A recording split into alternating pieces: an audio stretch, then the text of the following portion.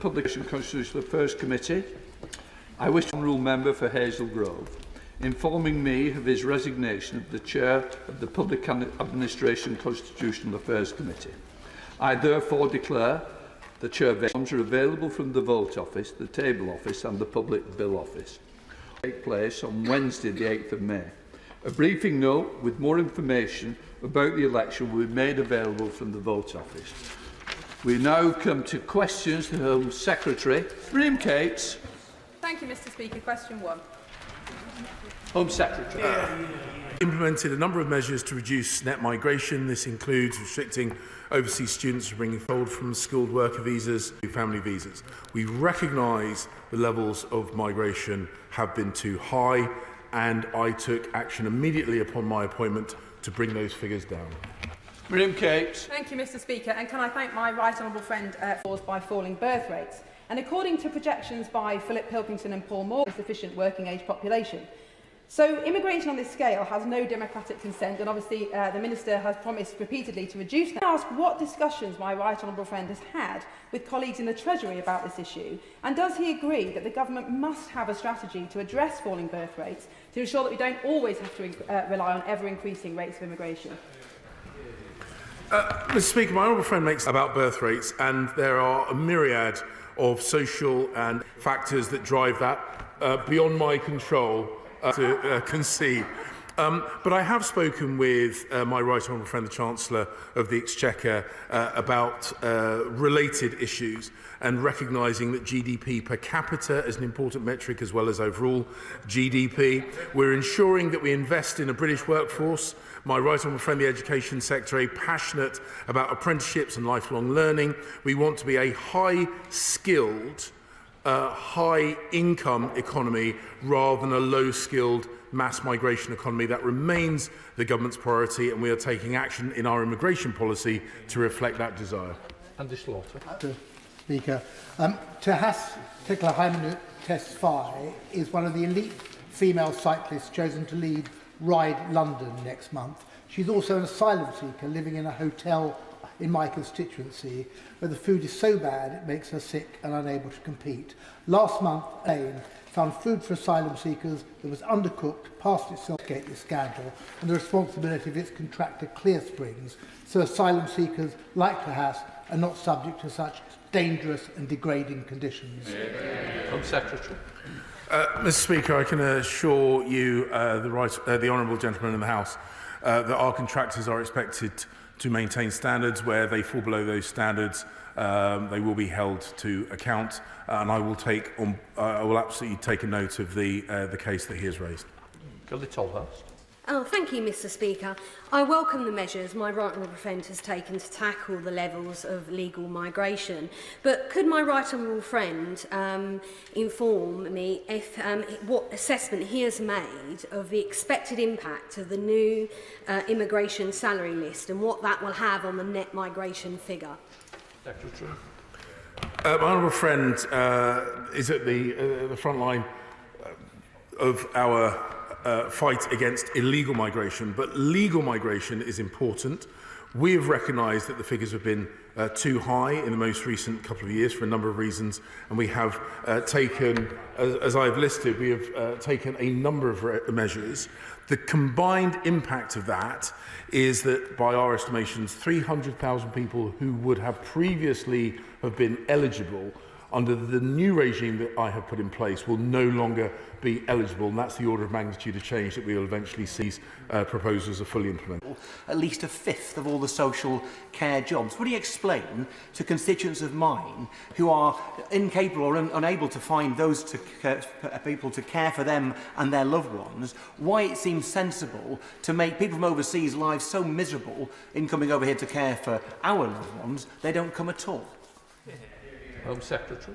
Mr. Speaker, I recognise in rural communities that recruitment and retention of staff is difficult, and in his constituency, which is a wonderful, beautiful but very rural constituency, there are particular pressures. I can assure him the global supply of potential care workers is very, very significant, and actually the issues with regard to where in the country those people work are more about the internal dynamic within the UK economy than the quantum of people around the world who would seek to work in the UK. There are plenty of people who would wish to work here, recognising that they are not allowed to bring their dependents with them. But the issue of where in the country those people work is actually a broader issue.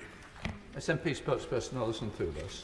The cruel Conservative hikes to the visa minimum income threshold have caused deep distress, deep distress to many. Does he understand the pain that these changes have caused? And what message does he believe it sends out to those that would do us the honour of making their home in these islands, that he puts such a high price on love and family life? Secretary.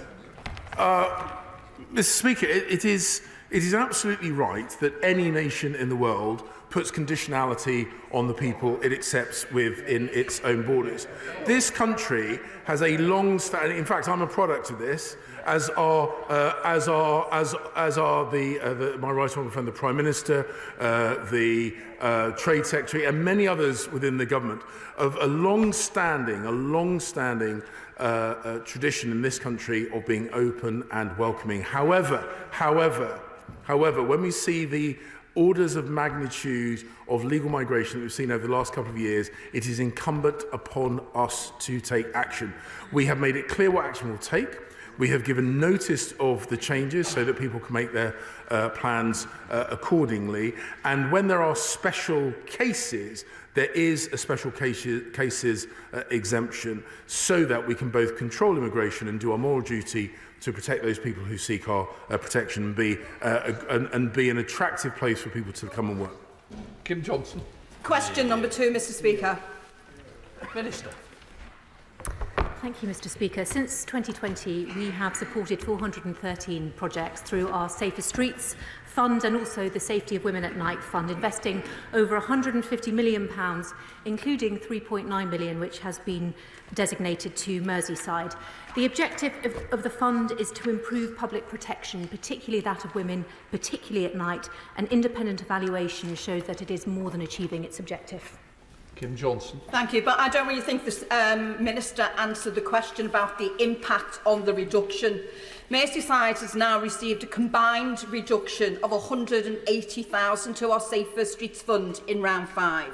And our Police and Crime Commissioner, Emily Spurrell, has called this ill-considered and short-sighted because projects have already begun and delivery is underway, but the funding has been restricted yet again. So will the Minister agree today to reinstate the lost funding so that Merseyside Police and others can continue their great work keeping our streets safe? Minister. May I just gently tell the Honourable Lady that in the last round of funding, round 4, the Merseyside received £1.3 million through the Safer Streets Fund. That was quadruple what it had received in round 3. And over £500,000 of this was designated specifically into CCTV and street lighting in Liverpool city centre. Round 5 should be seen in the context of record funding into the Merseyside Police, who received an unprecedented uplift of £27.6 million, a 6.5% uplift.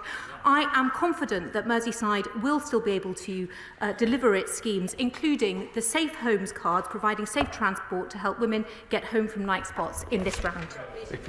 Thank you, Mr. Speaker. In Essex, the Police, Fire and Crime Commissioner Roger Hurst has used the Safer Streets money to pay for CCTV and safety measures in the bunny walks, to pay for safety improvements around the Chelmsford prison to keep residents safe, and also more recently for CCTV cameras in Central Park and the avenues and extra safety measures around the cathedral. Despite all this, the local Lib Dems want to take credit for all of Roger's work. So will the Home Secretary pop down to Chelmsford to come and see me and Roger and make sure that we say thank you to Roger for all he's done with his government money to keep people safe? Well, I thank the Honourable Lady for her question. She is correct. Roger Hurst has an exceptional track record as a Police and Crime Commissioner. He's done outstanding work driving down antisocial behaviour and domestic burglary. And the examples she gives are exactly what the Safer Streets Fund is for. Bespoke, local, dedicated services that will improve public protection. I know know that the Essex Police have higher numbers than at any point in their 185-year history, and I will certainly urge the Home Secretary to pay them a visit at the next available opportunity. Shadow Minister Alex Davis-Jones. Thank you, Mr Speaker. And on behalf of the whole Shadow Home Affairs team, can I please place on record our sincere condolences on the loss of your father. Mr Speaker, following the horrific killing of Kulsuma Akhtar in Bradford, who was tragically stabbed to death in broad daylight while pushing her 3-year-old son in a pram, West Yorkshire and Greater Manchester Police have referred themselves for investigation because of prior contact with Kulsuma and her husband, who has since been arrested for her murder. Cases of multiple contact with the police before violent escalation are all too common. Labour will mandate domestic abuse and wider violence against women and girls training for every police officer in the country, and we'll introduce Raneem's law to overhaul the policing response when reports are first made. So I ask the Minister, how many more women will have to die before the government can do the same? Minister. Well, the Honourable Lady is right to mention the case of Kulsuma Akhtar. It is appalling what happened to her. I obviously can't comment on any specifics in relation to the case, but she will know that the bail conditions that the perpetrator had been released under contained restrictions that were breached themselves. So it was not a case of the court refusing to apply conditions, it is that he breached them. In relation to her wider point, of course, every single one of these cases is a tragedy. She will know, because we've worked on a cross-party basis in the past, how much time and attention we dedicate to this at the Home Office. But I will simply say this. We now have domestic abuse training that has been rolled out to over 80% of forces. The Home Secretary and I are working very, very closely with the 9 outstanding ones. They are on a timetable for delivery. I want to reassure her of that. And we now, this month, have specialist trained rape specialists in every single police force in England and Wales. Tim Law. Number 3, sir. Minister. Thank you. Look, I thank my right honourable friend enormously for raising this question. Let me be quite clear that the hostile activity we've seen from Chinese authorities and state-affiliated groups poses a serious threat to the security and well-being of the British people and to our partners and allies across the world. The Deputy Prime Minister came to this chamber last month to speak about the pattern of malign activity, including the targeting of our parliamentarians and 2 malicious cyber campaigns by Chinese state-affiliated actors. We must never be afraid to stand up for ourselves and to call out this kind of activity that has targeted both him and me. Tim Lawton. Mr Speaker, can I add my personal condolences for your father's losses as well? Can I say to my right honourable friend that, of course, we had the scandal about the hacking of MPs' email accounts back in March. We subsequently learned that the FBI had informed our government about this incident 2 years ago, as well as other foreign governments who had legislators who were also affected. Why has it taken 2 years for us to be told about a serious security breach? And will he now, with his colleagues in Cabinet, make sure that China is absolutely treated as and labelled as a threat and not just an epoch-defining systemic challenge, and everything is done urgently to put China in the enhanced tier of the Foreign Influence Registration Scheme? Minister. My right honourable friend, who's given this House and our country exceptional service over many years and will sadly be standing down in the next election, has made, again, some very, very strong points. The first of which is that he knows the language that I use and he's heard the words that I've said. The reality is that we face threats from around the world, and many of them, sadly, are emerging out of Beijing today. We know this, we've seen it, and many of us in this House feel it. So this is not something that we're shying away from. The reality, however, is that there are many different ways of answering it. Now, he's raised a very important aspect on furs, and that's something that, of course, is being looked at. But he will have heard the words of the Deputy Prime Minister in this chamber only a few weeks ago, and how clearly he made himself heard. Chris Brown. I'm sorry, but I'm not convinced by the government's attitude on this. When the Deputy Prime Minister came to see us a few weeks ago, he didn't say anything new. He announced things about events that had happened 2 years ago, but the member himself knows of attempts by the Chinese government to undermine the work of the Foreign Affairs Committee of this House.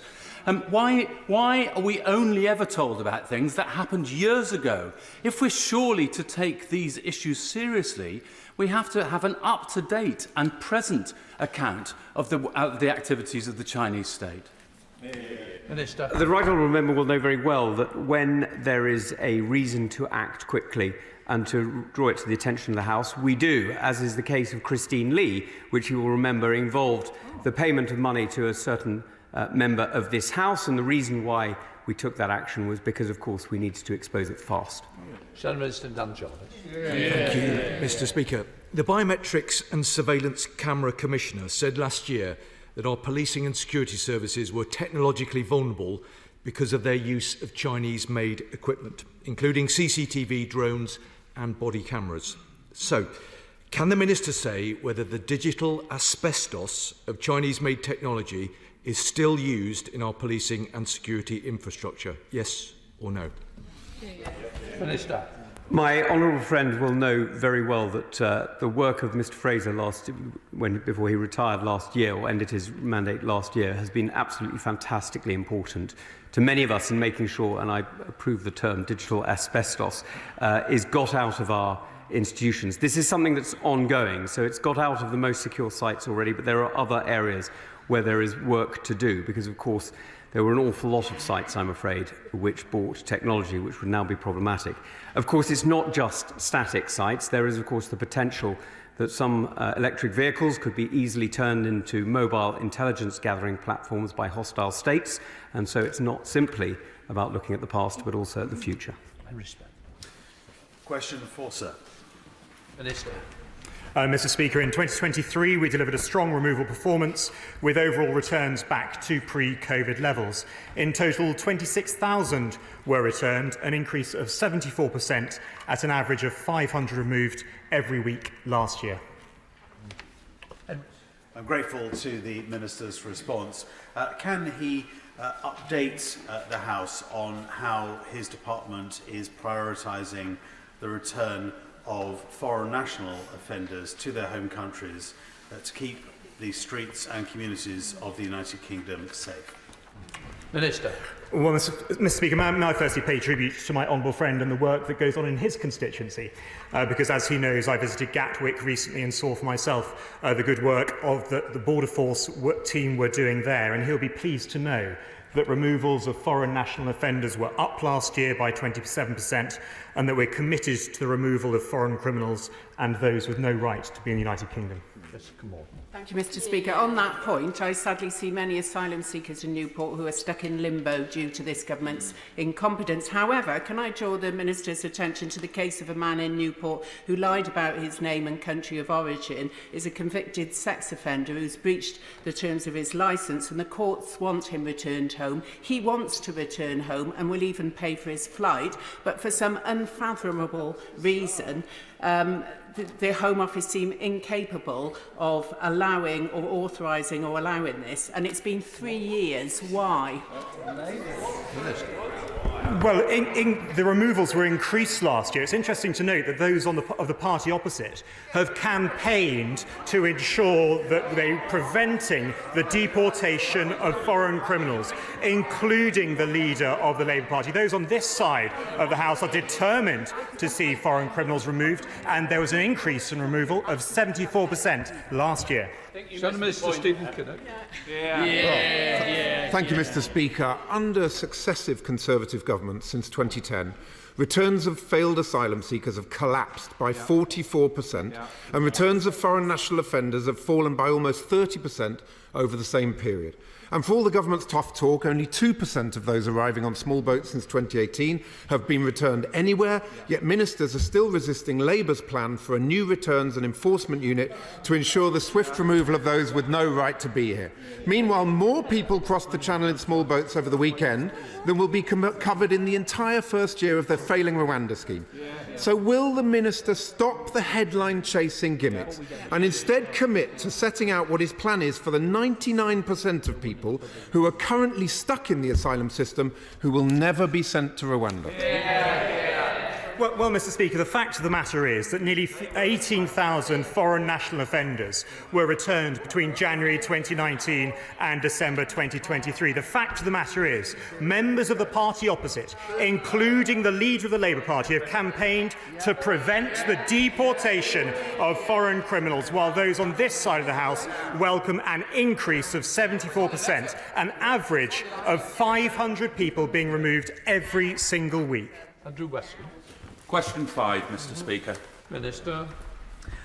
Thank you, Mr. Speaker. Well, I'm very happy to remind the House that we now have we reached record numbers of police officers last year, in excess of 149,000, over 3,000 more than the previous peak under the last Labour government. And in terms of local policing, we achieved 67,785 as of March last year.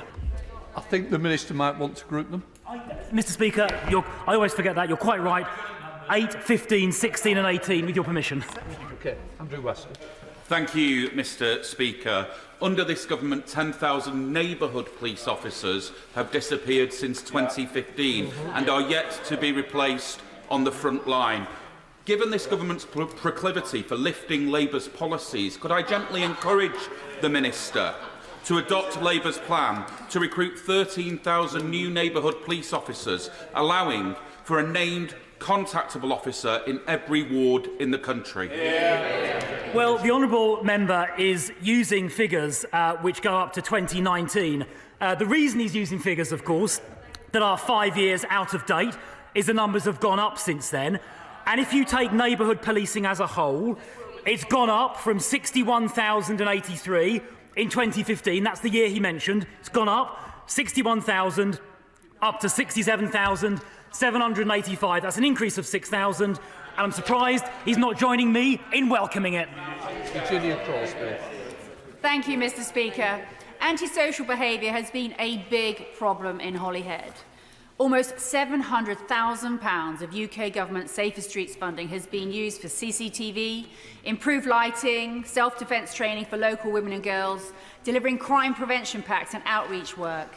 Would the Minister join me in thanking Chief Inspector Robert Rands, PC Lisa Thomas and many others who work so hard to improve the lives of people who live and work in Holyhead? Well, I would certainly like to join her in thanking those officers and countless thousands of others around the country who do such good work. But on ASB, in addition to the Safer Streets money that my honourable friend mentioned, we are, from the beginning of this month, funding an extra £66 million to do antisocial behaviour hotspot patrolling. Every single one of England and Wales's police forces will get that, and that will make an enormous difference to combating the scourge of ASB. Paul Howell. Thank you, Mr. Speaker. Would the Minister agree with me that getting extra officers out in our communities should be the top of the list for any PCC? Unfortunately, in Durham, we see the Labour PCC more interested in increasing her back office staff and overseeing a decline in standards, with the latest Peel report showing two areas requiring improvement for the first time ever in Durham. Would he agree with me that the sooner we get an ex-beat cop like the Conservative candidate Rob Potts in place, the sooner Durham will return to being an outstanding police force? Well, I completely agree with my honourable friend. Spending money on things like flower beds and diversity staff instead of frontline police officers is the wrong priority. And I know that former frontline officers like Rob Potts running for PCC in Durham will do a good job of getting priorities straight. Debbie Abrahams. Thank you, Mr. Speaker. Kusama Akhtar, who is from Oldham, was murdered by her estranged husband on a busy Bradford street in the middle of the day in front of their baby son. Research has repeatedly shown that regular foot patrols, especially in crime hotspots, leads to reduced offending and increased public confidence, particularly if combined with community-based prevention. Greater Manchester Police and West Yorkshire Police want to learn lessons from this tragic murder. What lessons has the Home Secretary learned about reducing neighbourhood policing and the prevalence of appalling crimes like this? Well, this is obviously a tragic case, and we'll obviously study any findings by the IOPC very, very carefully indeed. She mentioned hotspot patrolling, and I mentioned in my last answer that the government is providing £66 million this financial year on top of the regular police funding settlement to fund hotspot patrolling, which I think may help in situations like these. But just to repeat the point I made previously about the local policing numbers since 2015 have gone up by about 6,500, and selectively quoting figures that are 5 years old does nothing to help public debate. James Morris. Thank you, Mr. Speaker. Halesowen Police Station is under threat of closure from decisions taken by the Labour Police and Crime Commissioner for the West Midlands. And Tom Byrne, the Conservative candidate for PCC, has said that he will stop that closure programme. So would the Minister agree with me and Tom Byrne that keeping Halesowen Police Station open is critical for community confidence and for the effectiveness of neighbourhood policing? Minister. Yes, I would agree very strongly. The Labour PCC's police station closure plans in the West Midlands are shocking. I note that West Midlands Police this year are getting an extra £50 million. That is a 6.8% increase, well above the rate of inflation. And I think Tom Byrne would do an excellent job making sure that maintains frontline services, which is exactly how that money should be spent. Mary Glendon. Thank you, Mr. Speaker. Northumbria Force has lost 1,100 officers and £148 million from its budget since 2010, and even after the uplift, Northumbria remains 427 officers short when compared to 2010 levels. Will the Minister support the call by Northumbria's PCC, Kim McGuinness, for further investigation into police resources, as clearly not all areas of the country have benefited equally from the uplift programme? Minister. Well, I'm pleased to tell the House that the Northumbria Force, this financial year, the year that started just a couple of weeks ago, their funding is going up by £28 million. That is a 7.6% increase, over double the rate of inflation. So the resources are there. Using those resources wisely is a matter for police and crime commissioners. And, Mr. Speaker, it tends to be Conservative police and crime commissioners who spend those resources most wisely. Ruth Cadbury. Thank you, Mr. Speaker. Oh, sorry, question 7, Mr. Speaker. Secretary. Mr. Speaker, violence and abuse towards shop workers is not and will never be acceptable. Last October, the police published a retail crime action plan. The government has embraced that and enhanced it. Last week, we launched the Fighting Retail Crime Action. Amongst other measures, it includes a commitment to create a new offence of assaulting a retail worker, something the sector has been calling for. Ruth Cadbury. Thank you, Mr. Speaker. Last week I met a shopkeeper in Hounslow who's been repeatedly targeted by shoplifters. The family who own the family who own the shop can't afford security guards or to lose the large amount of stock, unlike the big chains. It's welcome the government has finally backed Labour's 10-year campaign, along with Usdaw and other campaigners, to introduce a standalone offence of assault against a shop worker. But will the Minister go further and scrap the unfair £200 limit, which leaves offenders getting away with impunity? Secretary. Mr. Speaker, it is still a criminal offence, irrespective of the financial value of what is taken. We have made it clear of our commitment to ensure that shopkeepers are protected and that the retail environment is safe. That is why we have put funding in place, which has put more police officers on the streets. That's why, as my right honourable friend has just mentioned, neighbourhood policing numbers are up. That's why we have committed to pursue committed the police to pursue all reasonable lines of inquiry, and that is why I'm very proud that we have put in place a specific criminal offence for assault against a retail worker. For our high streets to thrive, people need to perceive them as safe places to be, but there's real concern that the Mayor of London is failing to get the Met to take retail crime seriously enough. So does he agree that we need a new Mayor for London, Susan Hall, to ensure we have more effective policing in our high streets? Home Secretary. Quite frankly, Mr. Speaker, the Mayor of London has been a massive disappointment when it has come to the policing of London. It is the only police force in the country which is seeing its police numbers reducing. It has failed to meet its recruitment targets, and quite frankly, Mr. Speaker, Londoners deserve better. Steve McCabe. As the chair of the all-party group on retail crime, can I welcome the announcements, as I'm sure shop workers will everywhere. When will they be operationalised, and what's the monitoring process so that we can all judge it's not just words but action?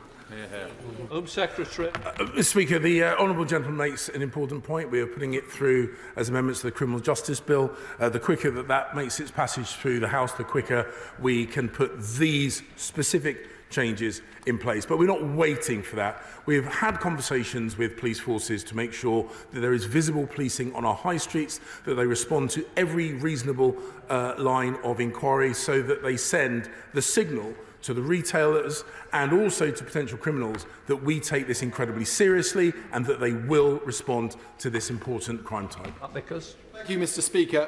I realise the Home Secretary may be sick of hearing from me about assaults on retail workers, but I welcome the huge and comprehensive package announced last week last week to support these people.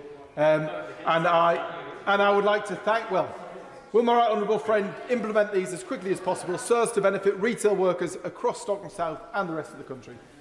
Home Secretary. Mr. Speaker, can I pay tribute to my honourable friend who has campaigned vigorously on this and has met with me on a number of occasions to go through the specifics of these proposals, working closely with my right honourable friend, the Secretary of State for Justice, to make sure that both the policing response and, of course, the criminal response send a very clear deterrent message to those people who might be tempted to assault retail workers. It is not acceptable, and we will take action. Mr. Farrell-Clark. Thank you, Mr. Speaker. Mr. Speaker, in January, the government voted down our latest attempt to introduce a standalone offence tackling violence against retail workers. This continued a pattern of years of failing to address this issue while such violence reached epidemic proportions. And last week, surprise, they U-turned on this, and an offence is now to follow. When are the government going to follow this up by stealing the other ideas they keep denying, a restoration of neighbourhood policing, and not the response officers they've been talking about, proper neighbourhood policing, which is down between 2015 and 2023, and getting rid of the £200 limit. Home Secretary. Mr. Speaker, those people in the House should recognise that just because a clause might have a similar sounding name does not mean it is the same. The simple truth of the matter is the clause that the opposition put forward was deficient in many ways. The clause that we have put forward into the Criminal Justice Bill will address the issue. And when it comes to local policing, she should recognise that there has been a 6,000 uplift in local policing. Question number 9, please, Mr. Speaker. Mr. Speaker, last year we launched the Antisocial Behaviour Action Plan, backed by £160 million worth of funding. Over 100,000 hours of police and other uniformed patrols undertaken, targeting ASB hotspots, extended to every single police force in England and Wales. We've banned nitrous oxide, increased the fines for fly tipping, littering and graffiti, and we are strengthening powers to tackle antisocial behaviour through the Criminal Justice Bill making its way through the House. Thank you, Mr. Speaker. One of the aspects of antisocial behaviour that really annoys my constituents is persistent cannabis smoking from people inside their own homes, particularly in blocks of flats, but not exclusively. However, when I raise this with the police, they tell me that they're not going to go into people's homes and deal with it. I don't think that's good enough. Does the Home Secretary? Mr. Speaker, the police, and I've had this conversation with police leaders from around the country, the police should take action where there is credible reporting of criminal behaviour. And that is a conversation we will continue to have with police. People need to be safe, but also feel safe in their communities and in their homes. Sir Michael Ellis. Thank you, Mr. Speaker, and my condolences to you, sir. Protesters who recently created an obnoxious stunt outside the home of the Leader of the Opposition belong in jail, as do the trust fund vandals who caused tens of thousands of pounds worth of damage outside the Ministry of Defence last week. The truth is that frontline politicians of any political hue and our military personnel are prepared to put themselves forward to serve and protect this country, a concept the vandals, of course, would know nothing about. So when it comes to this type of antisocial behaviour, will my right honourable friend, the Home Secretary, look at increasing visibility at high-profile locations like those I've discussed? Home Secretary. My right honourable friend raises a couple of points there. Firstly, it is completely unacceptable to try and intimidate parliamentarians of whatever political hue, and I know that I will stand shoulder to shoulder with parliamentarians of whichever political party in defending parliamentarians' right to do and say what they believe to be in the best interest of their countries and their communities without fear of intimidation. That is an absolute red line, and it will be enforced. These petulant acts of vandalism in the name of protests are unacceptable. When criminal damage occurs, that will be pursued. And indeed, in the Criminal Justice Bill, we're making specific actions to take away this veneer of defence that somehow it is justified criminal behaviour because people aren't getting their way at the ballot box. Thank you, Mr. Speaker. Too many residents in Nottingham South tell me that antisocial behaviour is making their lives a misery. They never see a Bobby walk in the streets, and under the law-breaking Tory Police and Crime Commissioner, Nottinghamshire Police has been placed in special measures, with HMIC saying that the force is letting victims down. My constituents tell me they'll be voting for Labour's Gary Godden on the 2nd of May to rebuild neighbourhood policing and adopt a zero-tolerance approach to antisocial behaviour. They're right, aren't they? Yeah. Home Secretary. They would be very wrong if they voted Labour expecting that would increase a policing presence. Across the country, we've seen over and over again that the best performing police areas are most typically in control of Conservative police and crime commissioners. I know the situation in Nottinghamshire very well. I've spoken directly with the Police and Crime Commissioner, who has a clear plan of action to ensure that she continues to put police officers on the front line, something in Labour-run regions in the area, police forces in the area, have been sadly lacking. Jonathan Gillis. Thank you, Mr. Speaker. Due to an increase in antisocial behaviour in the town of Tunstall, I was proud to work with local residents, over 500 of them, in order to gain the support for new CCTV, new alley gates and better street lighting through the Safer Streets funding. However, the Labour leader of Stoke-on-Trent City Council told me there'll be no money for Tunstall when I met with her, and to make matters worse, has dumped some undesirables in the Sneed Arms Hotel in the town centre. It's led to further criminal activity that's blighting high street stores up and down our community. Doesn't the Home Secretary agree with me that, thank God, Ben Adams, Staffordshire Police Fire and Crime Commissioner, was listening, and he did indeed make sure that we got that Safer Street funding, and our community is going to feel safer, and people should vote for Ben on the 2nd of May. Home Secretary. Mr. Speaker, I can hardly put it better myself. I've recently visited the wonderful town of Stoke, seen the passion of the people, and this is a classic example of where local leadership in the hands of the Labour Party have failed people, and local leadership in the hands of Conservatives have actually defended local people. Patrick Ready. Mr. Speaker, number 10. Minister. Thank you, Mr. Speaker. We're all concerned about the plight of those living in Gaza. Currently, we're not considering establishing a separate route for Palestinians. In any humanitarian situation, the UK must consider its resettlement approach in the round rather than on a crisis-by-crisis basis.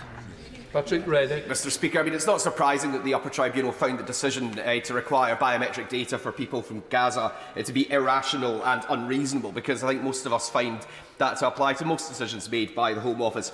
Is it not also irrational and unreasonable for the United Kingdom to offer humanitarian visas for people caught up in the conflict in Ukraine, in Syria and in Afghanistan, but to not offer humanitarian visas for people fleeing the conflict in Gaza? Minister. Well, I'm not going to give a running commentary on what is ongoing litigation, but what I can say, of course, is that we are supporting individuals, British nationals with dependents in Gaza, to get those individuals out of Gaza safely, working in collaboration with Foreign Office colleagues. There are also marked differences at play here. Of course, the right of return is fundamental as part of efforts towards a two-state solution, as well as other factors that are at play in relation to the Ukrainian response. For example, the dynamic is very different, and that affects directly the relationship we have with the Ukrainian government, particularly about being able to carry out checks on individuals. SNP spokesperson Alison Phillips. Gaza Families United petition for a Palestinian family visa scheme has garnered now 100,000 signatures, and I hope will soon be debated in Parliament. Because Gazans are stuck in a cruel and irrational catch-22 situation. They can't cross the border to Egypt because they don't have a visa, because they can't get biometrics registered, but they can't get biometrics registered because they can't get to a visa application centre in Egypt. The government has the power to waive the requirement for these biometrics to be registered. It is in his hands to do so. Why won't he? Minister. She will appreciate that the security of the system is of imperative importance.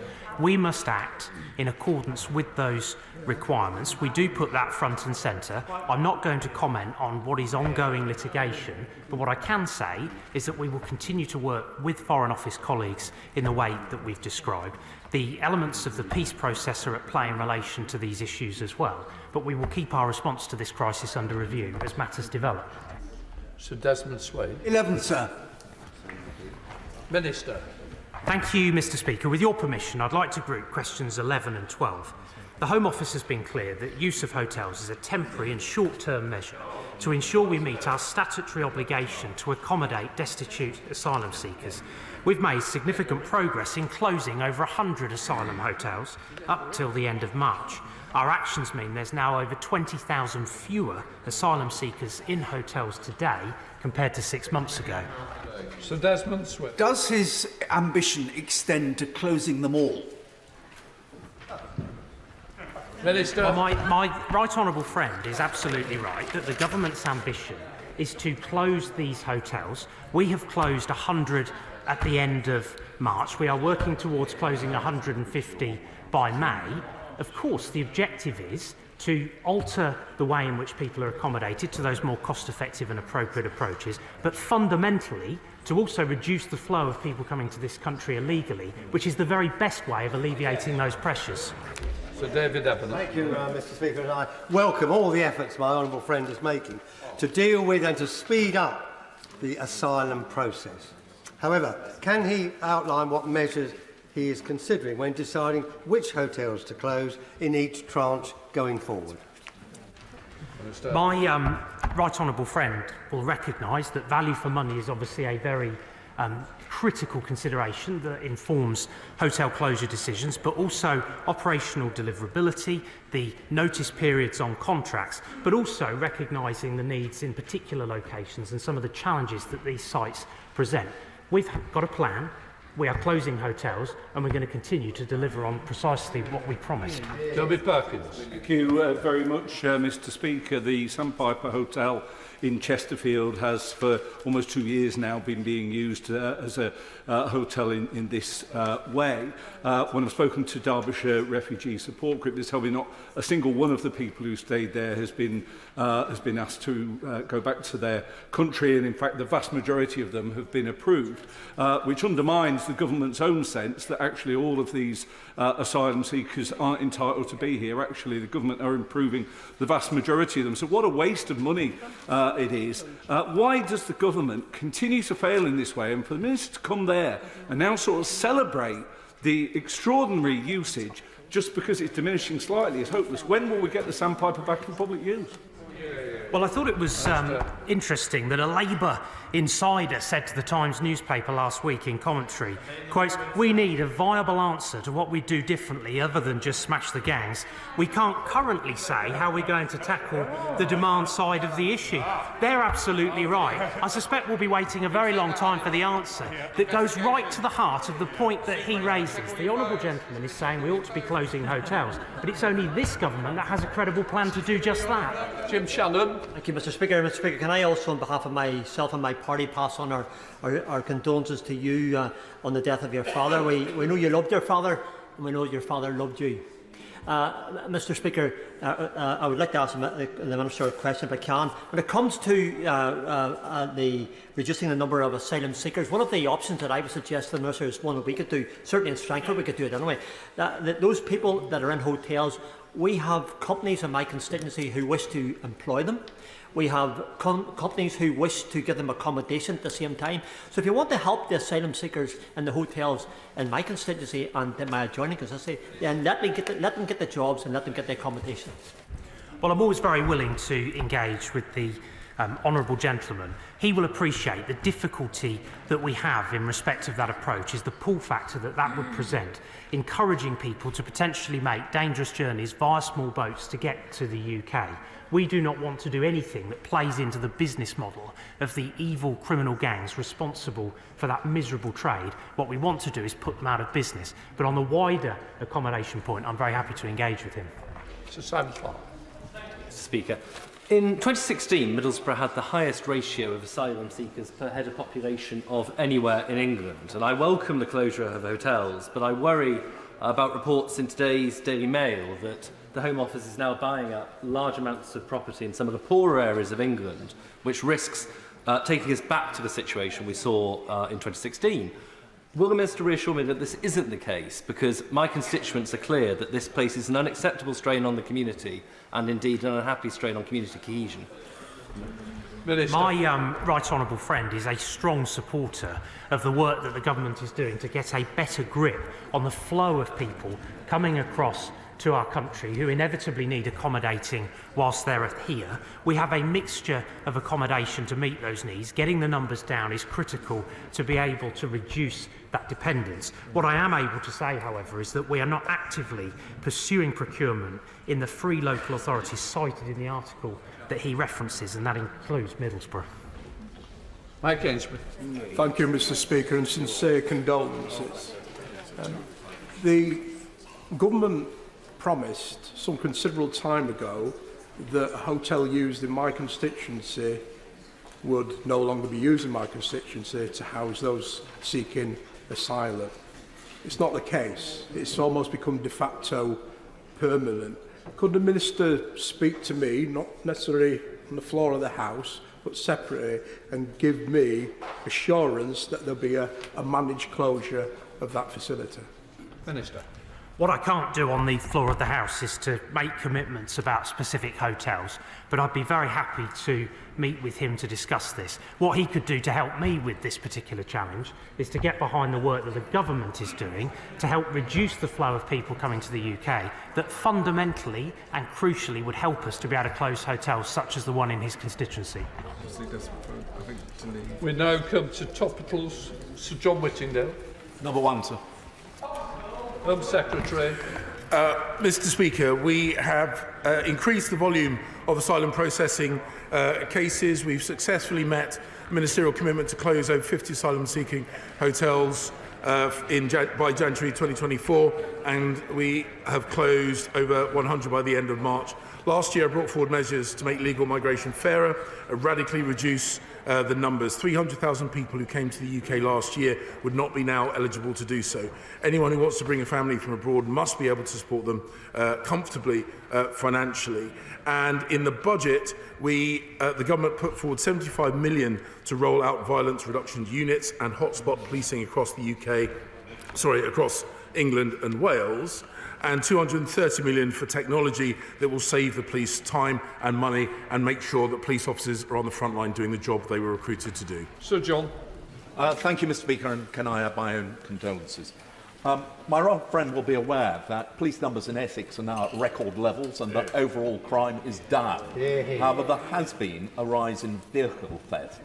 Will my right friend therefore welcome the efforts of our excellent Police, Fire and Crime Commissioner Roger Hurst in establishing a Stolen Vehicles Intelligence Unit, which has so far recovered £14 million worth of vehicles? And will he look at what further support can be given to him to tackle this crime? My right honourable friend is right to highlight the fantastic work of Roger Hurst and the Stolen Vehicle Intelligence Unit. There have been a number of large-scale seizures of vehicles being attempted to be exported.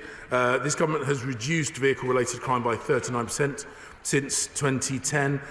Through the Criminal Justice Bill, we seek to go further. But innovative approaches, like the one put forward by Roger Hurst, is exactly what we want to see more of, and that is why I am very proud to campaign alongside him, because he has done fantastic work protecting the people of Essex. Shadow Home Secretary Yvette Cooper. Mr. Speaker, I remember the kindness your father showed me in our long discussions on rugby league, and add my condolences too. And 35 years ago to the hour was the Hillsborough tragedy, and we remember the 97 who were lost and support the family's campaign for a Hillsborough law. Mr. Speaker, we strongly condemn the attack by Iran on Israel this weekend, and we must do everything we can to prevent further escalation in the Middle East. But there are also domestic security issues over Iran.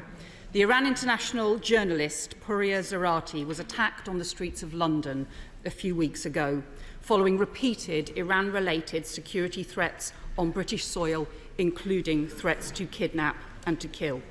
Does the Home Secretary believe it is now time to prescribe the IRGC in the UK? Home Secretary. Mr. Speaker, the Right Honourable lady will know that we keep our response to Iran consistently under review, and of course we have done so in the light of the attacks in Wimbledon. But she will also know that we do not speculate about future designations or sanctions, but she will also know the IRGC is sanctioned in its entirety. A number of members of the IRGC are sanctioned as individuals. As she knows, we will keep this constantly under review. Yvette Cooper. The Home Secretary will know we have raised this many times, and I understand the complexity of the issue. The prescribing legislation was drawn up over 20 years ago to address then terrorist threats like Al-Qaeda, rather than state-sponsored threats where there might be both domestic and international security objectives. But our bottom line must be keeping this country safe, and that's why Labour has proposed new security legislation to allow the government to put appropriately targeted prescription-style restrictions on the operations of state-linked organisations like the IRGC. The government previously resisted this, but will he look at this again in the light of recent events and work with us on any legislation needed to keep this country safe? Home Secretary. Mr. Speaker, we have the National Security Act, and we have a range of tools at our disposal. Our defence against state threats is a priority. It's one of the priorities of the Department, and my right honourable friend, the Security Minister, leads on the practical implementation of that. I can reassure her and the House that we constantly review the range of options at our disposal. We deploy those that are the most appropriate. The protection of the UK and the people living and working within it against state threats will always be a priority of this government. Philip Alderville. Will my right honourable friend, the Minister for Crime and Policing, support the excellent initiative of a number of Conservative police and crime commissioners to include filling in potholes as part of the community payback initiative for convicted offenders? And will he apply pressure on the Ministry of Justice to get this up and running as soon as possible? Well, I think my honourable friend, the member for Kettering, has raised an excellent idea. It has my enthusiastic support, and I will most certainly do exactly as he asks straight away. Sir Adai. Thank you, Mr. Speaker, and my condolences to you. The former Chief Inspector of Borders and Immigration recently produced a report that stated 275 certificates of sponsorship were granted to a company that used forged documents purporting to be a real care home. Clearly, failures like this from the Home Office leave people at risk of exploitation and modern slavery. So what steps is the Minister taking to make the system more robust and to protect vulnerable people who come here to work in our care system? Minister. Well, I'm grateful to the honourable lady for that question, and we responded within the 8-week deadline to that ICIBI report. We accepted the recommendations that were posed to us in it. We are working through those recommendations, but there was already work in train, particularly working in collaboration with the Care Quality Commission to have better accreditation practices around care providers when we're matching people to those visas. Thank you, Mr. Speaker. Outdated laws are allowing child sexual predators and offenders to enter or leave our country whilst in possession of illegal material on their digital devices because the Border Force do not have the power to access them.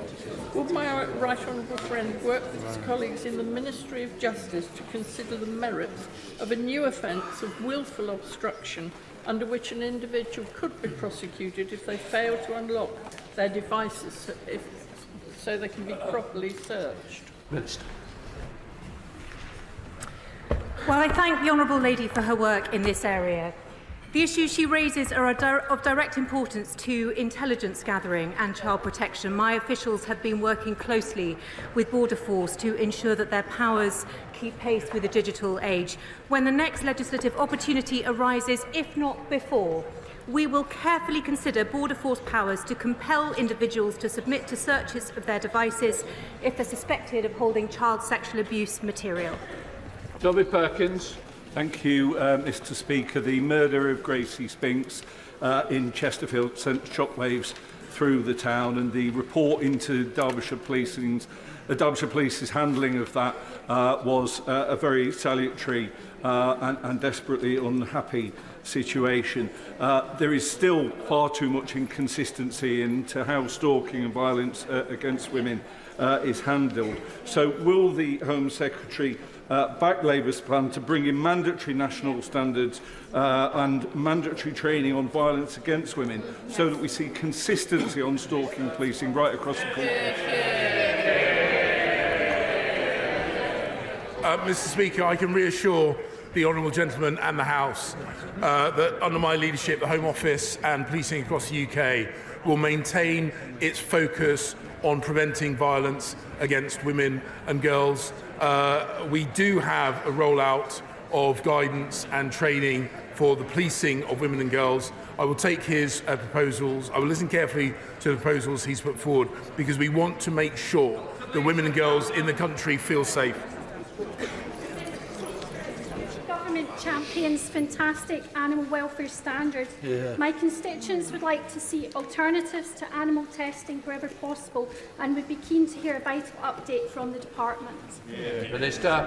Well, given the interest will be about to switch in this House to a different matter, I'll be very brief and promise to write to her, but she should know that this government has already doubled the spending on finding alternatives to animal testing and will continue to make sure that the inspection regime is as strict as possible to make sure that when animals need to be used, the conditions are as humane as possible. Mr. Madders. Thank you, Mr. Speaker. Can the Home Secretary tell us the level of auditing that will take place in relation to the hundreds of millions of pounds being sent to Rwanda? And in particular, can he guarantee that no UK taxpayers' cash will either directly or indirectly be used to fund the M23 militia in the Democratic Republic of Congo? Mr. Speaker, all our overseas expenditure, whether it's through official development assistance or whether it is through contractual relationships we have, like the ones with Rwanda, are always robustly policed to ensure that they are spent exclusively on the issues that they are designed to do. We have a very, very strong and good working relationship with the government of Rwanda, who are absolutely committed to be the exporter of solutions to global problems rather than the exporter of problems. Andrew Rosenberg. Mr. Speaker, sir, the people of Romford are angry. They're not getting the police cover from the Mayor of London that we pay for. We've seen a crime wave across Romford in Gideon Park, a stabbing in the town centre. We have had enough. Will the Minister please ensure that there is reform so that Essex towns like Romford actually get the service that Roger Hurst gives to the people of the historic county? Well, he is quite right to draw the contrast between the excellent work done by Roger Hurst in Essex with the appalling job being done by Sadiq Khan in London. Sadiq Khan is the only one of the 43 police and crime commissioners to have missed his recruitment targets, and tragically, police officer numbers in London are falling by contrast to the rest of the country. Londoners will have a chance to cast their vote on May the 2nd, and I hope they kick him out. Thank you, Mr. Speaker. My constituent, Maisara, is a British citizen and his parents live in Gaza. His parents successfully applied for visas to visit him in autumn last year, but they were unable to travel after October the 7th and their visas expired. I contacted the Home Office on Maisara's behalf to ask if these visas could be extended, and I was told they would have to make new applications. There are, however, of course, no functioning visa application centres in Gaza, so can the Minister explain what exactly my constituent's parents should do? Home Secretary. Mr. Speaker, I'm more than happy to look at the details of the case. Of course, he has to understand that just as the circumstances on the ground changed dramatically after Hamas's brutal mass murder rampage on the 7th of October, our posture and our security posture for that reason has got understandably to be enhanced. This is not me making any implications about his constituents' family, but he and the House will understand that we must be careful in everything we do when it comes to accepting people who are leaving Gaza in these circumstances. That completes Home Office questions. We now come to the statement. I now call the Prime Minister. Mr. Speaker, before I start, I'd like to express my deepest sympathy, and I'm sure that of the whole House, on the death of your father. He was a true giant, not just of this House, but of the other place too. I also want to express my solidarity with our Australian friends after the horrific and senseless attacks in Sydney in recent days. Our thoughts are with all those affected. Mr. Speaker, on Saturday evening, Iran sought to plunge the Middle East into a new crisis. They launched a barrage of missiles and attack drones over Iraq and Jordan and towards Israel. The scale of the attack and the fact that it was targeted directly at Israel are without precedent. It was a reckless and dangerous escalation. If it had succeeded, the fallout for regional security and the toll on Israeli citizens would have been catastrophic. But, Mr. Speaker, it did not succeed. In support of Israel's own defensive action, the United Kingdom joined a US-led international effort, along with France and partners in the region, which intercepted almost all of the missiles, saving lives in Israel and its neighbours. We sent additional RAF Typhoons to the region as part of our existing operations against Daesh in Iraq and Syria. And I can confirm our forces destroyed a number of Iranian drones. We also provided important intelligence, surveillance and reconnaissance support for our partners. Mr. Speaker, our pilots put themselves in harm's way to protect the innocent and preserve peace and stability. I spoke to the RAF earlier today. They are the best of the best, and I know the whole House will join me in expressing our gratitude. Mr. Speaker, with this attack, Iran has once again shown its true colours. They are intent on sowing chaos in their own backyard, on further destabilising the Middle East. Our aim is to support stability and security, because it is right for the region, and because, although the Middle East is thousands of miles away, it has a direct effect on our security and prosperity at home. So we are working urgently with our allies to de-escalate the situation and prevent further bloodshed. We want to see calmer heads prevail, and we are directing all our diplomatic efforts to that end. Yesterday, I spoke to my fellow G7 leaders. We are united in our condemnation of this attack. We discussed further potential diplomatic measures which we will be working together to coordinate in the coming days. I will also shortly be speaking to Prime Minister Netanyahu to express our solidarity with Israel in the face of this attack and to discuss how we can prevent further escalation. All sides must show restraint. Mr. Speaker, our action reflects our wider strategy in the Middle East, which I have set out in this House previously. I believe there are three vital steps to put the region onto a better path. First, we must uphold regional security against hostile actors, including in the Red Sea, and we must ensure Israel's security. That is non-negotiable. It is a fundamental condition for peace in the region. In the face of threats like we saw this weekend, Israel has our full support. Second, we must invest more deeply in the two-state solution. That is what we have been doing over the past 6 months, including working closely with the Palestinian Authority, so that when the time comes, they can provide more effective governance for Gaza and the West Bank. Mr. Speaker, it is significant that other regional partners actually helped to prevent a much worse attack over the weekend. It reminds us how important the attempts to normalise relations between Israel and its neighbours really are, and it holds out precious hope for the region. Third, Mr. Speaker, the conflict in Gaza must end. Hamas, which is backed by Iran, started this war. They wanted not just to kill and murder, but to destabilise the whole region. This weekend, they rejected the latest hostage deal, which offered a road to a ceasefire. It is Israel's right, and indeed its duty, to defeat the threat from Hamas terrorists and defend its security. And I want to be clear, nothing that has happened over the last 48 hours affects our position on Gaza. The appalling toll on civilians continues to grow. The hunger, the desperation, the loss of life on an awful scale. The whole country wants to see an end to the bloodshed and to see more humanitarian support going in. The recent increase in aid flows is positive, but it is still not enough. We need to see new crossings open for longer to get in vital supplies. And, Mr. Speaker, I want to take this opportunity to pay tribute to the 3 British aid workers who were killed in Gaza: John Chapman, James Kirby, and James Henderson. They were heroes.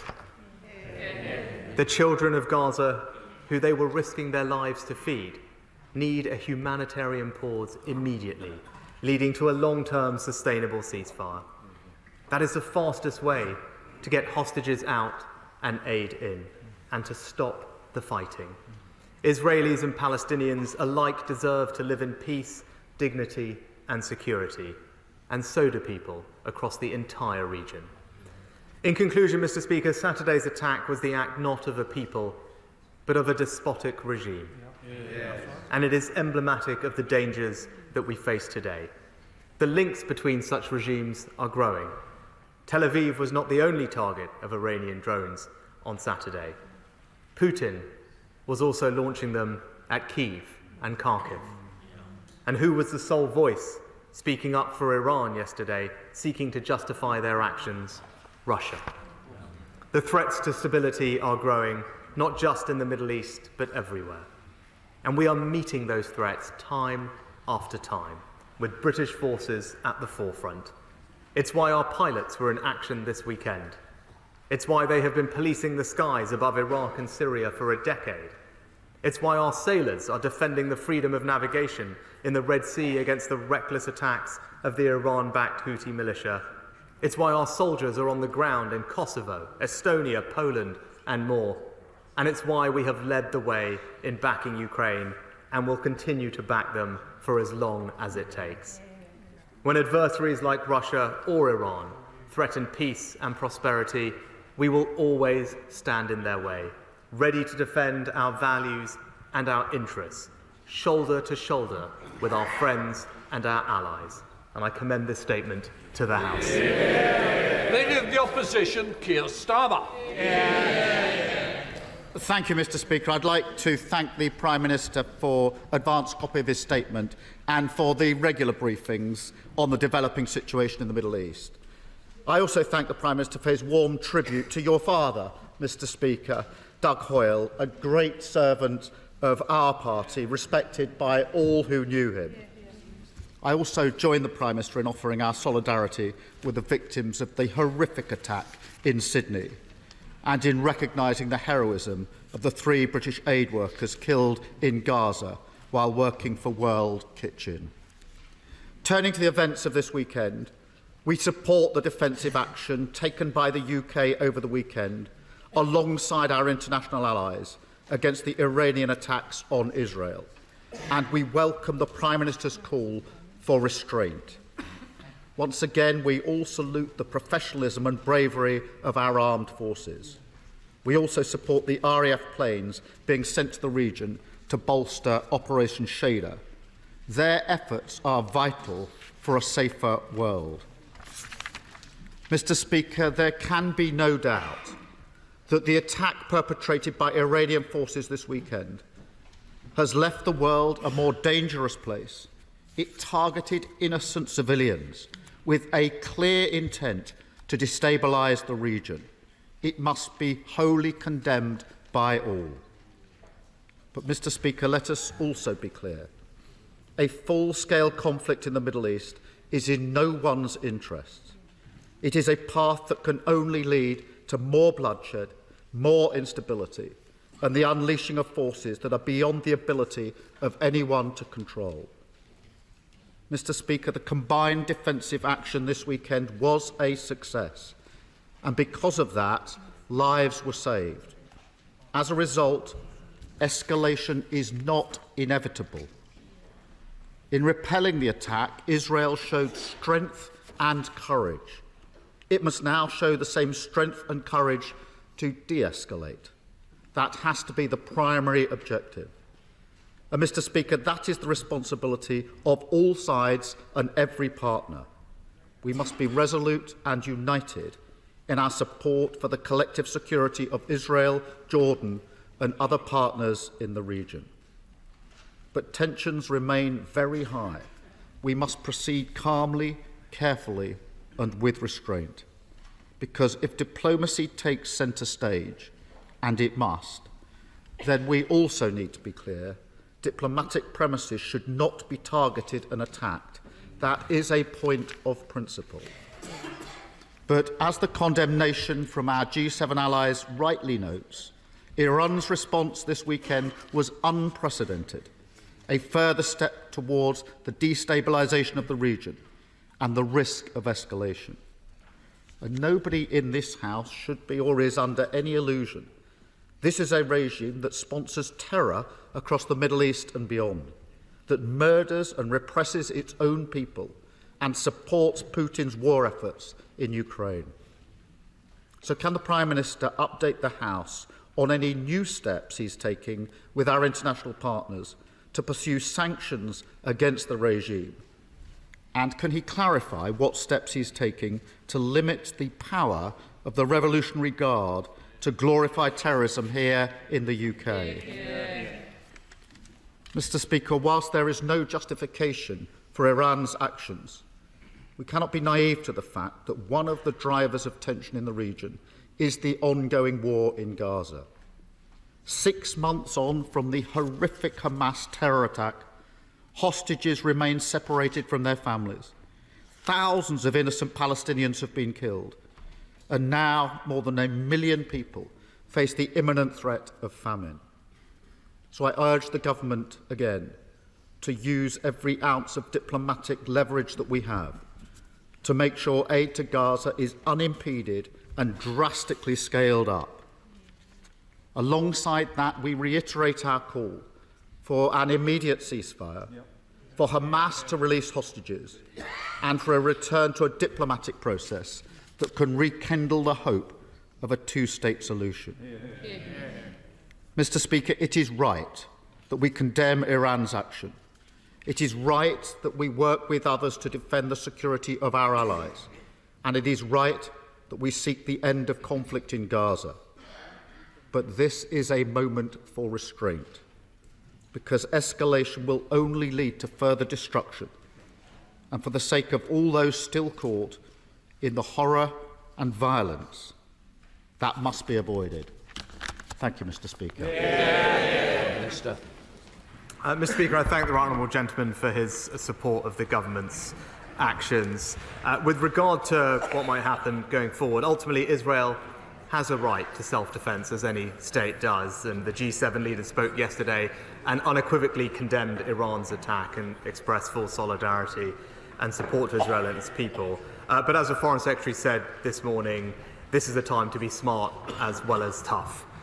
Israel has successfully repelled, incredibly successfully repelled, the Iranian attack, and Iran is even more isolated on the world stage. And as others have said, we would urge them to take the win at this point. We want to avoid further escalation and bloodshed. He's right that it would be deeply destabilising for the region and risks more lives, and all our diplomatics at this point will be geared towards that goal in partnership with our allies.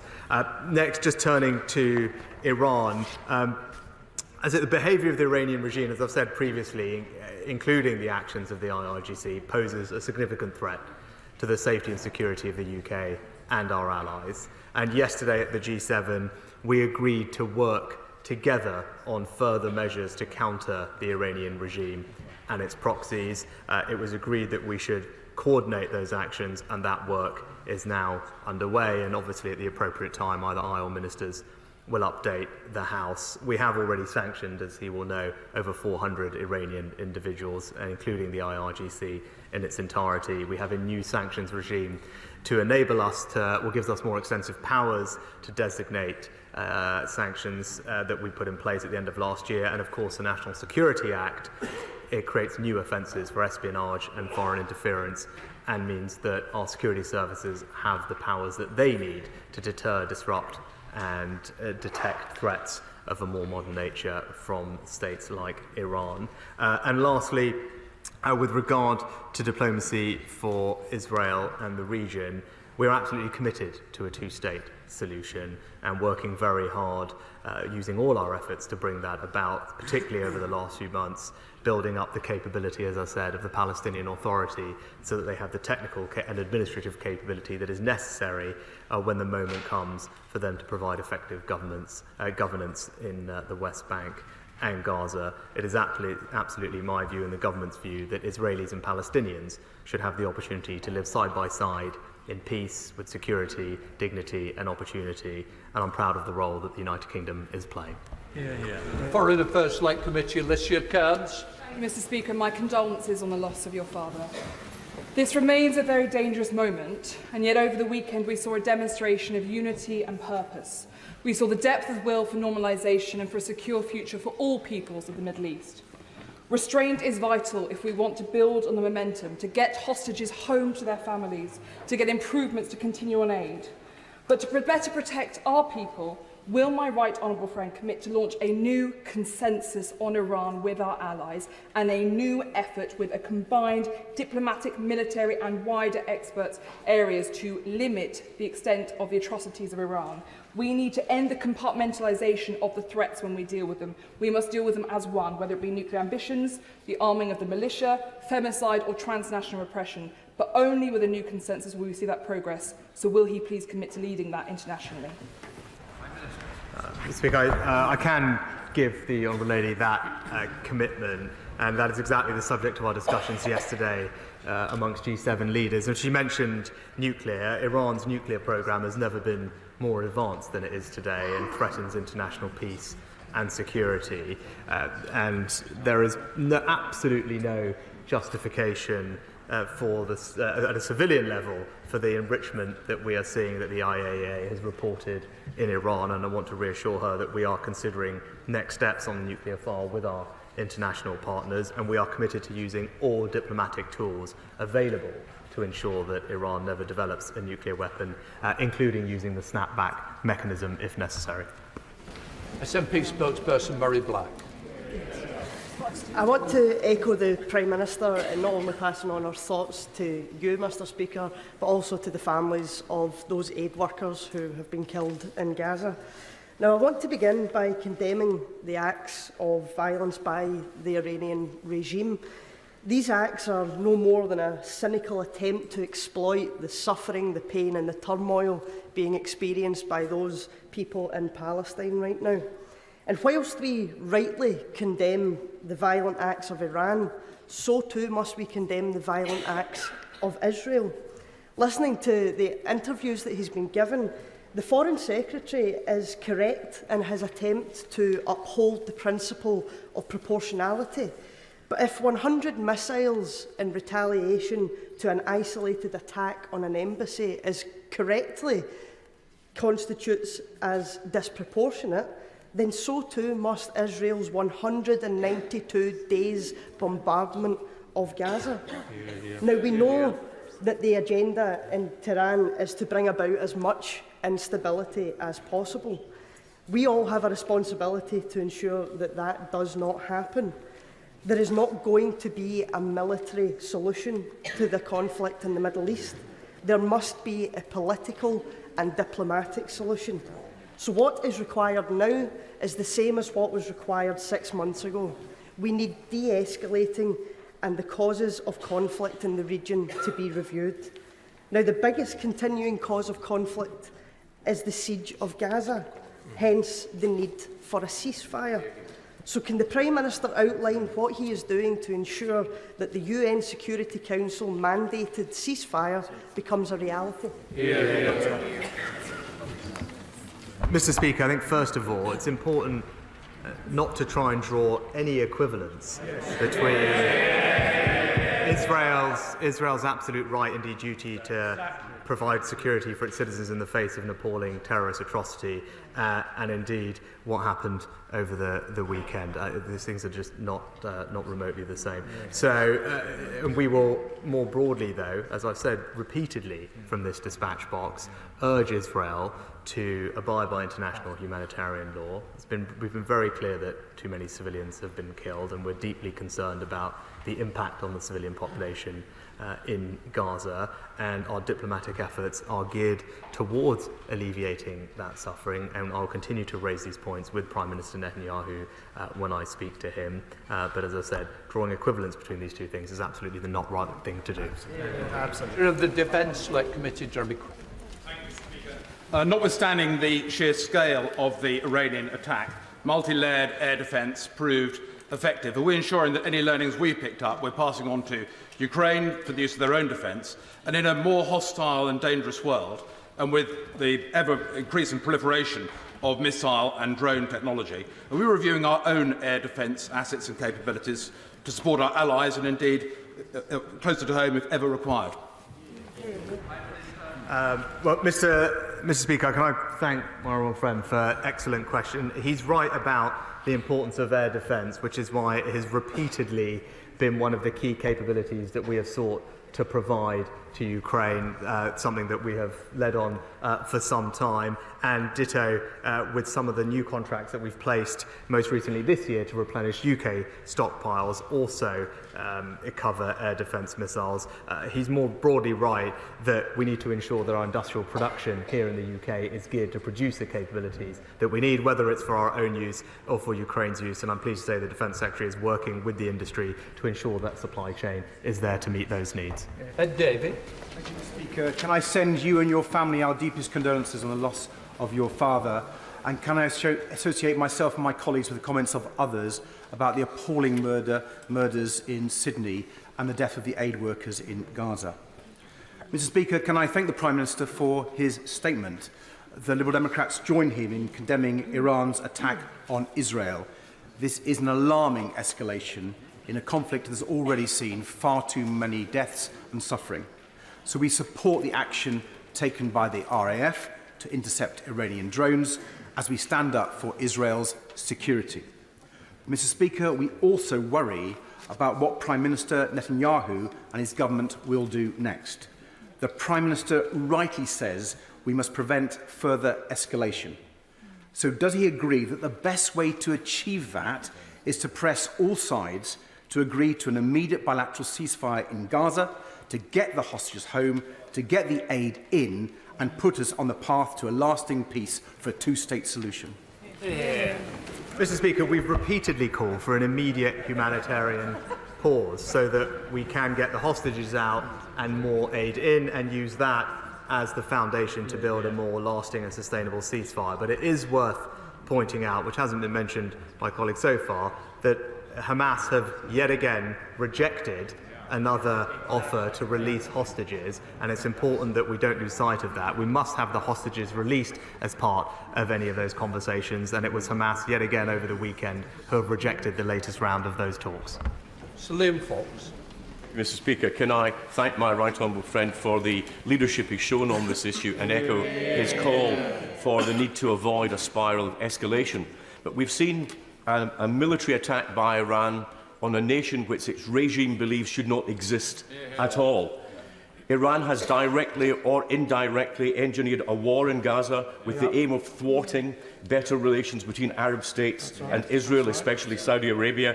We now have death and destruction in Gaza in a conflict that no one can win, and where the only beneficiaries are Iran, its proxies and its allies. We've seen an Iranian journalist attacked on British soil, and we've seen an international vessel being pirated by the IRGC in international waters, another vile example of hostage-taking. So I ask my right honourable friend again, why are Iranians still operating out of Heathrow? Why are Iranian banks still operating in the City of London? When will the snapback mechanism be invoked? And what can be done to stop the export of Iranian oil to Russia and other countries, which is now keeping the regime afloat? Well, can I thank my honourable friend for his leadership on this issue over a consistent period of time, and he's right to highlight the threats that Iran poses to us. I want to reassure him that on all the areas that he mentioned, active work has been undertaken by the government. As I mentioned in my statement, we discussed yesterday on the G7 call the need and benefit of coordinating further measures, perhaps including some of the things that he talked about, amongst allies in order to have maximum impact both on the regime and on the ultimate designations of any future sanctions. I'm pleased that our new sanctions regime that we implemented at the end of last year gives us extensive new powers. I'm keen to make sure we use them to good effect, but where we can coordinate those with allies, I know he'd agree with me that that would be preferable, and I can reassure him that that work is happening at pace. Sir George Howard. Thank you, Mr. Speaker. Could I too pass on my condolences for the loss of your dad, Doug? I was one of those who, on many occasions, benefited from his wise advice. There is no, as the Prime Minister said, there is no moral equivalence between two sides in this, what's happening in Gaza and what happened in the attacks by Iran on Israel. It is the case, though, that Israel has made mistakes in the past and should be held to account for them. Would the Prime Minister agree with me that as things move on, the importance of neighbouring states, particularly, for example, Jordan, is going to be vital, not just in resolving the current difficulties, but also in resolving a long-term future which brings about a two-state solution? In a word, yes, I pay tribute to the King of Jordan for the leadership role that he has played over the past several months. We are fortunate to enjoy a strong working relationship with the Jordanians, which was on display yet again over this weekend, and I commend him and his country for what they've done. Suella Bratham. Mr. Speaker, please accept my condolences on the loss of your father. Here. 2 weeks ago, Mr. Speaker, I was in Israel at the northern border with Lebanon. And of course, we've all seen what happened this weekend. But since October the 7th, Iran-backed Hezbollah has fired over 4,000 rockets into northern Israel, displacing over 150,000 Israeli civilians.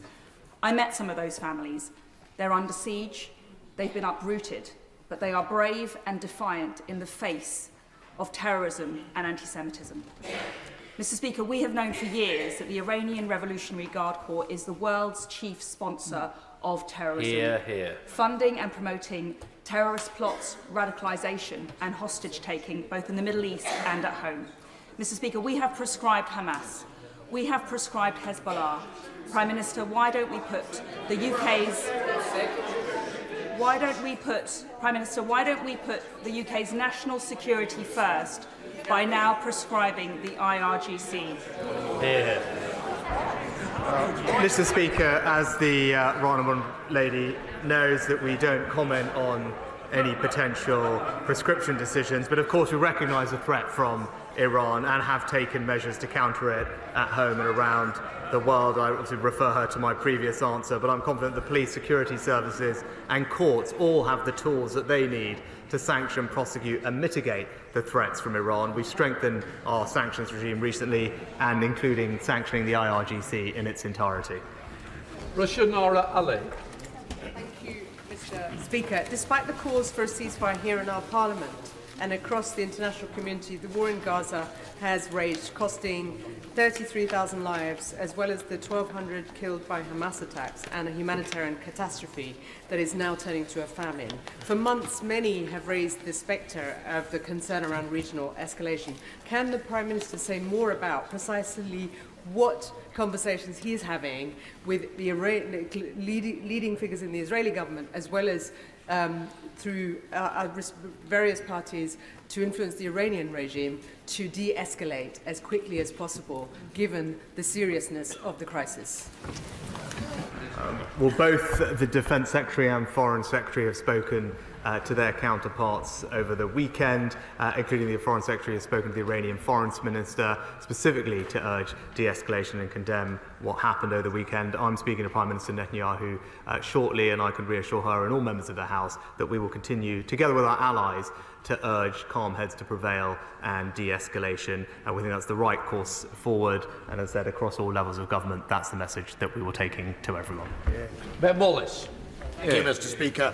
There is another country that is under almost constant daily bombardment by Iranian-made drones. That country is Ukraine. Some 3 years ago, I pleaded with the Israelis to help Ukraine against Russia, and they refused, even though Russia was spending $500 million in the Iranian drone program. I know the Prime Minister is speaking to the Prime Minister of Israel later today. Now that RAF pilots have quite rightly gone to the defence of Israel, could he perhaps ask that Israel now decides that it is time to help Ukraine in their hour of need, and we can see off both Russia and Iranian aggression? Well, can I thank my honourable friend for the role he's played in ensuring UK security and that of our allies over previous years. He's right, as my statement alluded to as well. The Ukrainians are suffering from Iranian drones over the same weekend that this happened. And I'm also pleased, not only will I take up his points of always with all our allies, urging them to do more to support Ukraine, I know he will have welcomed the recent announcement a few weeks ago of more support from the UK to Ukraine, specifically in the areas of uncrewed platforms on autonomous warfare, to make sure that the Ukrainians both have the ability they need to protect themselves and conduct their operations. And the majority of the 10,000 new platforms that we are delivering to the Ukrainians will have been developed in the UK, which I know is something that he was keen to ensure that we saw the benefits of here at home. I'm glad that has been realised, supporting Ukraine in their security and bolstering the British defence industry here at home. John MacDonald. There's consensus across the House, rightfully so, to call for restraint on the Israeli government. But we've called for restraint before. We called for restraint with regard to the attack on Gaza, yet the indiscriminate bombing took place. We called for restraint on the settlements in the West Bank, and yet the settlements have expanded. We called for a restraint so that food could be got to the children of Gaza, and yet malnutrition is killing some of them. So what action will the government take if Israel does not show restraint? Because we're in danger of the Middle East being set alight by the decisions taken by the right-wing factions within the Netanyahu cabinet. Mr. Speaker, I'm sorry, I missed the part of the honourable gentleman's question where he condemned Iran and Hamas for what they've done. But we will always encourage de-escalation in the region, and I'm proud of the role the UK is playing to bring that about. Kit Malthouse. Speaker, the Prime Minister was quite right to authorise the defence of Israel and the avoidance of violence and death. But violence has also erupted in the West Bank, as he will know over the last few days. What concrete steps can we take to protect those civilians too? Mr. Speaker, the issue of settler violence in the West Bank is something that I have personally repeatedly raised with Prime Minister Netanyahu, as indeed have my colleagues, including the Deputy Foreign Minister, and we have joined with allies in sanctioning activity of particular individuals where it has been brought to our attention, and we will continue to ensure that the Israeli government does everything it can to reduce tensions in the West Bank. We don't think it's conducive to long-term peace in the region, and that's why I said we've taken action where we can, as well as being very explicit about our concerns with the Israeli government. George Galloway. Mr. Speaker, I knew your father well for a very long time. He was a fine man, and I am sincerely sorry for your loss. There was not one single word in the Prime Minister's statement of condemnation of the Israeli destruction of the Iranian consulate in Damascus, which is the proximate reason for the event everyone is here in concert condemning. He was not even asked to do so by the front bench opposite. Kay Burley is the only person so far to demand that of a government minister. We have no treaty with Israel, at least not one that Parliament has been shown. And the Iranians are not likely to listen to him. When Britain occupied Iran, looted its wealth, and overthrew its one democratic socialist government in my own lifetime.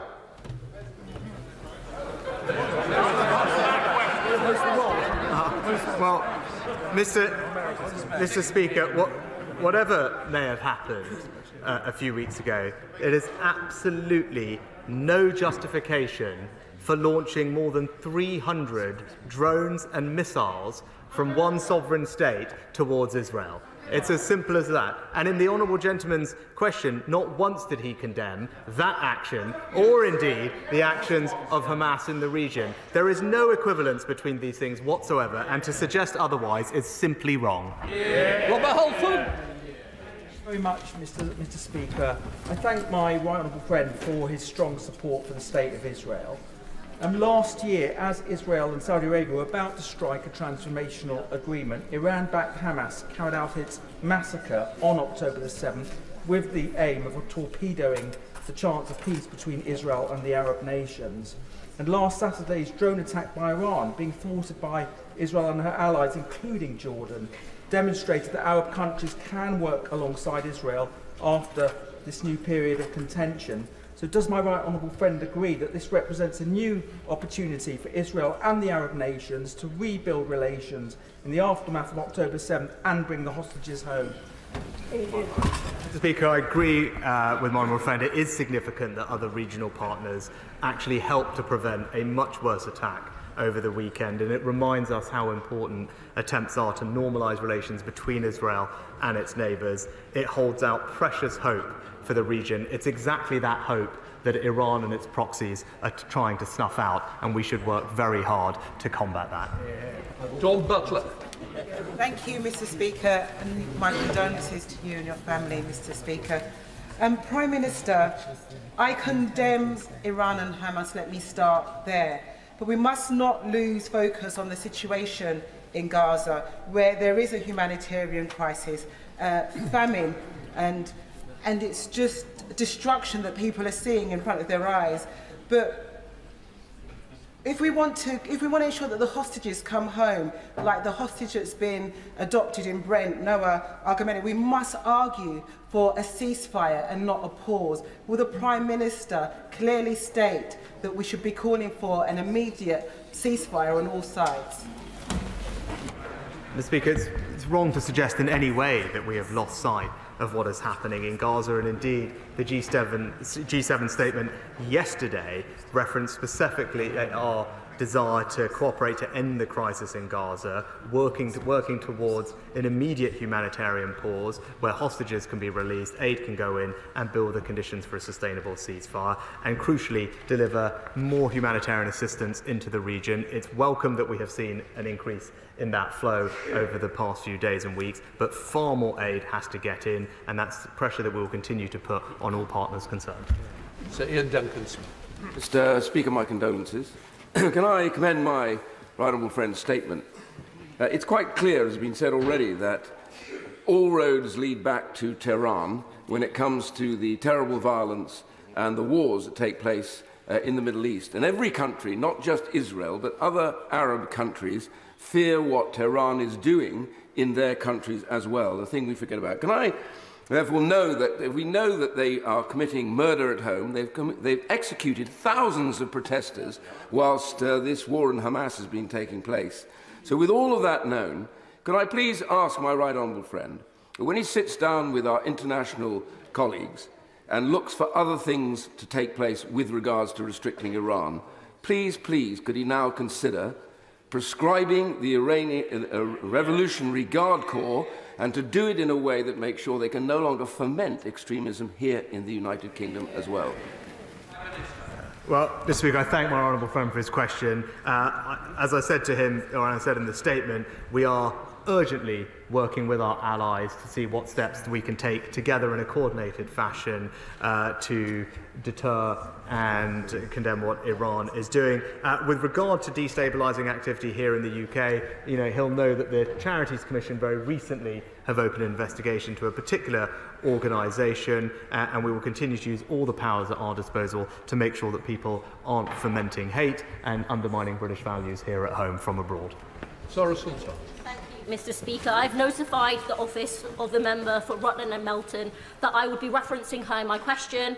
It was recently revealed that the chair of the Foreign Affairs Select Committee told a private fundraising event, and I quote, "The Foreign Office has received official legal advice that Israel has broken international humanitarian law, but the government has not announced it." So I have a very simple question for the Prime Minister, and if he can't answer that, if he dodges and if he deflects, our constituents will know that he is hiding the truth.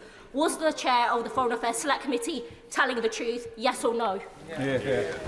Well, Mr. Speaker, I'm happy to address this very clearly. We have one of the most robust arms export licensing control regimes in the entire world. We have previously assessed that Israel is committed and capable of complying with IHL, but we regularly review our assessment, as she would expect. As the Foreign Secretary confirmed last week, the UK position on export licences is unchanged, and following the latest assessment is in line with our legal advice. We will keep that position under review and act in accordance with advice. And I would also point out to her that actually most like-minded countries have not suspended their existing arms export licences to Israel. Mr. Speaker, I too welcome the Prime Minister's leadership in this area. Will he add his thanks, in addition to the thanks for the RAF who have undertaken exemplary action this weekend, also those US service personnel who are based here in the United Kingdom, including many in my West Suffolk constituency, who were prepared to act at a moment's notice in order to defend the attack on Israel, which has been roundly condemned? Well, I'm happy to join my honourable friend in paying tribute to our colleagues, not just in America, but from partners around the region who participated in a joint international effort. This was all in support of Israel's own actions, and also their armed forces deserve enormous praise for the success in which they repelled this awful attack. Black. Thank you, Mr. Speaker. Can I pass my condolences to you and your family for the sad loss of your father, Doug? We live in deeply unsettling times, and the Prime Minister is right, along with our allies, to call for a de-escalation. When the Prime Minister has these discussions with Prime Minister Netanyahu this afternoon, can he convey to him that now is the time to step back? There must be no further escalation in the Middle East. And, Mr. Speaker, now is the time to recognise that both Israelis and Palestinians must live in peace. And in order to do that, we need that two-state solution. But as the former Prime Minister David Cameron said in 2014, when we had an outbreak of violence in Gaza, he then unequivocally called for a ceasefire. We must now, today, put an end to the conflict and the killing in that region for the benefit of both these countries. And finally, if I may say so, I welcome the comments of the Prime Minister on the situation in Ukraine. But we're all aware of the reports of the build-up of Russian activity. And I ask the Prime Minister, with our allies, that we must do more today to protect our friends in Iran, to give them the tools that they need, to be able to defend themselves and to be able to make sure that Russia is defeated.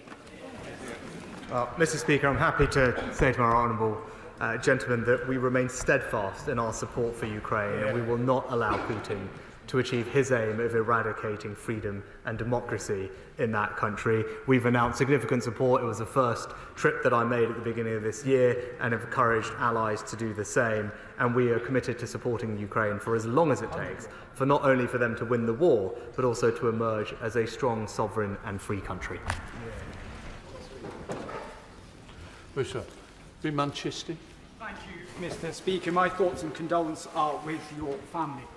The United Kingdom stands for an international rules-based system, respecting sovereignty and territorial integrity of other nations. And that is one of our key objectives with regards to Ukraine. Of course, I condemn in the fullest Iran's attack on Israel. And I have previously condemned Iran's malign behaviour in the region. The question that is on people's mind is this: what information or intelligence does the Prime Minister have with regards to what was going on in Iran's consulate in Damascus, which led to that attack by Iran? Because the international community and people around the world want to see United Kingdom applying international law consistently across the board. Mr. Speaker, whatever happened in that situation has not been confirmed, and regardless, there can never be any justification for launching, as I said, over 300 drones and missiles towards Israel from another sovereign country, and it was right that we took action with allies to repel that attack. Richard Beckett. Thank you, Mr. Speaker, and my condolences to you on the loss of your father. He'll have been very, very proud of you. This is a very dangerous moment. The UN Secretary-General rightly told the Security Council last night, now is the time to defuse and de-escalate. Ordinary people in both Israel and Iran, across the whole region, indeed wider world, will pay the price if this escalates. The Secretary-General also rightly reiterated the call for an immediate ceasefire in Gaza, as the Security Council voted for, given the huge loss of life there. This is the first opportunity we've had to question the Prime Minister since the recent killing of British nationals in Gaza. So is the Prime Minister planning to appoint an independent advisor to scrutinise the Israeli inquiry into those deaths of British nationals in a similar way to the way Australia has done? Mr. Speaker, I spoke to Prime Minister Netanyahu after that incident to express our very strong concerns about what had happened. We are carefully reviewing the initial findings of Israel's investigations into the killing of the aid workers and welcome the suspension of 2 officers as a first step. These findings must be published and followed up with an independent review to ensure the utmost transparency and accountability. Mike Levis. Can I congratulate the Prime Minister for his strength defending Israel and wider peace in the Middle East? His strength in this area is world-leading. Now, this country's friend Saudi Arabia has now said in an official statement that Iran, quote, engineered the war in Gaza, end quote, in order to destroy the progress the Kingdom of Saudi Arabia was making in normalising relations with Israel. Now, that very important statement yesterday also said that Iran is a country that sponsors terrorism and it should have been stopped a long time ago. That's the Saudis saying that. So is my right honourable friend as hopeful as I am that the Kingdom of Saudi Arabia and Israel, both allies of this country, will normalise their relations as soon as possible, as it looks like they were on track to do before the pogrom of the 7th of October? Well, I had a very constructive meeting in Saudi Arabia with MBS at the end of last year, and I know how important it is to normalise relations between Israel and its neighbours, and it's clear from this weekend and indeed the comments that the honourable gentleman just made that there is momentum and a desire to see that happen, and it holds out, I believe, precious hope for the region. Speaker, can I also pass our condolences from my party on to you in the loss of your dad? The UK should not either dictate or demand from Israel restrictions in how it retaliates against the Iranian regime, which has shown it's prepared to take action to back up its threats to wipe Israel out. And indeed, the political and military support which we have given is very important. But can the Prime Minister tell us what direct action can we take here in the United Kingdom to disrupt the economic interests of Iran which exists in our own country? We've already sanctioned more than 400 Iranian individuals, Mr. Speaker, and as I said, discussing with our allies about what more we can do. Jason McConnell. Thank you, Mr. Speaker. Can I join the Prime Minister in paying tribute to the Royal Air Force personnel who are on operations over the weekend?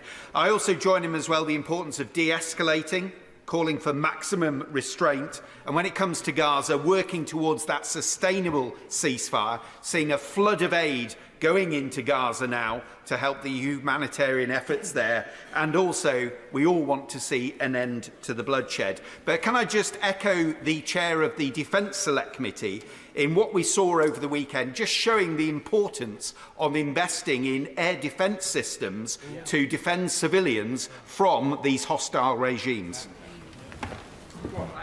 Mr. Speaker, my honourable friend is absolutely right. Whether it's with Ukraine, where we've provided AMRAAMs and Starstreak missiles, or indeed here at home, where, as I said, we've placed new contracts at the beginning of this year to improve our air defence capability. It's a key capability that we need to invest in, and ideally we need to produce more of it here at home. Abdul Khan. Mr. Speaker, 12-year-old Zain Arouk miraculously survived Israel's bombing that killed most of his family in Gaza 3 months ago, but was killed this weekend by an aid airdrop when he was searching for scraps of food because the parachute didn't open. Zain and thousands of others would still be alive had allies like the UK and US pushed Israel to adhere to the UN resolution on ceasefire in Gaza, which would allow aid to reach starving children safely. So will the Prime Minister set out exactly what repercussions Israel will face for failing to abide by the UN Security Council motion? Mr. Speaker, I've been very clear that too many civilians have already lost their lives in Gaza. The UN Security Council resolution also called for the unconditional release of the hostages, which, as he'll know, Hamas rejected at the weekend, and it's important that we focus on that at the same time as getting more aid in. Stephen Crabb. Thank you, Mr. Speaker. There's one thing right now that would do more than anything to help end the conflict in Gaza, and that's the release of all the Israeli hostages being held by Hamas. Does my right honourable friend agree with me that no matter how well-intentioned and no matter how much we all want the conflict to end as soon as possible, simply calling for an unconditional, immediate ceasefire reduces the incentive on Hamas to do the hostage deal? So long as they feel like they're winning diplomatically, it reduces pressure on them to do the right thing. Well, I agree with my honourable friend, and I've made the same argument from the dispatch box previously. It's absolutely crucial that as part of the immediate humanitarian pause that we are calling for, not only can we get considerably more aid into Gaza to alleviate suffering that people are experiencing, we must be able to release the hostages, and that's what we're focused on doing. Marshall de Cordova. Thank you, Mr. Speaker. Whilst globally the attention is rightly focused on Israel and Iran, and we are all in agreement that the next step has to be de-escalation, the situation in Gaza is worsening every day. More than 33,000 lives have been lost, and more than 1 million will now be facing an imminent famine. Now, the UK almost stands alone in not restoring funding to UNRWA. So can the Prime Minister tell us when he will set out a clear path for funding to resume? Mr. Speaker, together with our allies, we're reviewing the interim findings and are discussing appropriate next steps. Many partner countries have suspended funding to UNRWA after what happened, which was shocking. But in the meantime, we are considerably increasing our own aid into the region and welcome the commitments from Israel recently to increase the flow, opening new checkpoints, the port of Ashdod, the Jordan land corridor, Kerem Shalom. But now we want to see those commitments followed through. We all want to see more aid getting in, and that will be a focus of our conversations with Israel. Logan.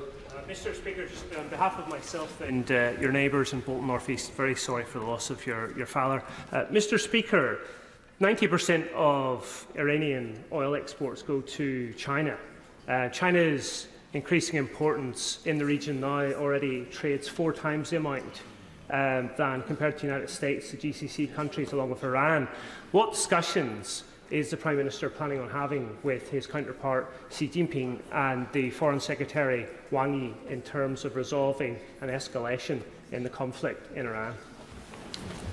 The Foreign Secretary recently spoke to his counterpart at exactly that topic, and more broadly, we're discussing with G7 partners and allies what further measures we can take to deal with the threat economically that Iran poses. Nasha. Thank you, Madam Deputy Speaker. Much has been referred to by the Prime Minister and members opposite about the normalisation process between Saudi Arabia and Israel. The Saudi ambassador to this country on the 9th of January told Radio 4 that that normalisation process was subject to a two-state solution and a fully recognised Palestine. And so I just wanted to put that on the record, and I want to remind the Prime Minister, support for any nation is not like the unconditional support that he has for his football team. When Iran acts like a rogue state in Syria, we call them out, rightfully so.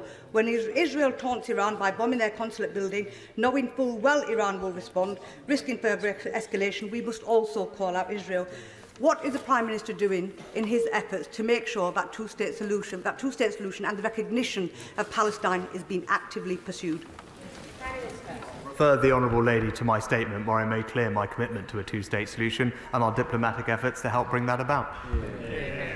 Thank you very much, Madam Deputy Speaker. My right honourable friend has made it clear that it is right and lawful to defend yourself and right and lawful for your allies to help defend you.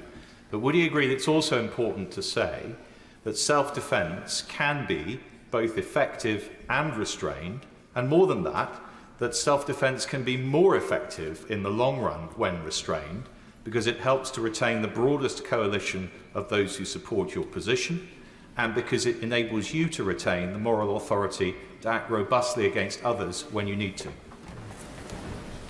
Well, I think my honourable friend put it well. Ultimately, Israel does have a right to self-defence, as any state does, but they have successfully repelled the Iranian attack, and Iran is even more isolated on the world stage, which is why, as the Foreign Secretary said, we would urge them to take the win and avoid further escalation at this moment. Sir Chris Bryan. Thank you, Madam Deputy Speaker. The Prime Minister is right to say that we and our allies need to be very clear-sighted about the activities of Iran and Russia.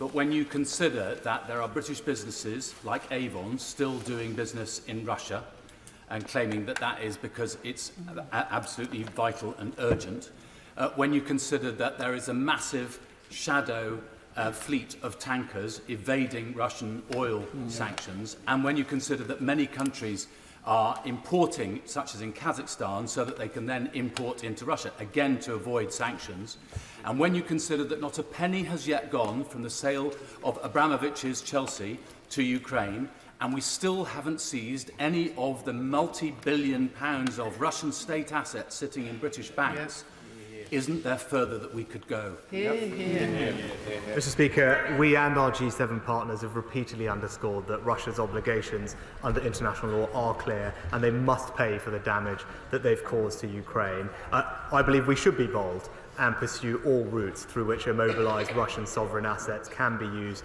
to support Ukraine, in line, of course, with international law. This is something I've discussed with my G7 partners repeatedly. We've tasked finance ministers to that end, and they are reporting back ahead of the G7 summit in June, and I hope we can make further progress. Sir Simon Clarke. Deputy Speaker, and I would add my voice to those across the House who called for the proscription of the IRGC as a terrorist organisation. Their tentacles are wherever trouble is to be found across the Middle East, and this is the latest demonstration of their malign influence. Can my right honourable friend clarify that with the threat of war growing in a way which I think bears grave risk to us here at home, that we need to set out a timetable to bring our commitment to raise the percentage of GDP that we spend on defence to 2.5% as quickly as possible, but we need specificity as to how we're going to do so. Well, I'm pleased, Madam Deputy Speaker, that in anticipation of the rising threat environment, we significantly increased defence spending by the largest amount since the end of the Cold War just a couple of years ago, and subsequently to that by over £11 billion, specifically to deal with inflation, strengthen our nuclear enterprise and rebuild our stockpiles. But I can reassure the House and my honourable friend that we will always continue to invest in our armed forces to keep this country safe. Joanna Cherry. I hold no candle for the Iranian regime, and in fact I recently co-authored a report on their disgraceful oppression of women and girls, and we concluded it amounted to gender apartheid. However, just as Iran must be held to the standards of international law, so must Israel. Now, the Prime Minister has paid tribute to the brave 3 British aid workers who were killed by the IDF. Will he condemn Israel for their wrongful killing? And will he also condemn condemn Israel for the ongoing slaughter of innocent life in Gaza. I'll point the Honourable Lady to my previous answers on both her questions. Vicky Ford. Thank you, Madam Deputy Speaker.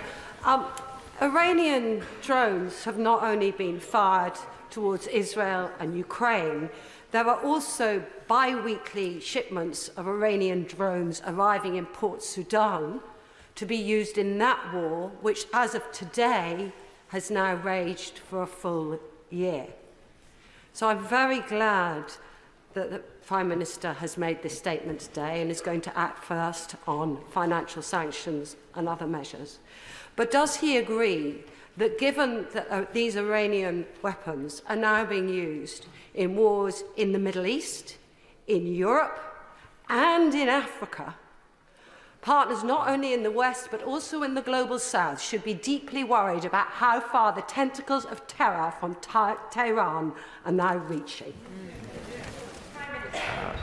Madam Deputy Speaker, I agree with my honourable friend, and that's why yesterday I discussed with G7 leaders the coordinated effort amongst allies to take further measures to stem the flow of Iran's malign influence across the world, and hopefully we can coordinate that action to tackle the precise thing that she's just mentioned. Khalid Mahmood. Thank you, Madam Deputy Speaker. I deplore the attack by the IDF on the consulate in Iraq.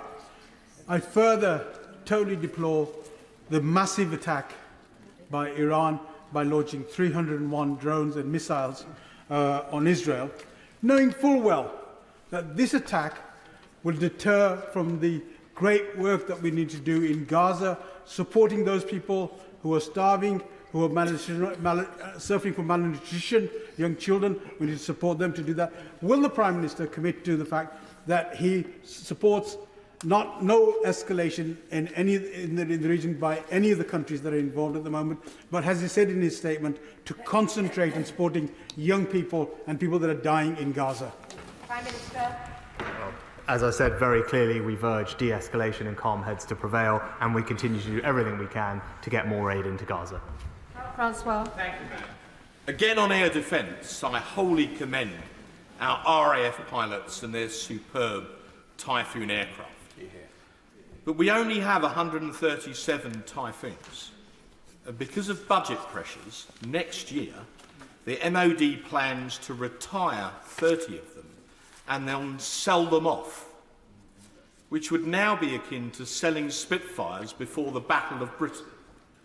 Will the Prime Minister, when he has a moment, go back to his office and place that ridiculous decision under immediate review, and at the very least put those Typhoons in a war reserve in case one day we need them for ourselves? Well, I thank my honourable friend for his question. He'll know that obviously individual equipment and capability decisions will be made by Service Chief in conjunction with ministers. I'm happy to look at the point that he raised, but I do know we're also increasing our purchase of F-35 aircraft and collaborating with Japan and Italy on building the next generation of fighter aircraft, something that we are leading the world in, but also will be fantastic for British jobs here at home. Derek Twigg. Thank you, Madam Deputy Speaker. I do hope, as the Prime Minister said, that actually we can find a diplomatic solution, but I think we should plan for the worst. And I note that the Prime Minister in his statement said the threats to stability are growing, not just in the Middle East, but I'm using his exact quotes, everywhere. So can I ask the, may I also add, Madam Deputy Speaker, that our armed forces are running very hot at the moment. So can I ask the Prime Minister, why did he come here today to announce a significant uplift in defence spending to match the potential real and potential threats that we're now facing as our country is? And why isn't that going to add to insecurity for our country?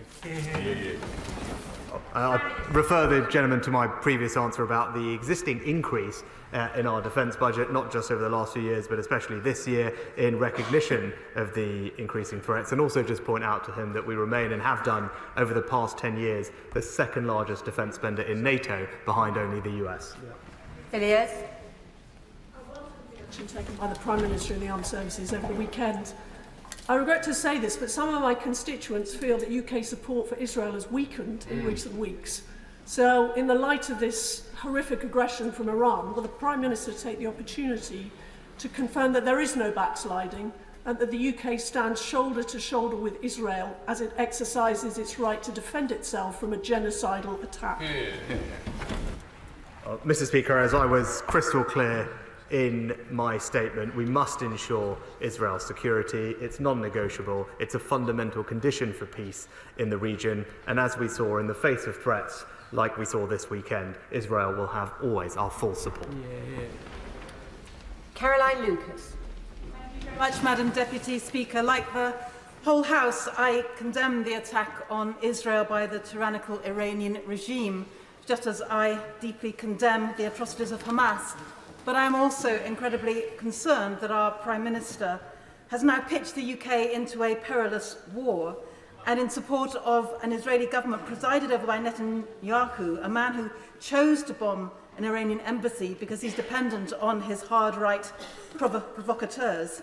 This was itself a dangerous escalation by Israel and a further breach of international law. So if the Prime Minister's priority is indeed international law and de-escalation, then why isn't he calling now for an urgent bilateral ceasefire to get the hostages home and to get the region on the path to peace? Madam Deputy Speaker, we have called for an immediate humanitarian pause to get the hostages out and aid in, and will continue to do so. And I'm completely comfortable that what we did over the weekend was the right thing, acting together with allies to make sure that we could act in defence of Israel in the face of an unprecedented attack on its territory and people. Sir Alex Hurlbrook. Madam Deputy Speaker, may I congratulate my right honourable friend the Prime Minister for his holistic view to the situation taking place in Israel, Gaza and of course Iran. And may I say how glad I am that he has categorically said that we will carry on supplying the arms that Israel needs to defend itself, which has been proven to be so vital just this weekend. Does my right honourable friend agree with me that in order to try and achieve a sustainable ceasefire, that the Middle East has to confront the threat that Iran makes? Its direct influence in Yemen is having an impact on shipping through the Red Sea. That's having an impact on the war which is in Sudan, and it's having an impact in the war in Gaza and the effect on Israel and surrounding countries such as Lebanon. So may I ask my right honourable friend to do everything he can to make sure that the whole of the region recognises that Iran plays a large part in all of the suffering we're seeing in the area. My honourable friend is right to point out Iran's support for the Houthi militia, who have carried out a series of dangerous and destabilising attacks against shipping in the Red Sea, and that's why the UK, together with allies, stood up to take action against that and are currently engaged in the multinational Operation Prosperity Guardian to further deter Houthi and Iranian aggression. Sir Stephen Timms. Thank you, Madam Deputy Speaker. I welcome the support of the Prime Minister and the Government for the resolution on Gaza adopted recently by the United Nations Security Council. Israel is currently in breach of that resolution. How does that affect his view of the current actions of Israel in the Middle East? That resolution also calls for the release of the hostages, which Hamas rejected just this weekend. David Jones. Deputy Speaker, further to the points made by my right honourable friends, the members for Fareham and Chingford and Woodford Green, Iran's Islamic Revolutionary Guard Corps is not only the principal sponsor of terrorism in the Middle East, it is also active on the streets of the United Kingdom. Indeed, the Iranian journalist Puriya Zerati, who was almost fatally stabbed last month, was under threat from the IRGC. And it's actually the case that IRGC officials can be seen dining out in restaurants in West London quite regularly. Whilst I fully understand that my right honourable friend will not flag up any such action in advance, can he confirm that he will take into account what I believe to be the overwhelming feeling in this House, which is that the IRGC should be proscribed as a terrorist organisation? I'll just refer the honourable gentleman to my previous answers, but also remind him that the National Security Act creates new offences which give us the powers to arrest and detain people suspected of involvement in state threats on our soil. Lou Bucks. Thank you very much, Madam Deputy Speaker. I share the hope for calm and de-escalation Without it, the UN Secretary-General has said the Middle East faces a real danger of devastating full-scale conflict. Can the Prime Minister tell us what the parameters are of UK military involvement in the region and confirm it will remain defensive? So, Madam Deputy Speaker, I'm not going to speculate on future hypotheticals, but as I said, we have sent additional jets and air refuelling tankers to bolster our existing operation in the region, and we'll obviously keep next steps under review. Claire Richards. Deputy Speaker, Iran has smuggled arms into the Middle East, including the West Bank. They've equipped and funded and trained Hezbollah, Hamas and the Houthis, as well as threatening British Iranians on British soil. And that doesn't even include what they have done to their own people, not least gassing Iranian schoolgirls. I thank the Prime Minister for the strong action over the weekend. Does he agree with me? We now must reconsider prescribing the IRGC as a terrorist organisation.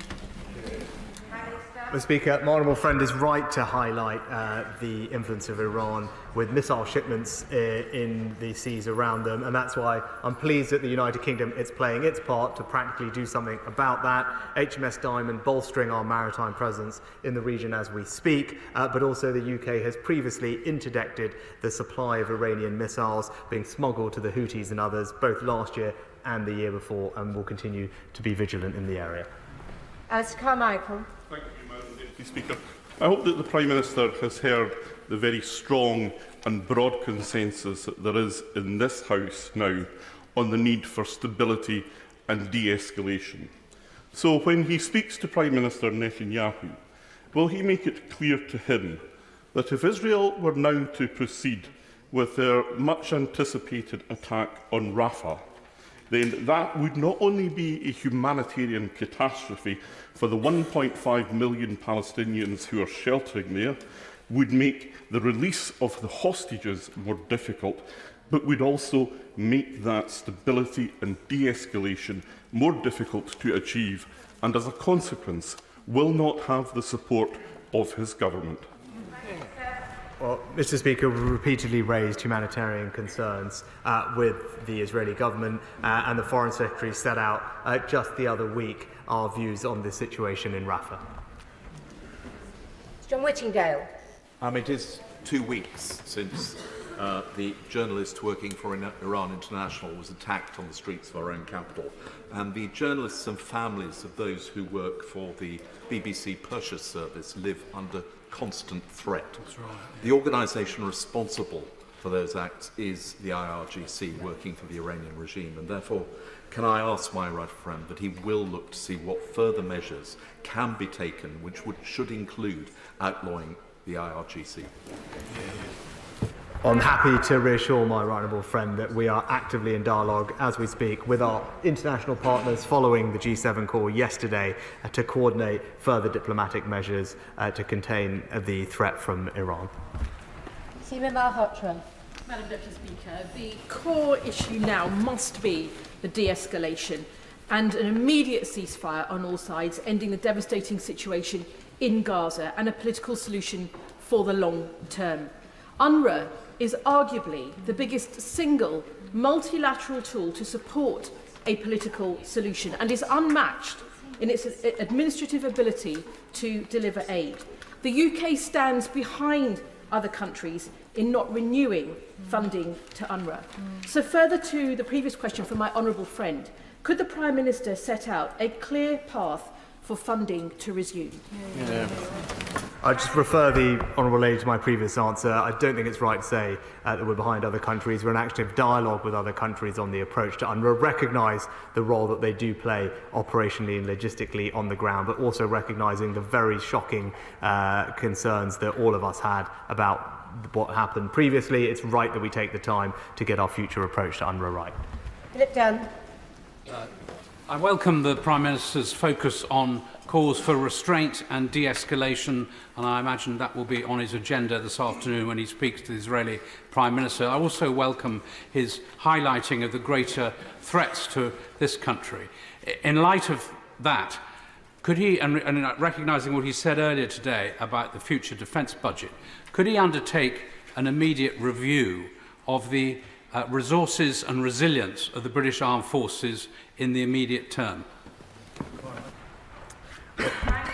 Madam Deputy Speaker, I'm happy to tell my honourable friend that we do keep these things under constant review to make sure that we have the capabilities that we need to protect our country and stand up for our valued interests around the world. One thing that is clear is recent conflicts in Ukraine specifically has shown is how technology is changing warfare, which is why our increased focus on autonomous vehicles is so welcome, and including building up our UK industrial supply chain. These are things that we need to focus on. I'm delighted the Defence Secretary has prioritised those areas. Hal Williams. Is there a danger that a further military attack on Iran would serve to entrench the despotic regime in Tehran and strengthen its ability to oppress its own people, Iranian women, the Kurdish community, the Baha'is and many, many others? Treatment of its own citizens is appalling, and we've repeatedly condemned them and called them out for that. Thank you very much, Madam Deputy Speaker. Last week I met with students at Woodbrook Vale School and Delisle College in Loughborough. Their question on this topic is now even more important than it was when they put it to me last week. What more can the United Kingdom do to help bring peace to this region? Prime Minister. Well, I'd point my honourable friend to the statement. I think first and foremost we have to be resolute in protecting regional security and standing up for Israel when situations like this happen. Secondly, we have to be committed to a two-state solution, which we are doing everything we can to bring that about, and I think the regional cooperation over the weekend demonstrated there's much to be hopeful for. And thirdly, we must see an immediate humanitarian pause in Gaza so we can get the hostages out and aid in. That's the British approach, it's the right approach, and we'll work very hard to bring it about. Stella Creasy. Thank you, Madam Deputy Speaker. The Polish Prime Minister Donald Tusk has warned that Europe is in a pre-war era because of the situation in Russia. The Prime Minister rightly said that these were not mutually exclusive conflicts but interlinked, and therefore it is important that we coordinate. Just as we have seen there has been coordination at the United Nations, he will be aware of the very real concern that the UN sanctions regime on both Iran and Russia is being undermined. Now, the UN has combined together to support a ceasefire and to call for that. What more is he doing to make sure that the UN works for sanctions on both Russia and Iran? Does he recognise that waiting until June for the G7 to act may be too long in a situation where every single day counts to stop further military action? Minister. Madam Deputy Speaker, what I was talking about with the G7 was regard to Russian assets, where obviously the G7 has an outsized economic role that it can play. So it's important that there is G7 coordination first and foremost. When it comes to sanctions evasion, last year we funded the economic deterrence regime that we have specifically to target sanctions evasion. She's right that it's a growing issue and one that I can reassure her we are tackling together with our allies. James Morris. Thank you, Madam Deputy Speaker. Notwithstanding the drones and the missiles which were launched by Iran and quite rightly taken out by UK planes and our allies, they prefer to operate in the shadows through proxies and through an increasingly sophisticated cyber operation. So would the Prime Minister agree with me that our priority should be working with international allies to go after where Iran is promoting illicit finance and weapons smuggling, as well as working with our international partners to combat their cyber operations? My honourable friend is absolutely right. I can reassure him we are working closely with international partners, not least on cyber, but also on weapons smuggling. As I said, I'm pleased that the Royal Navy is playing a significant role in combating that with interdictions of illegal arms shipments both last year and the year before, and contributing as we speak to Operation Prosperity Guardian. Andy MacDonald. Madam Deputy Speaker, I just point out to the Prime Minister that a nation state having the capacity to observe international humanitarian law is quite different to actually doing so. But at this terrifying moment for the world, I think we're all mightily relieved that Iran, which must be condemned for what it did, failed in inflicting serious loss of life on people in the region. And the de-escalation call is correct, as is the commitment not to engage in offensive action. But it was explicit in his statement that all people are entitled to security and peace. But sadly for the people of Gaza, the calls for restraint have not worked. So what additional options is he considering? Because surely an immediate ceasefire, the funding of UNRWA, is the best way to secure security for the region and also the release of all the hostages? Prime Minister. Well, it's important that the hostages are released, and that's what we continue to call for. And as the honourable gentleman knows, it was Hamas yet again this weekend that rejected the latest round of negotiations to get those hostages back to safety. I am anxious to be able to get everybody in, so I would plead for a brevity in the questions, please. Thank you. Jack Lepresti. Thank you, Madam Deputy Speaker. Could I place on the record my condolences to the Speaker and his family? Could I commend the Prime Minister for his statement and the leadership he has shown? But given this despicable attack on the civilian population of Israel by Iran, does he agree with me that the world cannot risk a nuclear-armed Iran? And will he commit to the House today that he will support whatever it takes, including not taking military action off the table, to ensure that this nightmare never happens? Well, as I said, there's no credible civilian justification for the enrichment levels that we've seen the IAEA has reported are happening in Iran. We're committed to using all diplomatic tools to ensure that Iran doesn't develop a nuclear weapon, including using the snapback mechanism if necessary. Neil Handy. Thank you, Madam Deputy Speaker. I oppose all acts of violence, and I welcome the Prime Minister's calls for de-escalation and restraint. But I can't be the only person who wonders where those calls for de-escalation and restraint were 6 months ago. And given those calls, does he share my concerns that the political fortunes of Prime Minister Netanyahu, in whose hands such a choice rests, are so heavily invested in the continuation of conflict? We've continued to call on the Israeli government to do everything it can to protect civilian life as it exercises its indeed right and duty to ensure security for its citizens, and I'll continue to raise those points with Prime Minister Netanyahu. Bob Blackman. Madam Deputy Speaker, effectively over the weekend, Iran declared war on our friend and ally Israel.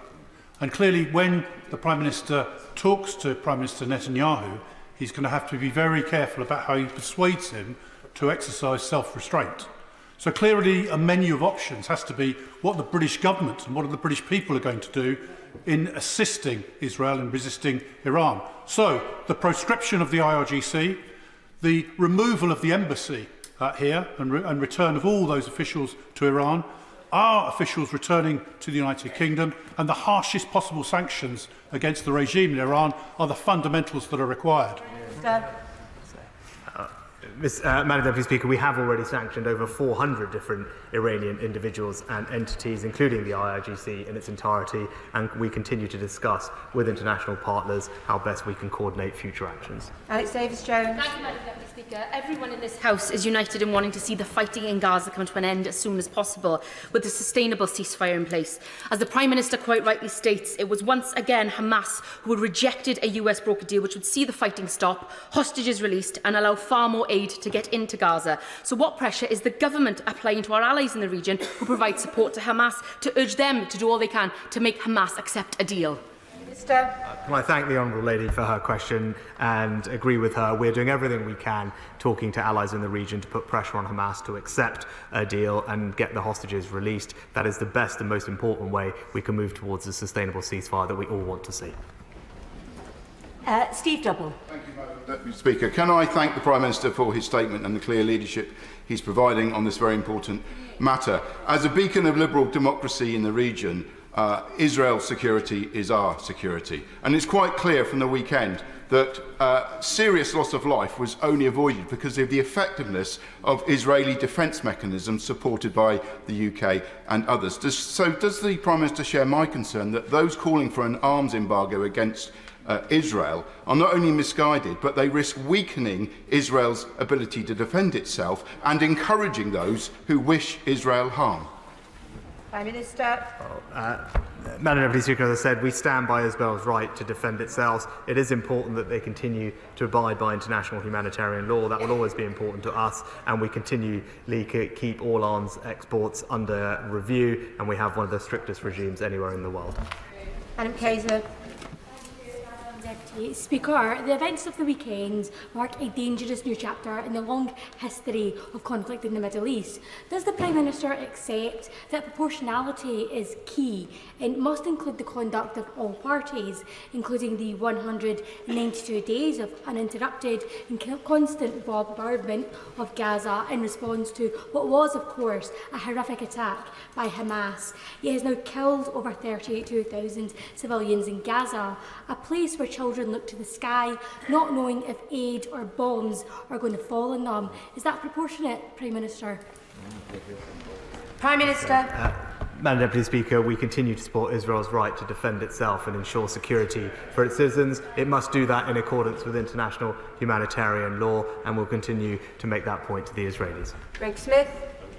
Madam Deputy Speaker, I join with others in thanking the Prime Minister for his leadership in ensuring that the United Kingdom government stands shoulder to shoulder with our allies Israel in the face of yet another attack. But will you agree with me that the first and most pressing mission for Israel so that they can live in safety and security continues to be the necessity to defeat Hamas, and that will, the harsh reality is that will require an operation in Rafah, whilst every step must be taken to protect civilian life? Will my right honourable friend agree with me that that is the path to peace in the Middle East? My honourable friend is right to highlight the threat that Hamas poses to the security and safety of the people of Israel. The Foreign Secretary set out in detail our view on the right approach to Rafah from this point forward just a couple of weeks ago. Andy Slaughter. Thank you, Madam Speaker. The Prime Minister rightly calls for restraint and de-escalation in the Middle East. Isn't there more chance that his words will carry weight if they advocate a ceasefire by all sides, including the warring parties in Gaza? Prime Minister. Madam Deputy Speaker, we have called for an immediate humanitarian pause in Gaza so that hostages can be released, aid can go in, and for that to form the basis of a more lasting and sustainable ceasefire. Madam Deputy Speaker, I thank the Prime Minister for his strong international leadership in this area and for his calls for restraint. The Prime Minister will agree that Iran is the dangerous and destabilising player in this region, whether by themselves directly or through their proxies. It's also a despotic medieval regime. There were 853 executions last year, an 8-year high, including 22 women and young women. So as the Prime Minister works urgently with the G7, please would he confirm that no reasonable option should be off the table, including the possible prescription of the IRGC? Minister. Madam Deputy Speaker, Iran's human rights record remains completely unacceptable. We've sanctioned almost 100 entities and individuals specifically for human rights violations. For example, we condemn its surging use of the death penalty, and at the 78th UN General Assembly, we co-sponsored the Iran Human Rights Resolution calling for Iran to issue a moratorium on executions. Once again, can I say I am anxious to get everybody in, but I can only do that if the questions are brief. Jeremy Corbyn. Thank you, Madam Deputy Speaker. 33,000 people have died in Gaza. More bombs have been dropped there than were dropped in the whole of the Iraq War. This weekend's horrific events show just how dangerous it is that there's going to be an escalation into war across the whole region. Does the Prime Minister recognise that the central kernel to the whole issue across the region is the continued Israeli occupation of Palestine? What will he say about bringing about an end to that occupation and a permanent ceasefire? Prime Minister. Madam Deputy Speaker, of course we want to see and remain committed to a two-state solution and working hard to bring that about. But the biggest impact on regional instability is the pernicious influence of Iran and nobody else. Kieran Mullen. Thank you, Madam Deputy Speaker. Does the Prime Minister agree that even those that want to link the conflict between Israel and Hamas and their conduct with this attack have to surely recognise that since its inception, for decades, Iran has sought the destruction not only of our way of life, but of Israel and its people, and that we should never hesitate to play our part in preventing that? Prime Minister. My honourable friend is absolutely right, and I agree with him wholeheartedly.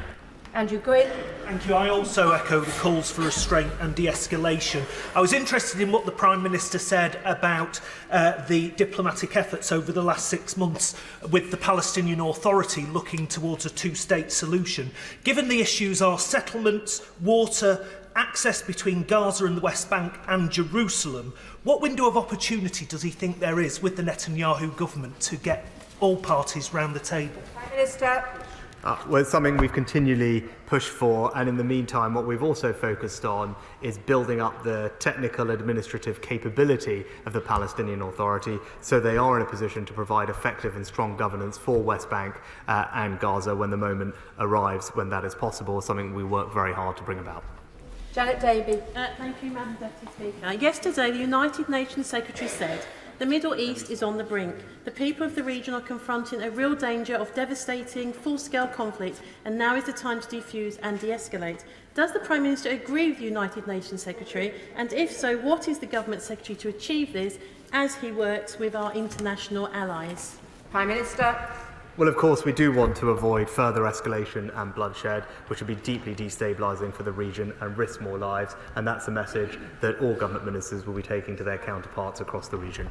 Harry Gardner. Iran sought to justify its unjustifiable attack on Israel on the basis that it was retaliating for Israel's attack on its consulate. I welcome the fact that the Prime Minister has said that in his telephone conversation with Prime Minister Netanyahu later today, he will be urging de-escalation.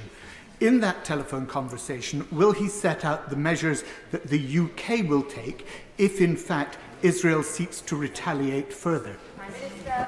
So I'm not going to comment on hypotheticals, but we will, of course, calm heads to prevail everywhere across the region. Beth Winter. Diolch yn fawr, Madam Deputy Speaker. At the Security Council last night, the UN General Secretary did warn of the danger of devastating full-scale conflict and called for de-escalation and maximum restraint. And today, in response, the Foreign Secretary has said there could have been thousands of casualties and pressure for an escalation of this conflict. Does the Prime Minister agree with this? And does the Prime Minister also agree that the very real tens of thousands of deaths and casualties Israel's military attacks and imposed famine conditions have caused in Gaza are drivers of regional instability? Madam Deputy Speaker, we want to avoid further escalation and bloodshed, which would be deeply destabilising for the region and risk more lives, which is why we're calling on all regional partners to focus on being calm and de-escalating the situation. Alison Toulis. My constituent Sama has been trying to get her mother, her father and her brother out of Gaza since this conflict began. They've been displaced multiple times. They are now in a tent in Rafah. They cannot apply. There is no scheme for them to come to safety in the UK. And the UK government has this in its hands. It could waive the need for biometrics if the government so decided to. Will the Prime Minister do this and let Sama's family come to safety?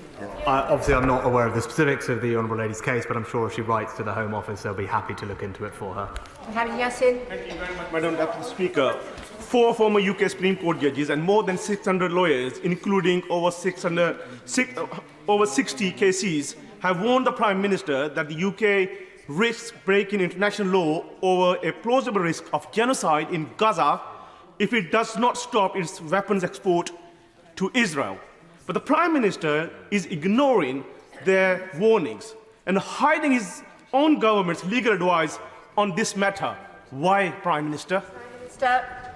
No, that's not right, Madam Deputy Speaker. So we have a very robust and rigorous export licensing regime. The Foreign Secretary confirmed last week that the UK's position on export licences is unchanged following the latest assessment and in line with the legal advice. We keep that position under review and always act in accordance with that advice. Abby Abrahams. Thank you, Madam Deputy Speaker. The Middle East has entered a very dangerous new phase, which can only be resolved by diplomatic and political solutions. So can I push the Prime Minister on what he said earlier in terms of the sanctions that he is considering with international allies in relation to Iran, including the prescribing of the IRGC? And will he also confirm that the UK will not be taking part in any offensive action of Israel's? Madam Deputy Speaker, no, we acted in a defensive capacity and we're discussing with G7 allies further diplomatic measures that can be taken in a coordinated fashion. Stephen Farrell. Iran's attack on Israel and the nature of the Iranian regime. The Prime Minister says he wants to see stability in the region, but surely there must be honesty and transparency that Israel itself is a threat to stability and has already systematically broken international humanitarian law. The government has no reluctance in rightly challenging Russia over Ukraine in that regard, but why the reluctance in relation to Israel and indeed to publish the associated legal advice? Minister. I said I don't think there's any equivalence between what Vladimir Putin is doing in Ukraine and what Israel is doing to ensure the security of its citizens in the face of an appalling terrorist attack. Christian Wakeford. Thank you, Madam Deputy Speaker. It's been over 15 months since it was reported that prescription of the IRGC was imminent. Since then, Iran has continued to fund and supply Hamas, Iran has continued to fund and supply Hezbollah, and Iran has continued to fund and supply the Houthis. Following this continued funding for terror and destabilisation, what more does Iran have to do before the IRGC is prescribed? Prime Minister. As I've said, the police, security services and courts all have the tools they need to sanction, prosecute and mitigate the threats from Iran. We've strengthened our Iran sanctions regime recently and the IRGC is sanctioned in its entirety. Helen Hayes. Thank you, Madam Deputy Speaker. The Prime Minister said in his statement that it was important that aid gets into Gaza, and then he said a few moments ago that the government was right to take its time to decide on the restoration of funding to UNRWA. Madam Deputy Speaker, the organisational infrastructure of UNRWA is unparalleled and it cannot be replicated. A further delay on the part of the UK government will cost further lives in a context in which famine is taking hold. Can I urge the Prime Minister to think again and to set out a path today for the restoration of funding to UNRWA? Well, Madam Deputy Speaker, I know the whole House will have rightly been appalled by the allegations that UNRWA staff were involved in October 7th. We want UNRWA to give detailed undertakings about changes in personnel policy and procedures to ensure that nothing like that could ever happen again. We're working actively with allies to try and bring about this situation to a rapid conclusion. I'll just say we're expecting final reports from the UN and others into what happened by the end of April this month, and then intend to clarify the UK's position on funding once we've reviewed those final reports. O'Hara. Speaker, Israel has indicated that against the advice of the international community, including the UN and the United States, that it intends to respond to Iran's attack. Such a retaliation could tip the region into a catastrophic all-out war. So when persuading Prime Minister Netanyahu against further retaliation, and in terms of leverage, will he say to Israel that should they choose to escalate, there will be no further UK military support for Israel's endeavours in this conflict? I'm sure the honourable gentleman meant to also condemn Iran for what happened over the weekend, but we will continue to urge de-escalation and calm heads to prevail on all sides. Tamarjeet Singh Desi. Thank you very much, Speaker. Iran is, of course, no ally of the UK, and its huge, unprecedented assault on Israel must be called out. But the UK government must now work hard to prevent further escalation of the crisis in an already volatile region. Now, it is a matter of principle that diplomatic premises are not targeted. So can the Prime Minister confirm what conversations he has had with the Israeli Prime Minister Netanyahu about the attack on the Iranian consulate in Syria, and whether he plans to discuss that with him? As I said, Madam Deputy Speaker, we will continue to urge de-escalation and calm heads to prevail on all sides. And as Foreign Secretary said this morning, we would urge Israel in particular to recognise that it successfully repelled the Iranian attacks and Iran is ever more isolated on the world stage. Kerry McCarthy. Thank you. Jackie, the mother of the murdered aid worker, James Kirby, is my constituent, and I'm sure she'll agree with the Prime Minister's description of him as a hero. But there's a real danger, which I'm already seeing as events move on, that his death will end up just being chalked up as collateral damage in this conflict. So can I ask the Prime Minister to really show that he understands that the family need to see justice done, and can he keep up the pressure on Israel about this review? They want to know why he was killed and that someone will be held responsible. Prime Minister. Well, Madam Deputy Speaker, my condolences to Jackie and the families of all those that were tragically killed as they were delivering aid. As I said, they were heroes and they absolutely deserve our admiration, and our thoughts will be with all their families. I'll refer her to my previous answer about what we've asked of the Israelis, and what's crystal clear though is there needs to be a considerable improvement in the deconfliction mechanisms between Israel and aid agencies. That's crystal clear. I've made that point already to Prime Minister Netanyahu, and we expect to see that followed through. Christine Jardine. Madam Deputy Speaker, I join my right honourable friend from Kingston and Surbiton in unequivocally condemning the action of the Iranian regime on Saturday and in supporting our RAF in their actions. But my constituents in Edinburgh West, like many others, are concerned that now attention will be taken away from the plight of the Palestinians in Gaza.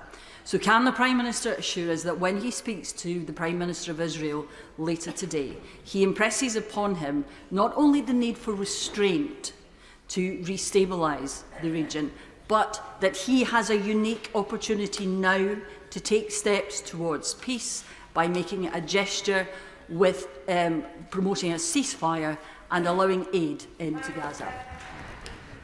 Our position remains unchanged. We continue to want to see an immediate humanitarian pause, so hostages are released, aid goes in, and immediately we want Israel to deliver on its commitments to significantly increase the amount of aid getting into Gaza on the various measures that they've set out.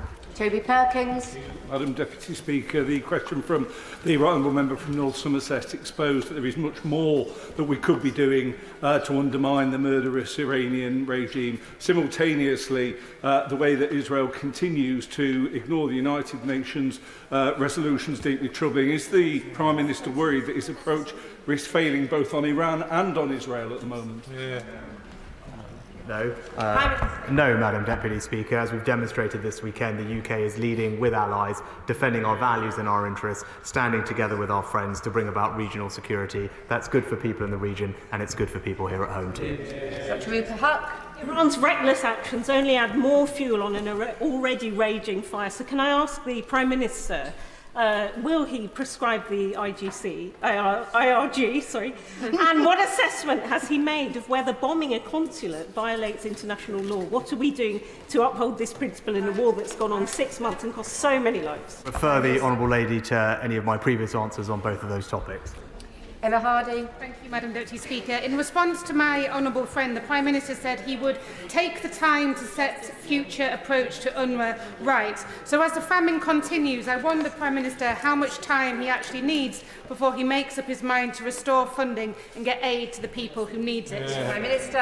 What the Honourable Lady failed to mention was the shocking allegations of people being involved in UNRWA, being involved in the massacre on October 7th. It is right that that is properly investigated and new procedures are put in place to ensure that that could never happen again. Those final reports which have been commissioned are due at the end of April. Once we review those, and we're already in dialogue with our partners, we'll set out our future approach. But that's not to say we are not already doing an enormous amount to bring more aid into the region. We've tripled our commitment and right now are delivering aid by land, sea and air. We're taking a leading role, and everyone in this House should be incredibly proud of what the UK is bringing to the table. Claudia Webb. Thank you, Madam Deputy Speaker. The action of the Royal Air Force in shooting down Iranian drones and cruise missiles heading to and over Israel over the weekend raises a very serious question. Since the UK is clearly capable of acting to prevent airstrikes in both the region, and both the ICJ and the UN Special Rapporteur for Palestine and the occupied territories have implicated Israel in a genocide in Gaza, why isn't the government interested in fulfilling its obligations under international law by protecting Palestinian women and children from Israeli airstrikes? Why isn't the government acting to prevent the killing of Palestinians?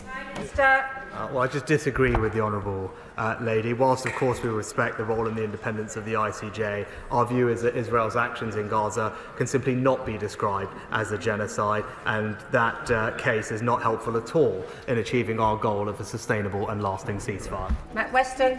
Thank you, Madam Deputy Speaker. The threat of imminent famine hangs over the people of Gaza. Aid urgently needs to get into the country and to be safely distributed.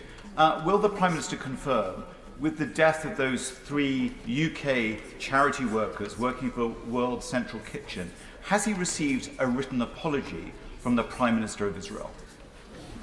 I spoke explicitly to the Prime Minister of Israel, who did that when I spoke to him the very next day. We've made absolutely crystal clear our concerns about what's happened, and as I've previously pointed out, are looking now through the preliminary findings. Pleased to see the early dismissal of 2 or suspension of 2 officers involved, and now what we need is reform of Israel's deconfliction mechanism to ensure the future safety of aid workers. Rachel Maskell. Thank you, Madam Deputy Speaker. In speaking to the Prime Minister of Israel this evening, in calling for restraint, will he put that into action? So should the Prime Minister say that he will further assaults in Gaza or indeed impede aid, will he action that restraint and call for immediate ceasefire? Prime Minister. We've already called for an immediate humanitarian pause so more aid can get in and hostages can be released, and we ourselves, as I said, tripled our aid commitment and bringing aid in by air, land and sea together with our allies. Alan Brown. Madam Deputy Speaker, so there's been over 33,000 Palestinians killed in Gaza, including 14,000 children, 76,000 civilians injured or maimed, 700 healthcare and aid workers killed. And given there's the ongoing famine, which the UK government under his watch is now trying to find ways around the Israeli blockade that's preventing aid getting in, isn't that in itself an admission that ongoing Israeli actions are disproportionate and shouldn't be calling it out as such? Prime Minister. We've been consistently clear that we are concerned about the humanitarian situation in Gaza, have called on the Israelis to open up more aid corridors and have them open more often. They set out a series of steps just recently, and now we want to see them deliver on those.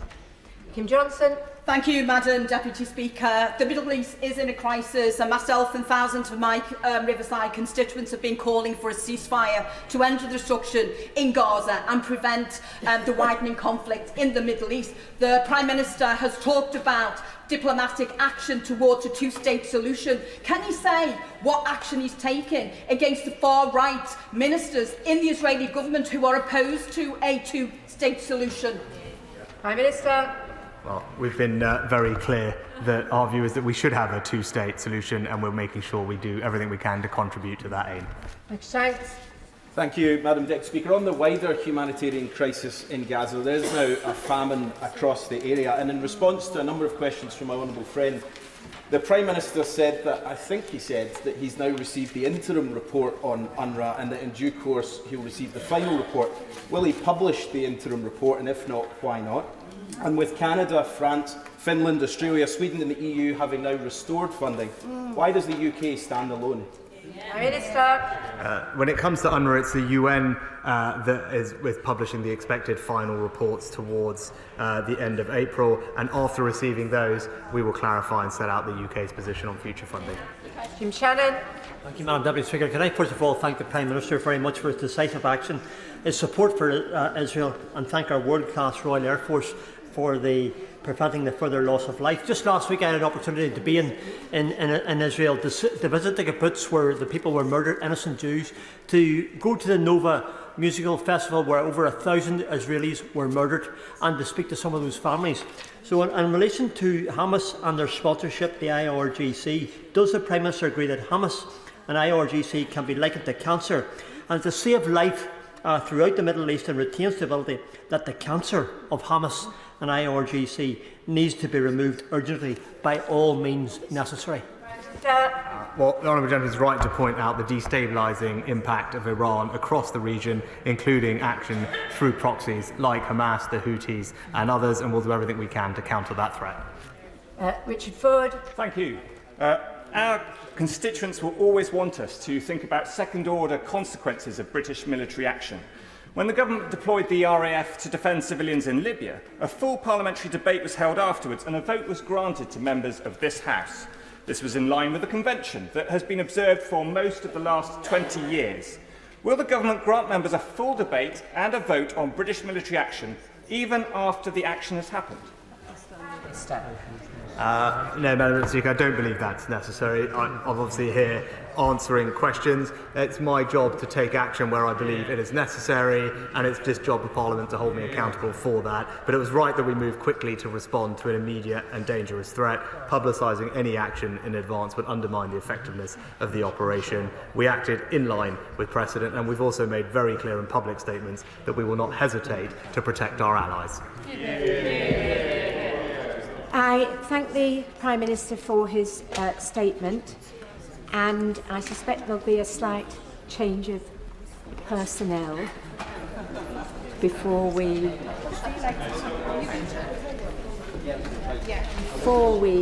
move to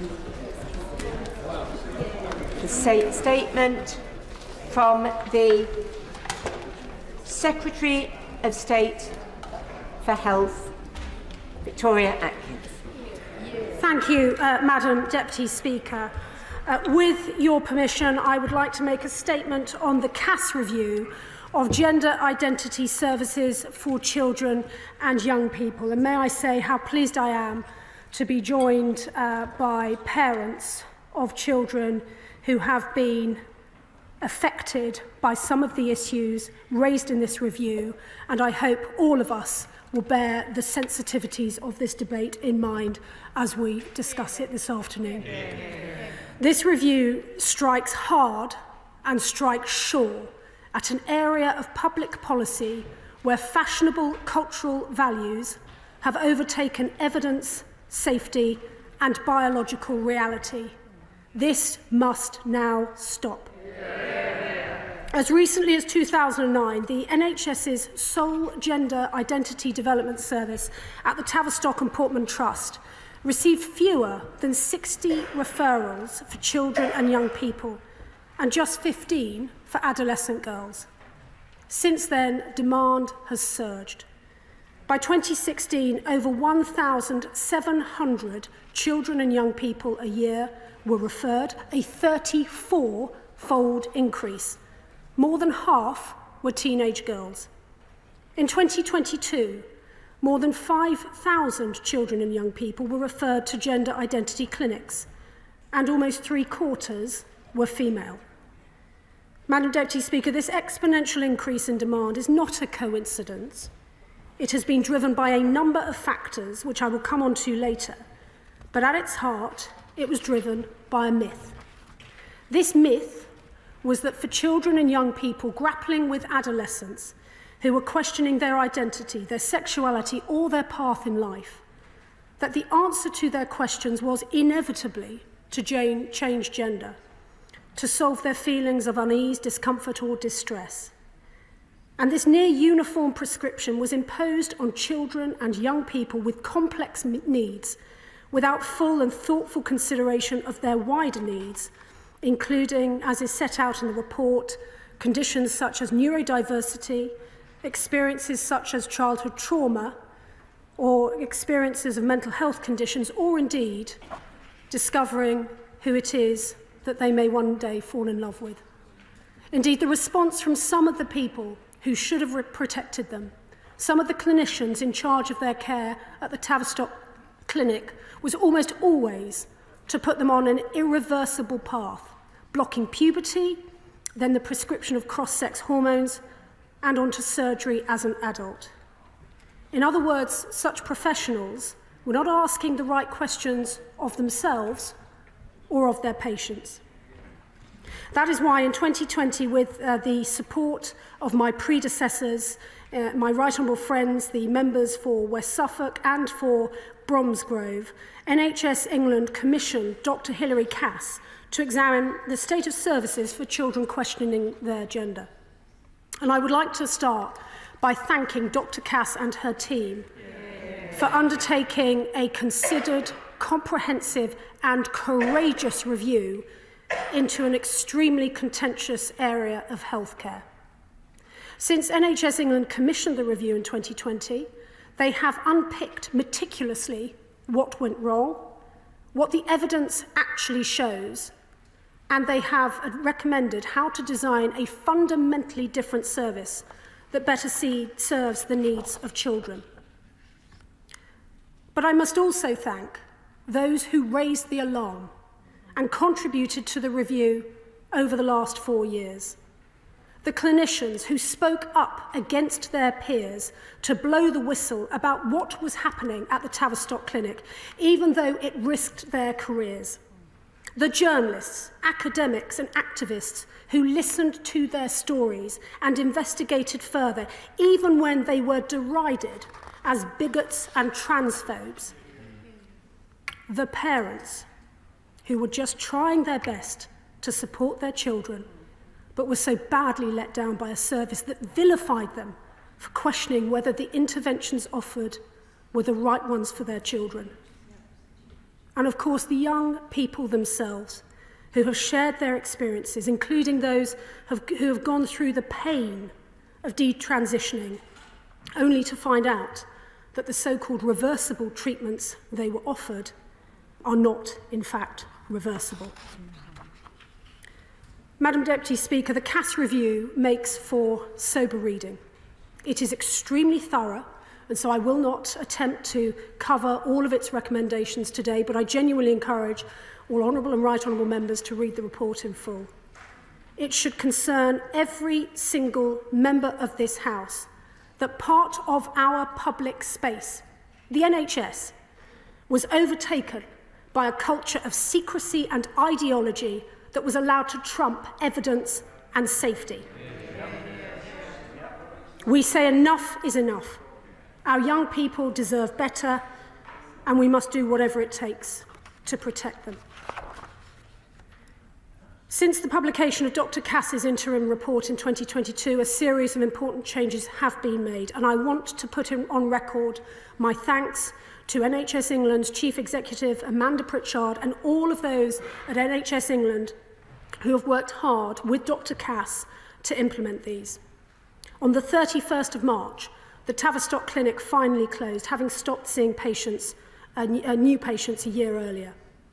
2 new regional hubs have been opened in partnership with the country's most prestigious children's hospitals to ensure that children are supported by specialist multidisciplinary teams, and indeed another will follow in Bristol later this year. In the last few weeks, NHS England made the landmark decision to end the routine prescription to children of puberty blockers for gender dysphoria. On the day of publication of Dr. Cass's final report, they announced that they are stopping children under 18 from being seen by adult gender services with immediate effect. And an urgent review on clinical policy for cross-sex hormones will now follow without delay. I also welcome NHS England's plans to bring forward their full review of adult services, including Dr. Cass's recommendation for a follow-through service for young people up to the age of 25. I also share Dr. Cass's concerns that clinicians who subscribe to gender ideology will try to use private providers to get around the rules. Let me give a very clear warning. Prescribing is a highly regulated activity, and the Care Quality Commission has not licensed any gender clinic to prescribe hormone blockers or cross-sex hormones to people under the age of 16.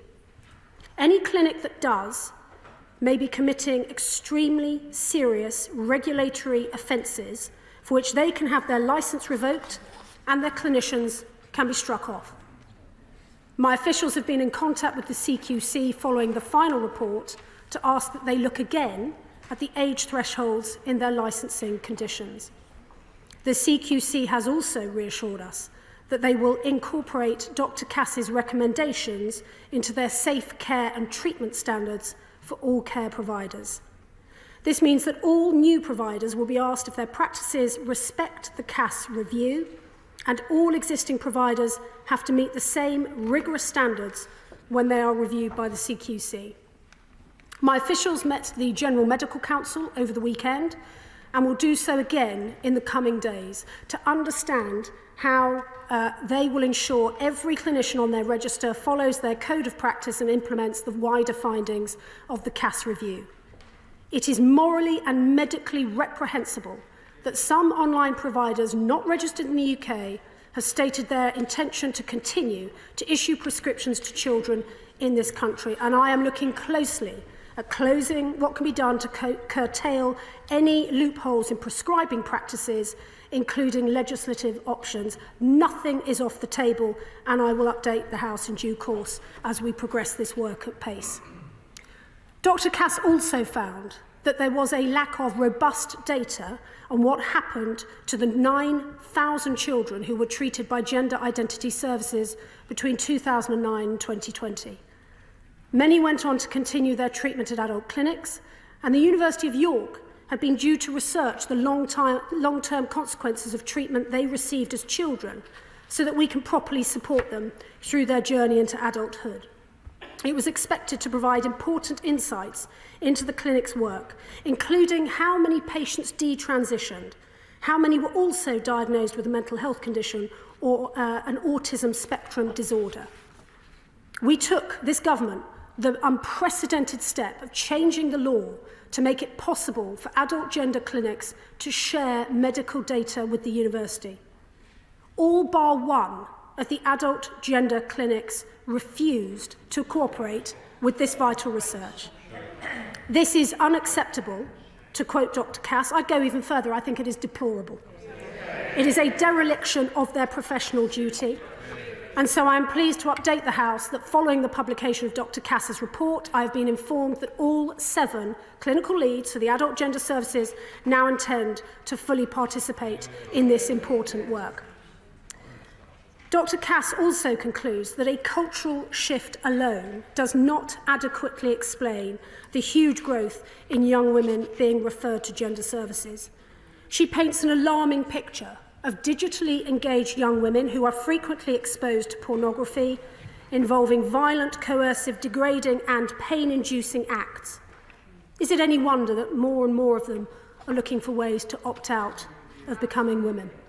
This is deeply troubling, and as Dr. Cass makes clear, we have a duty to support these young women with considered evidence-based care. Madam Deputy Speaker, our children deserve healthcare that is compassionate, caring and careful. Their safety and well-being must come above any other concern, and anyone who threatens it must be held to account. I will work with NHS England to root out the ideology that has caused so much unnecessary harm, to support those who have already received life-altering treatment, to give the next generation access to holistic care and to protect our children's futures. Anything less would be neglecting our duty to the next generation. This will not happen under this government, and it will not happen under my watch. I commend this statement to the House. Shadow Secretary of State, West Streeting. Thank you, Madam Deputy Speaker. Can I begin by thanking the Secretary of State for advance sight of her statement, and even more importantly, thanking Dr. Hilary Cass and her team for the thoughtful and thorough way in which they've undertaken their work. She has navigated the complexities and sensitivities of this subject with academic rigour, providing an evidence-led framework for children to receive the best possible healthcare. I also want to pay tribute to journalists like Hannah Barnes and the whistleblowers who together helped shine a light on what was going on at the Tavistock Clinic. At the heart of the complexity around this issue are 2 things which are true simultaneously. There are trans adults in this country who have followed a medical pathway and who say that for all the pain and difficulty that involved, it wasn't just life-affirming, it was life-saving.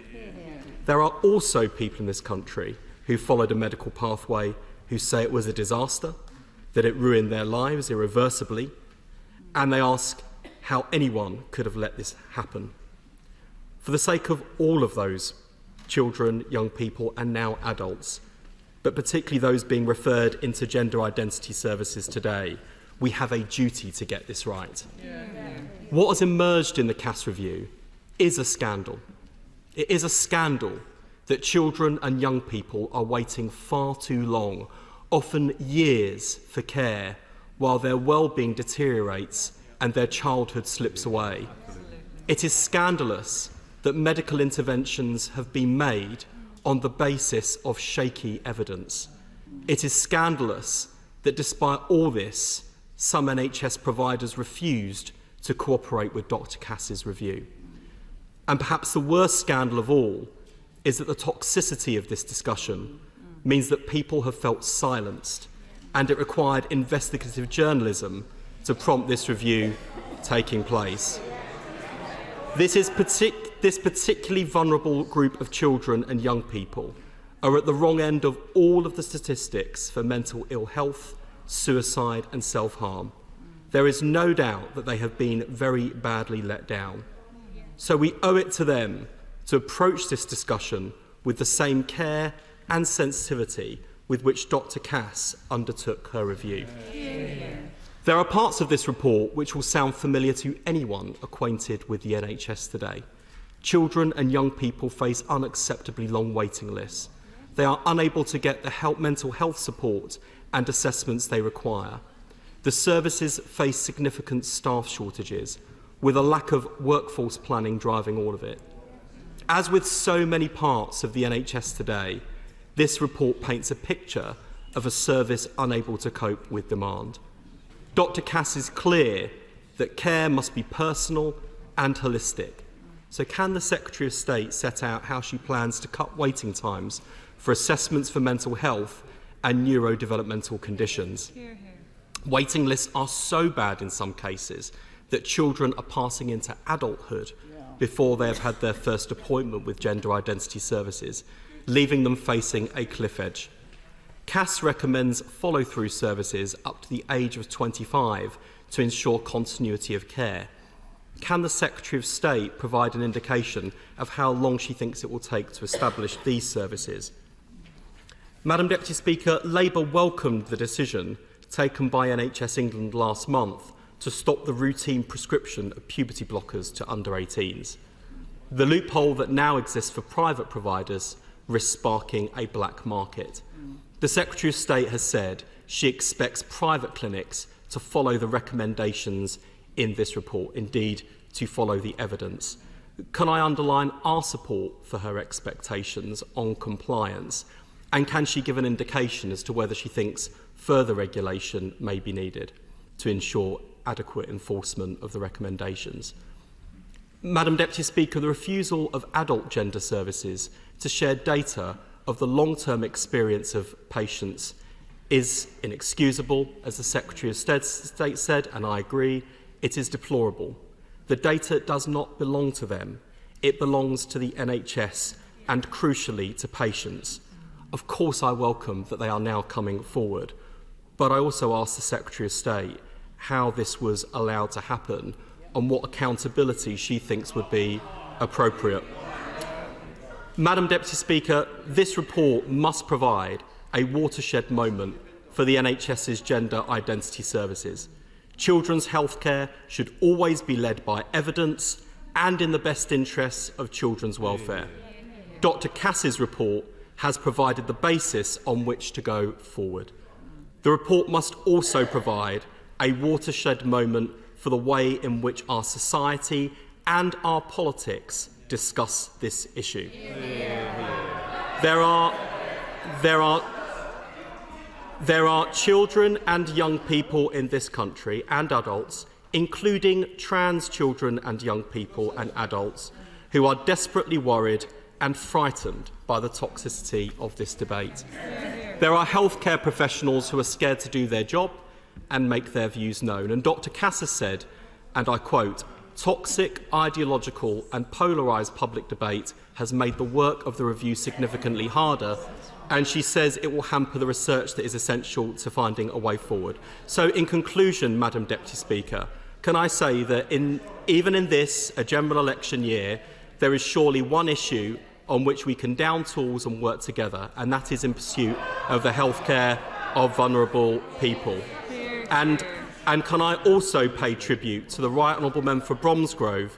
We had many scraps across the dispatch box, but for his role in commissioning this review, he deserves our thanks and respect. And I hope that I can work constructively with the Health Secretary to put children's health and well-being above the political fray. Chief State. I welcome all of those who have changed their minds about this critical issue. Because in order to move forward and get on with the vital work that Dr. Cass recommends, we need more people to face up to the truth no matter how uncomfortable that makes them feel. And so I say to the honourable gentleman opposite me, I hope he has the humility to understand that the ideology he and his colleagues espoused was part of the problem. He talks about the culture and the toxicity of the debate. Does he understand the hurt that he caused to people when he told them to just get over it? Does he know that when he and his friends on the left spent the last decade crying culture wars where legitimate concerns were raised, an atmosphere of intimidation was created and had the impact on the workforce that he has rightly described? They were scared or worried to go into it. And does he now have the good grace to apologise to those who have been maligned in public life, including his own female colleagues, and for the chilling effect that this has had on clinicians, journalists and campaigners who were trying to raise the alarm? I say this because I want to believe the honourable gentleman when he says he has turned a corner on this. We now have to start with a new page for the sake not just of the children and young people that we are looking after, but also for the sakes of their families, many of whom will be watching this, living with the consequences of this ideology and this secrecy, wondering how on earth the honourable gentleman is talking about general elections, when for them, every single day, every single minute that their children have to live with the treatment they have dealt with, it will never, ever be reversed. Dame Jackie Doyle-Price. That was fantastic. Madam Deputy Speaker, this report is clearly very welcome, but has frankly been a long time coming. But one of the issues I'd really like to put to my right honourable friend is really the whole failure of governance that this shows. NHS England's Specialist Commission in particular require challenge here, because what was initially commissioned, as she's explained, as a treatment course for a small minority of people, has been allowed to expand unchecked and without any consideration of the ethics of what was being done to children.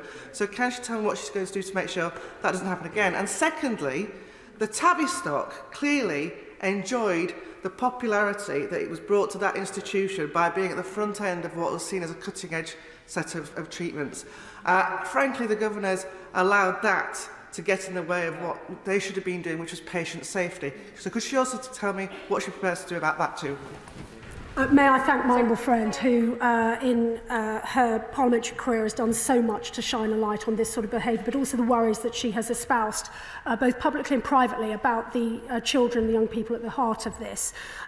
So, in terms of what we are looking to the future, the Tavistock Clinic has shut. It stopped, as I say, admitting patients a year ago. These new services that are already in place, the 2 new hubs, but of course the plans to expand further across the country, is about ensuring that we have a multidisciplinary approach to these young people, so that exactly the experiences that Dr. Cass sets out so starkly in her report, all of those conditions are treated so that children are treated as human beings, as patients, not as siloed conditions. One of the main problems that emerged with the Tavistock behaviour and the way that it took place is that gender ideology was, or gender questioning was siloed in a way that no other health or mental health condition was. And we want to move back to a place where clinicians are no longer scared of looking after children and young people with these issues, that they see it as part of their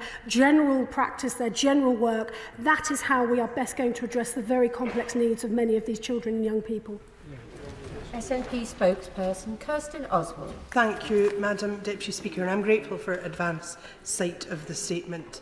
Madam Deputy Speaker, nobody's identity should be up for debate, nor should it be used as a political football. Indeed, Dr. Cass said in her report, polarisation and stifling of debate do nothing to help the young people caught in the middle of a stormy social discourse, and in the long run will also hamper the research that is essential to finding the best way of supporting them to thrive.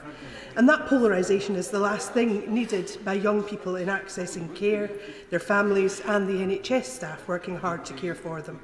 I wonder if the Secretary of State agrees that we must all remain respectful at all times when discussing these important issues, and that decisions on this and any other type of treatment should rightly be made by clinicians and not by politicians.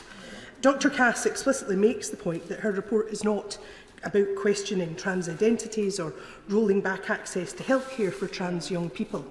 Indeed, supporting and improving the gender identity healthcare system for all, including children and young people, is what we should be focused on. So I wonder if she can confirm today whether any additional funding will be made available to ensure that young trans people can access the quality healthcare that they need and deserve. And finally, on conversion practices, the Government Equalities Office said last month in an answer to a written question that the Government expects to deliver a draft bill that takes account of the independent cash review.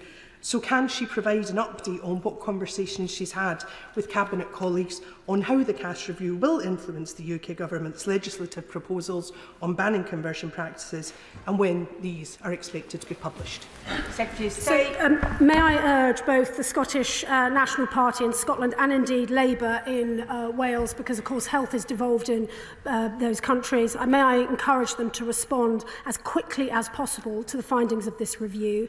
She asked me whether it's barnetised. For these purposes, our work to ensure that these clinics meet the needs of our population in England is not additional money, but we are reprioritising within NHS budgets to ensure that these services are spread across the country. I would encourage the Scottish Nationalists to prioritise the needs of their children and young people in the same way.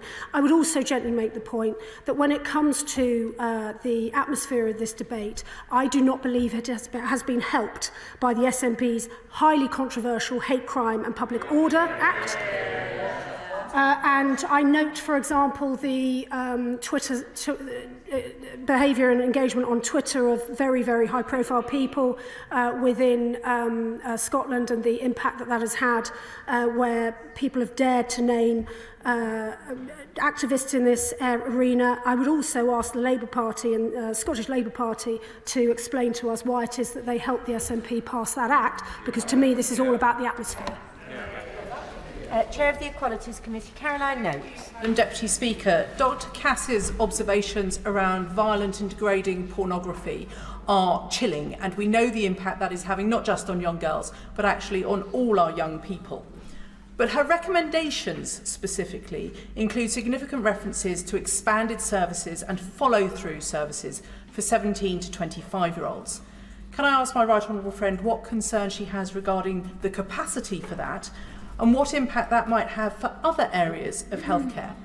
We know that the transition from children's services to adult services can be problematic in a wide range of services, not least for those suffering from body dysmorphia, those suffering from eating disorders. So can my right honourable friend explain whether there might be any crossover where we could see young people then accessing some sort of interim service before the age of 25? And is there going to be more funding committed so that we can see those services, and so that we don't, as all of us will face in our constituencies, see the horror of young people not able to access CAMS services before they turn 18 and then become reliant on adult mental health care?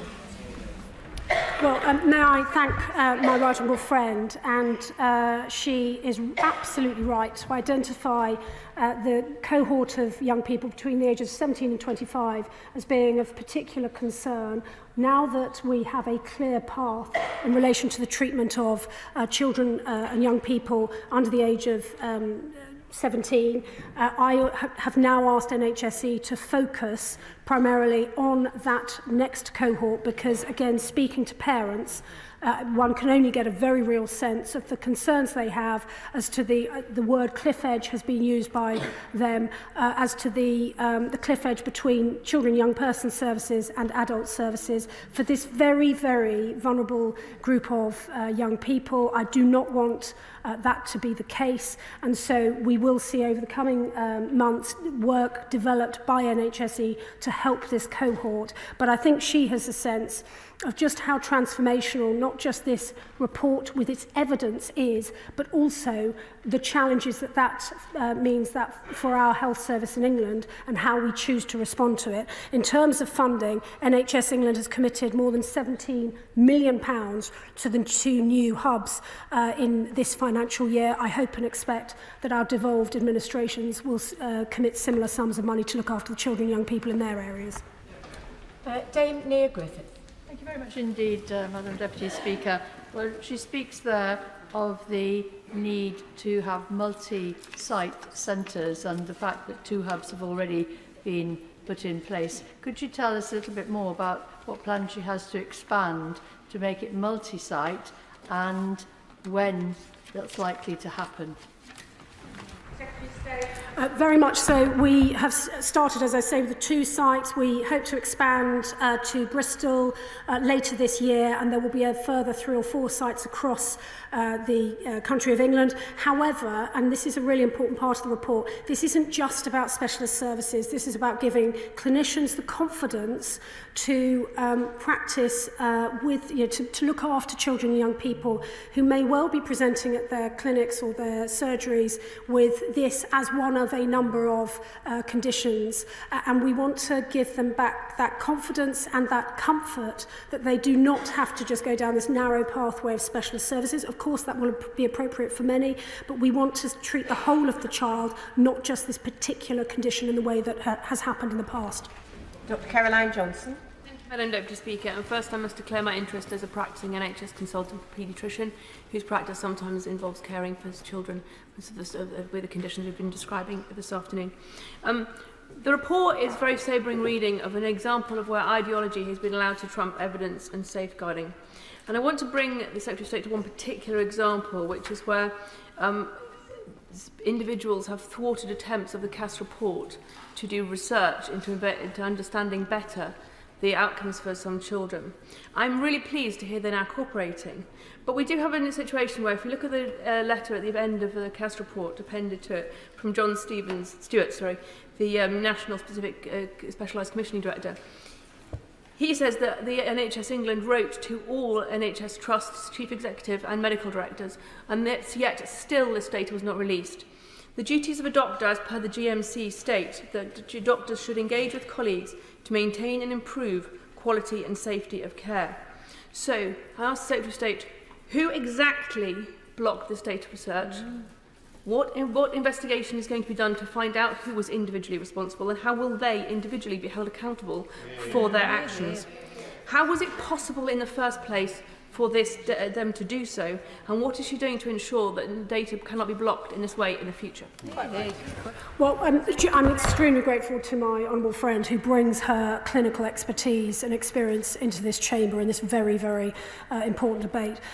In terms of the precise questions of who did what when, I hope she'll understand it. I've been working at pace over the last few days with this report. I have asked these questions and I will update the House when I'm in a position to do so. But I would draw the House's attention back to the expectation, not just the moral expectation, but the professional expectation for the medical profession now, in light of this review and the evidence it has produced, is that that clinicians and medical professionals will act in accordance with these recommendations, which will mean that when regulators look at the conduct of medical professionals, they are doing so against this backdrop and against these expectations, so that if there are people who are operating under the misguided apprehension that their ideology trumps this evidence, then I wholly and fully expect the regulators to crack down on that. I am very anxious to make sure that everybody can get in, because I know it's an important statement, but we do need to make sure that the questions are brief, so the Secretary of State is able to be brief in response. We do have a big debate on the Rwanda bill, followed by another debate on the hospice movement, and I'm sure that many of those colleagues will be wanting to participate in those as well. So perhaps if we can just bear that in mind in thinking of the questions. Rosie Duffield. Thank you, Madam Deputy Speaker. Firstly, I'd like to thank the Secretary of State for her thoughtful and considered statement on the Cass review, especially in mentioning the journalists such as my friend Hannah Barnes, who blew the whistle on the Tavistock Clinic. As she says, those who've raised this issue over the last few years, desperately concerned about the safeguarding of vulnerable children and young people too young to make life-changing decisions, are owed a heartfelt apology for being no-platformed, ghosted, sidelined and disciplined at the behest of a few extreme groups of activists, some within political parties. Does she agree that academics, politicians, writers, psychologists, actors and anyone questioning their workplaces signing up to Stonewall law have now been vindicated by Dr Cass's expert review? And does she agree that they should be apologised to? Well, Madam Deputy Speaker, I come to the dispatch box with huge admiration for the Honourable Lady, for the commitment she and others on the Labour backbenchers have shown, even though they were doing so in a culture and an atmosphere where their views were demeaned, they were sneered at, they were castigated for so doing. Indeed, I hear rumours that there were efforts made to remove certain members from the party itself. This is why, this is the moment now for apologies, for humility, but also for us to start with a clean page and ensure that when perfectly reasonable questions are asked about the medical treatment of our children, those questions are allowed to be asked in an atmosphere of respect and understanding, so that these very, very vulnerable children and young people are looked after in a caring and careful way. Miriam Cates. Madam Deputy Speaker, and I warmly welcome the Cass review and its findings and an extraordinarily strong statement from my right honourable friend. I've no doubt that what happened at GIDS will go down as one of the worst safeguarding and medical scandals of our generation. But I want to pay tribute to the very brave parents, including those in the Bayswater support group, who have been raising concerns about this for years, raising concerns about the ethics and the safety of putting vulnerable children on irreversible and unevidenced medical pathways to achieve something that can never be achieved, which is to change their sex. But those who spoke up for the interests of children, and frankly for the interests of common sense, were labelled bigots, transphobes and even fascists. And even after those concerns were raised and Dr Cass was commissioned, the Tavistock was allowed to continue to practice, which was a shocking suspension of the precautionary principle. This scandal happened because too many adults put their own desire for social approval above the safety of vulnerable children. How can we make sure that that does not happen again? Well, as my honourable friend was asking that question, there were people on the benches opposite tutting her. And that shows that whilst some understand the need to keep this debate about the clinical and compassionate needs of these children, there are still people on the benches opposite who don't get it. And the idea that the Deputy Leader of the Labour Party, for example, would sign a charter in 2020 describing bodies like the Women's Place UK, which campaigns, dare I say it, for single-sex rape refugees, something that the House knows I have an enormous commitment to, that apparently is trans-exclusionist hate groups. That sort of language is the language that needs to be apologised for so that we can all move on, because we are expecting clinicians, we are expecting medical professionals to do the right thing by this report and by our children and young people. There needs to be some leadership from all of us in public life to ensure that we are setting the right examples to those people. Christine Jardine. Thank you very much, Madam Deputy Speaker. At its heart, the Cass report, sadly, highlights the lack of care or the low standard of care for our young people. That they were caught up in a toxic debate, there were long waiting lists, and indeed that debate seeped into the staffing of the medical profession. So would the Secretary of State agree with me now that we have to look at the well-being of our children, look at it holistically, and could she tell us how she's going to overcome the recruitment problems and the staffing problems that have been created by this toxic debate? May I thank the Honourable Lady, if I may say so, someone else, actually, who has an exemplary record of campaigning on this. This comes down to the very, very careful review that Dr Cass has herself written.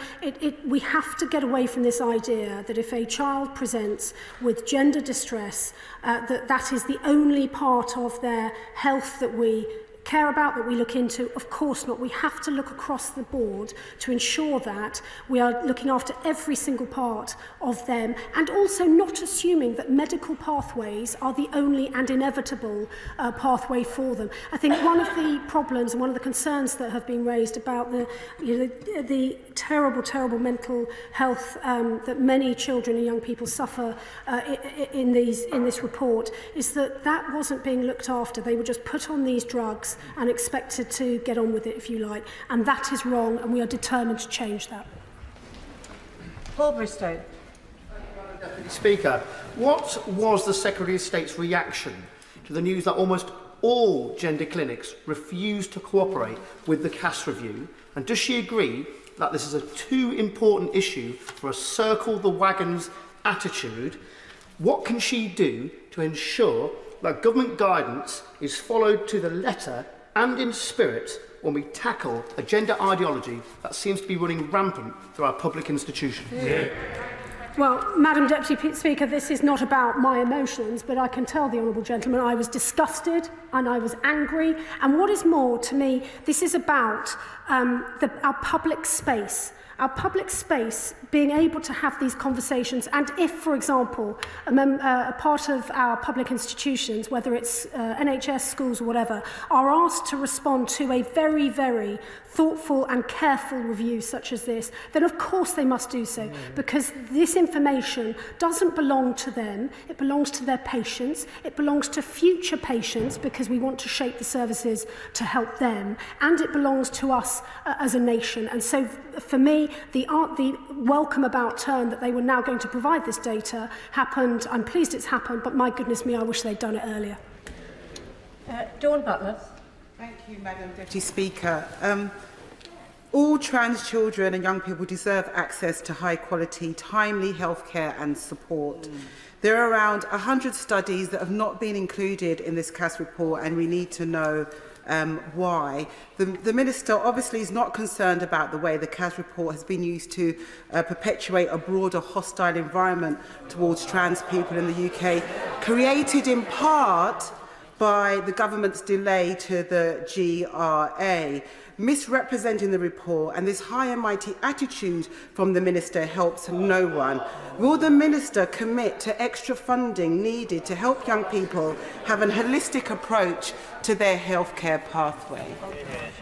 So I'm not quite clear whether the Honourable Lady supports this report or is castigating it. I have no idea whether she supports it or not.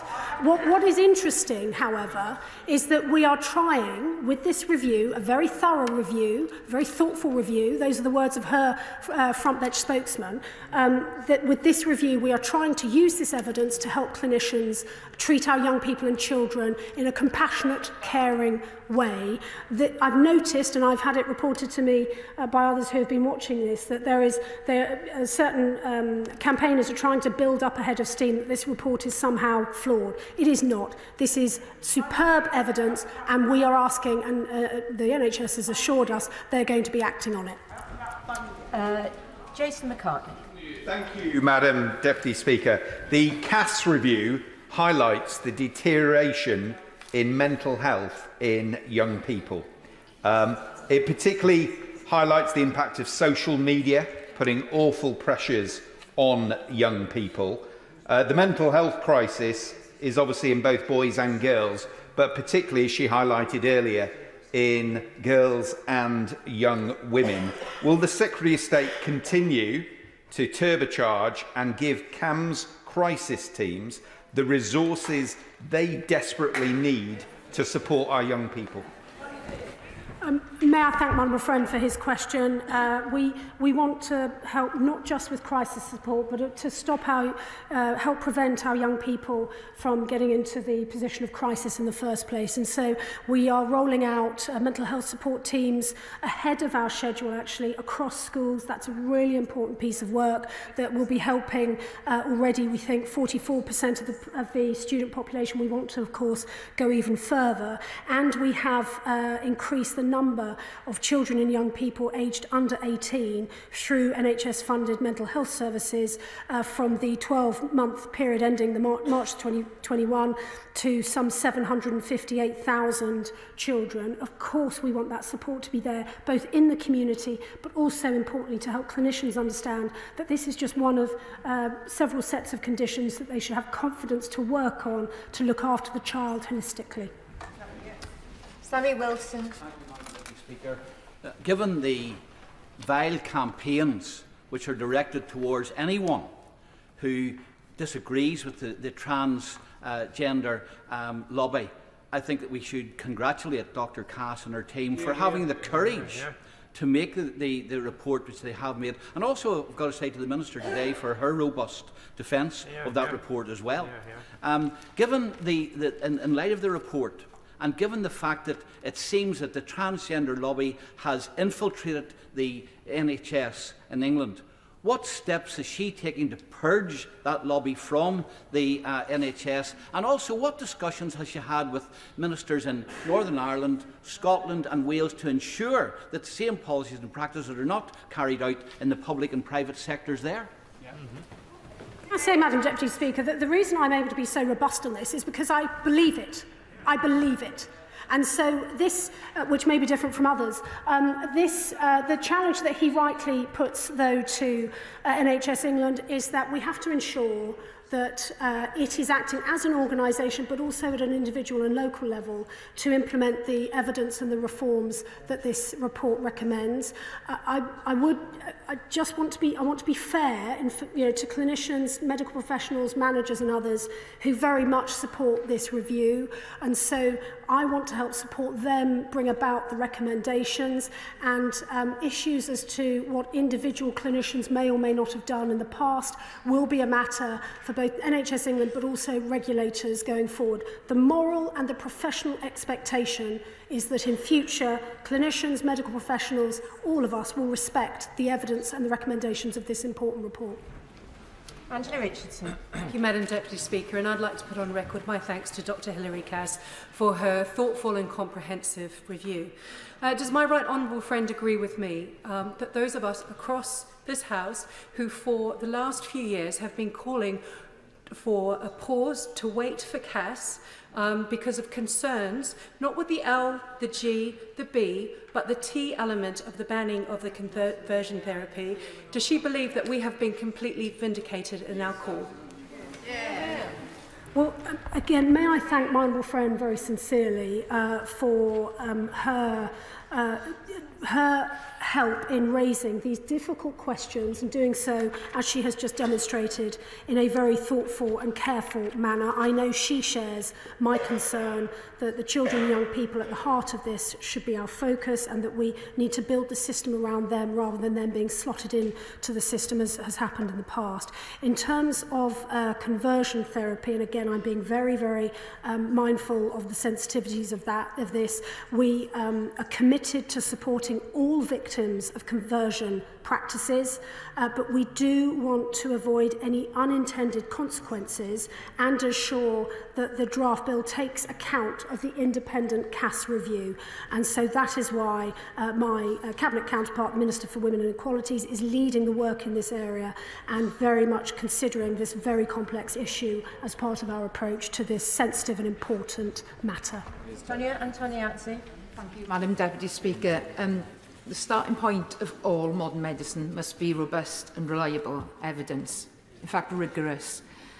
Back in 2017, I put in a written question because, at the request of my trans constituent, they were concerned that many adults and young people were putting themselves through a process and it wasn't the right one for them. That was 2017, Secretary of State.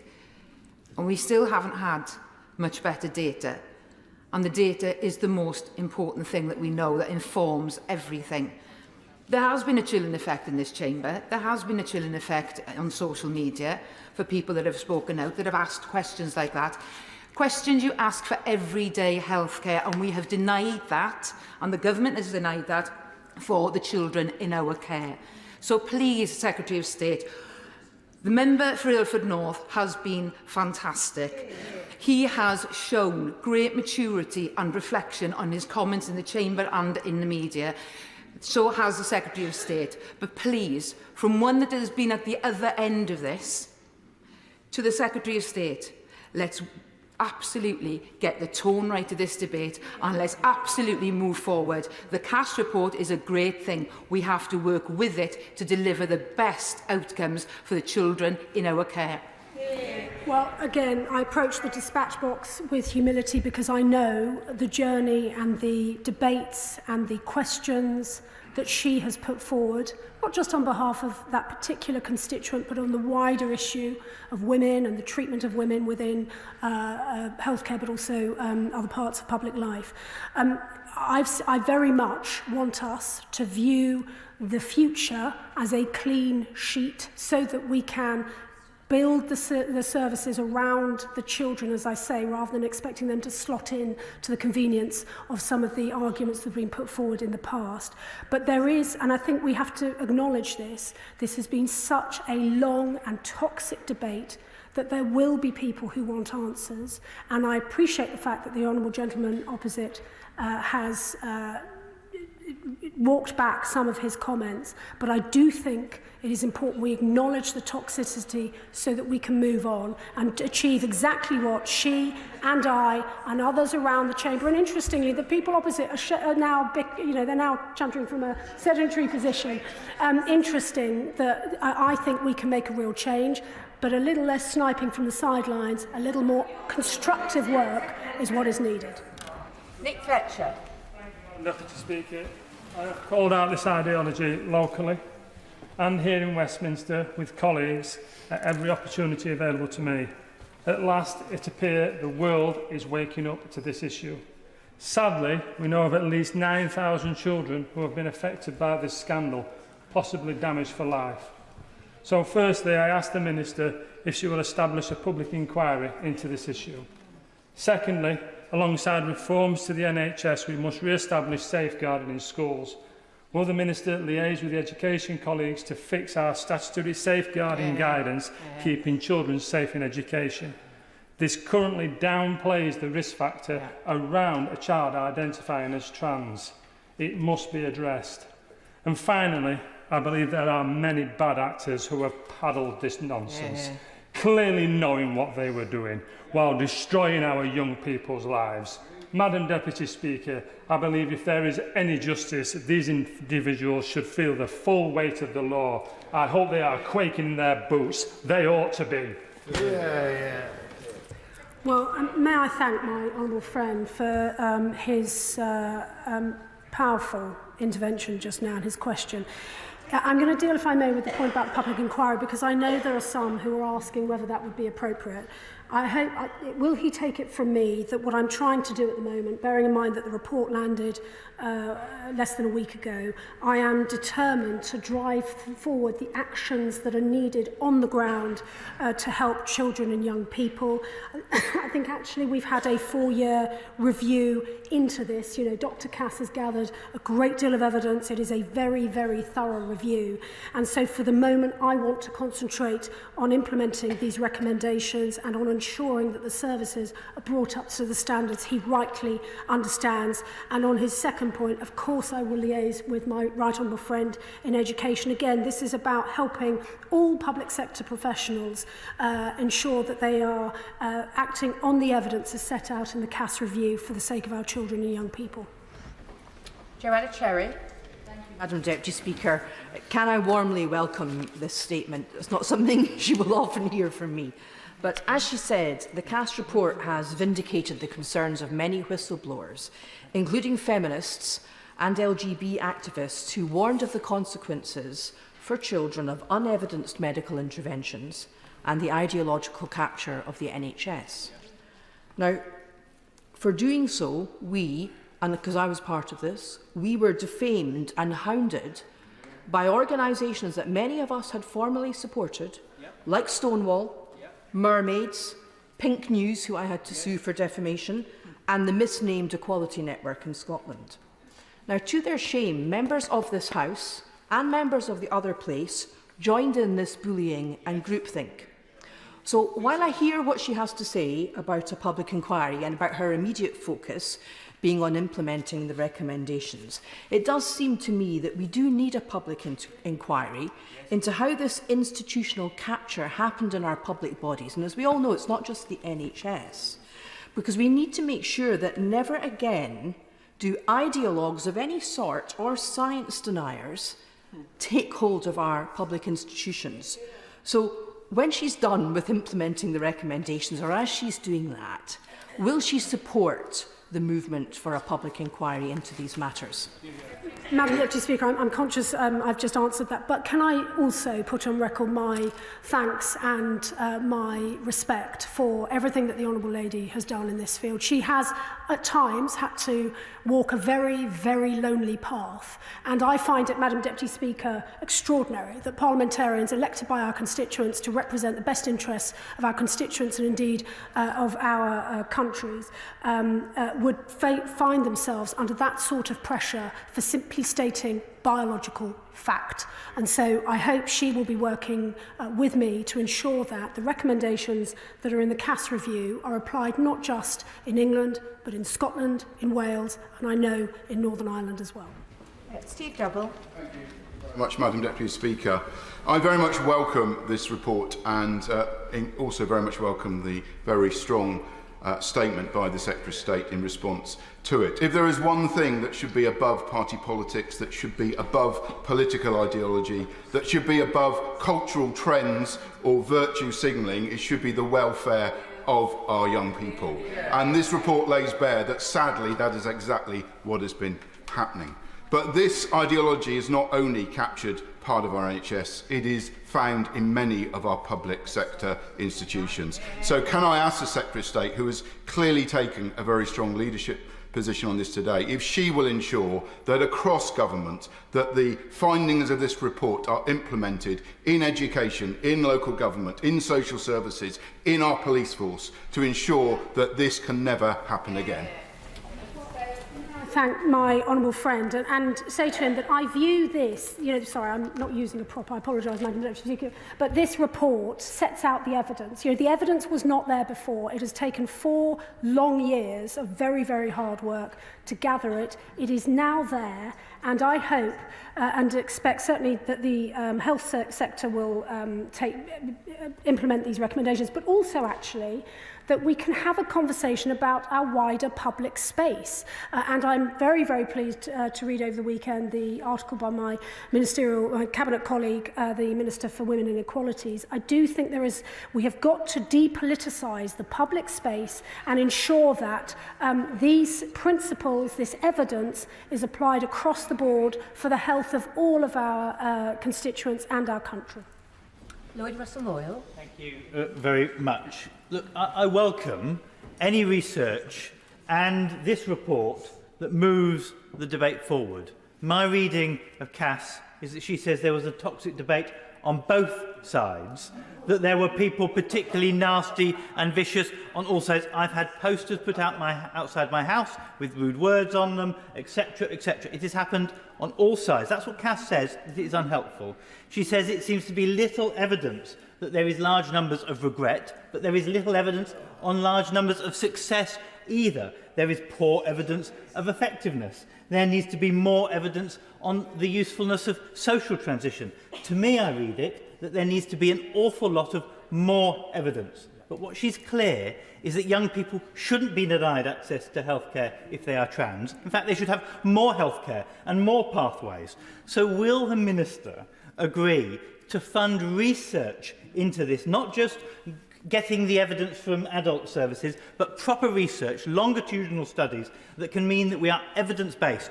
And will the government support an amendment that would be Cass compliant to my conversion practices bill that I believe can square this circle?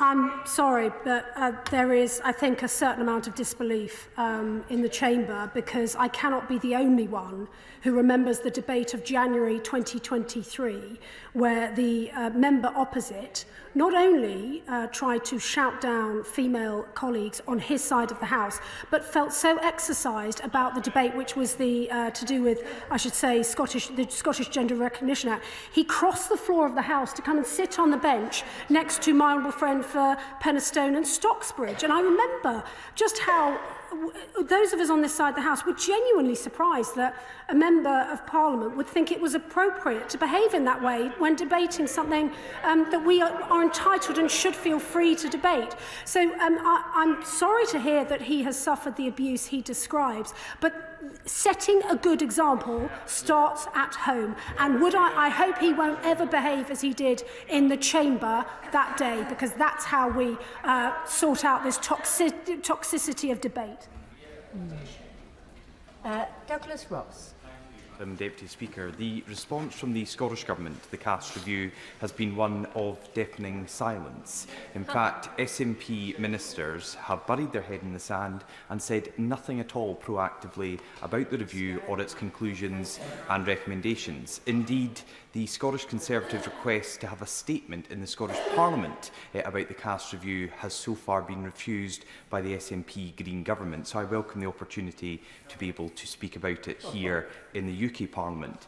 The Minister mentioned in her statement the recent decision by NHS England to end the routine prescription of puberty blockers to children. However, that is still available in Scotland. Can I ask her what discussions she has had, have there been any, with Scottish Government ministers and the UK Government on this issue, or indeed between officials in NHS Scotland and NHS England? May I thank my honourable friend for his careful and considered question on this. I very much hope that the Scottish National Government will look at the evidence into this very carefully and find the recommendations to their liking. As I say, it is to NHS England's credit that they have acted so promptly, and I would hope and expect that the devolved nations led by the Scottish National Party and indeed the Labour Party in Wales will follow with similar speed. I do note, however, and I've had to refer to it because I'm afraid it is in line with the atmosphere in which clinicians are having to operate, this Hate Crime and Public Order Act brought forward by the Scottish National Government, supported by Scottish Labour, cannot help with the considered debate that we wish to have about this very, very complex subject. And I would encourage them to look at that as part of their overall approach to this. Emma Hardy. Thank you, Madam Deputy Speaker, and I welcome the Cass review and I welcome her recommendations. Mistakes have been made that must never happen again. But the polarised public debate she mentions reflects badly on this House. So does the Minister agree that making jokes about trans people and trans children is cruel and cheapens the debate and moves the focus away from ensuring that all of our young people get the help they need when they need it? Well, it isn't simply, true leadership is not just about being careful about the words we use, and I'm not going to recite many of the words that, for example, the other members of the Labour Party have used about trans issues and the fact they say, for example, that I think the cervix is... No, I'm not mentioning a member, but it's factually inaccurate to say only women had a cervix. I mean, that seems an extraordinary thing for a member of the party opposite that wants to... They don't like hearing their words back at them, Madam Deputy Speaker. They don't like it. But I'm going to resist that temptation, and instead I'm going to focus on the application of policy. And when we look at, for example, the treatment of trans prisoners, including those who are fully intact and who have been convicted of serious sexual offences, demanding to be held in prisons that match their chosen gender, it is this government, me as Prisons Minister, but many of my predecessors as well, who set clear rules to ensure that the sorts of situations we saw, such as the Karen White scenario, is not repeated. And so it was very, very troubling that members opposite did not appear to have those same concerns when it came to the placing of a trans double rapist, Isla Bryson, in Scotland. I'm being told it's not true. If they want to fact check, apparently it was the Deputy Leader of the Labour Party who said it doesn't matter. Sir William Cash. Mr. Speaker, I fear that although I would like to believe that many of these problems will be resolved by guidance and by changing administrative rules and things of that kind, I fear that actually the real problem is a much deeper one. This is about the manner in which successively over the last generation we have actually brought in legislation which has facilitated these arrangements, and I'm so glad that the government has put through the online safety bill, which deals with platforms where a lot of this stuff has been spuriously put out by people who have absolutely no moral compass whatsoever. Could I simply say, you will not resolve this, if I may say so, to the Secretary of State, and I want to thank her for what she said this afternoon and the manner in which she's done it. Not only robust, but extremely effective. But please do not believe that this is going to be resolved just by changes in rules and administration. This is about moral compass. It is also about telling the truth. And it's also, at the same time, about making certain that the legislation, whether it's the Equalities Act or whether it is related to human rights or whatever other legislation is required, will need to be changed, including the online safety. Order, we really can't, I want to get everybody in, but we really can't have sort of mini speeches. It's questions to the Secretary of State, so the Secretary of State can answer them briefly. Madam Deputy, the brevity of my answer demonstrates my respect for my right honourable friend's observations and experience. I completely agree with him, and I will enjoy working with him on this. Excellent. Neil Hanvey. Thank you, Madam Deputy Speaker.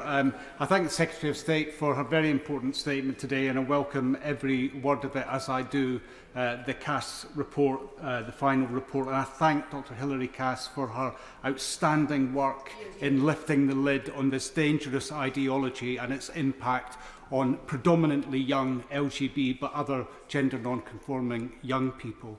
The Secretary of State made a really important point, and that was the insinuation of gender ideology and its impact on the health service. But we know, and other members have made this point, that gender ideology has insinuated itself into many of our public bodies and insinuated itself into debate in this place. And there are pieces of legislation being proposed in this place that would actually legislate to enforce the very conditions in the Cass report, where gender non-conforming and other young people are denied proper psychological and psychosocial support to come to a reasonable discussion and endpoint.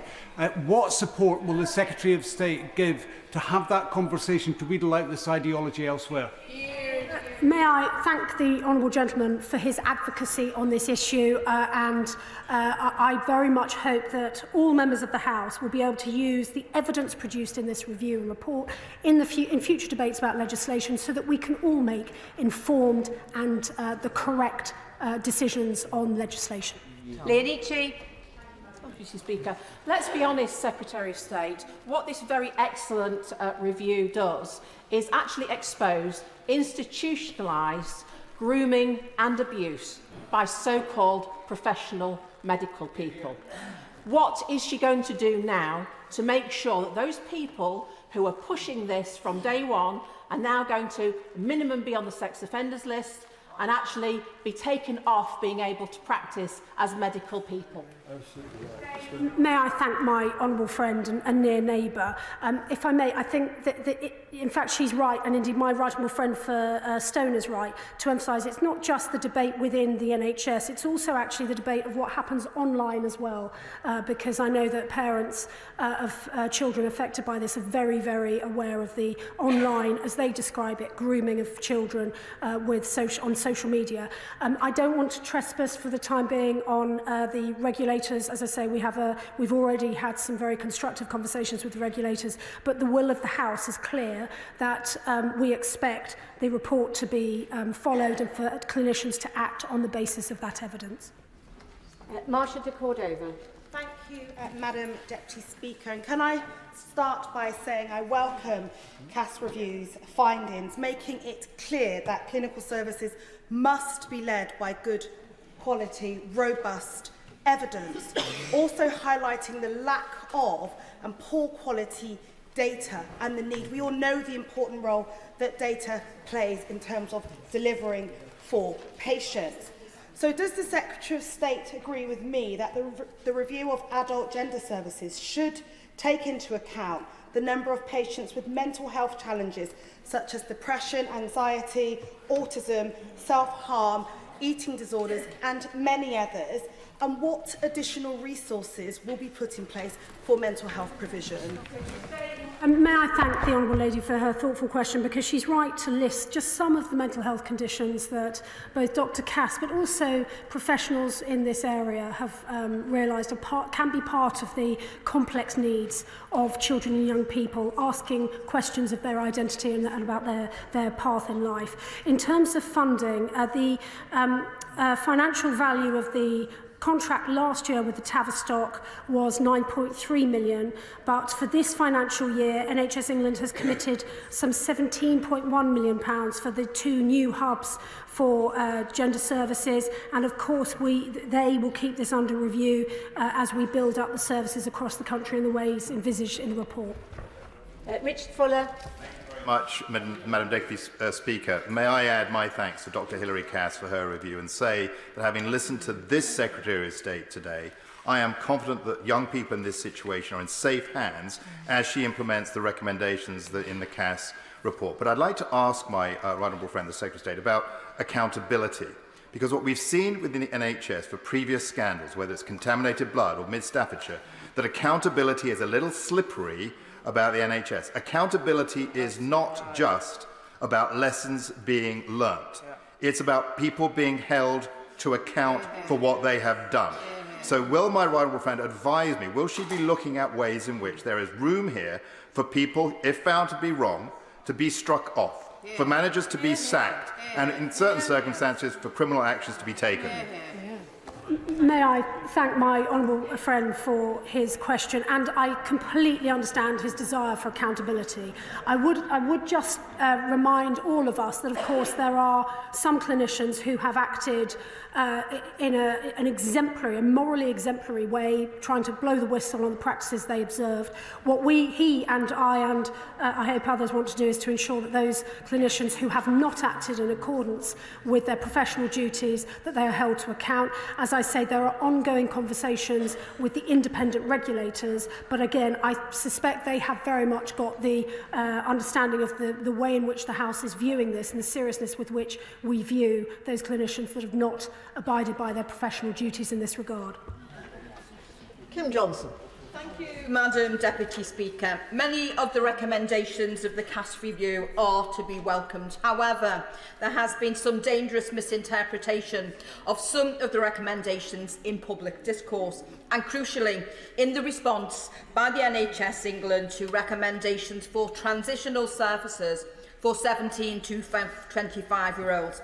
So will the Minister join me in challenging the NHS specialised commissioning team on the immediate limit of access to support to 17-year-olds, including cancellation of appointments for some who have waited years, and calling on them to immediately reinstate access while they review next steps?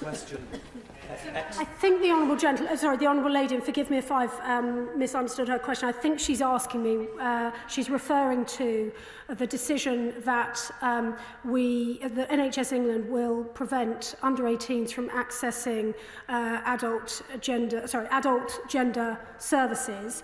There is a referral, there's a consultation open at the moment, it's just closed. We're looking at the results of that, but I am very, very sensitive to the needs of, as I say, young people within that 17 to 25 cohort who, for them, the cliff edge, as it's been described to me, of moving from children's services to adult services may not in fact be in their best interests. And so I promise that that is very much the focus of my work in this in the weeks ahead. Julie Moss. Thank you, Madam Deputy Speaker. My experience of speaking with my constituents on this subject has been characterised by fear. Fear Often, I have to be honest, from mothers about their daughters, and I have to say that it's fear of what's happening to their children, but also the fear of speaking out because of the groupthink and the toxicity around the debate. Does my right honourable friend agree that Dr Cass's extensive evidence-based report should mark an absolute turning point in ensuring that it's children first, non-ideological, that should be spearheading our approach to this debate in all areas, across government, in all government departments, not just the NHS, in education and in our public bodies? May I thank my honourable friend sincerely, and she again articulates the concerns of many families for whom a teenager or young person in the family may be suffering very complex needs, and they are asking questions of themselves and their place in society. We must treat not just the child or the young person, but also the family with care, with respect, and try to support them to get to the right place for their child. Chiomora. Thank you, Madam Deputy Speaker. Constituents have contacted me who see in the Cass report a vindication of their long-held views on sex and gender following years of abuse, sometimes violent. Others have contacted me who fear that the Cass review represents an attack on their very existence as trans people and fear the abuse to come. Would the Secretary of State set out that she opposes utterly the toxification and politicisation of questions of sex and gender? Will she also set out that she will collect the evidence, the additional evidence that the Cass review calls for, without which there cannot be an evidence-based approach, and also that she will put in place the resources that our young people need in terms of healthcare to ensure that they receive the healthcare appropriate to them? Well, may I thank the Honourable Lady actually for giving me the opportunity to make it clear again that this is about treating, this report is about gathering the evidence to help support our children and young people to the best care they can have. For a very, very small number, that may well be a medical pathway, but for the overwhelming majority, we know from the Dr. Cass report that in fact there may be other ways in which they can be best supported and looked after. And also, I do not want anyone to walk away from this debate thinking that for those adults who have made that decision, you know, of their own free will, who are living their lives as freely as we all want them to, that this is somehow a report about them. This is not. This is about the healthcare, the emotional care and support that we give to young people, their families, and also the professional confidence we give to clinicians to ensure that we get to the right place for each and every individual child. Anna Firth. Very much, Madam Deputy Speaker. The Secretary of State's made a very powerful statement today, which I welcome absolutely, and the Cass report.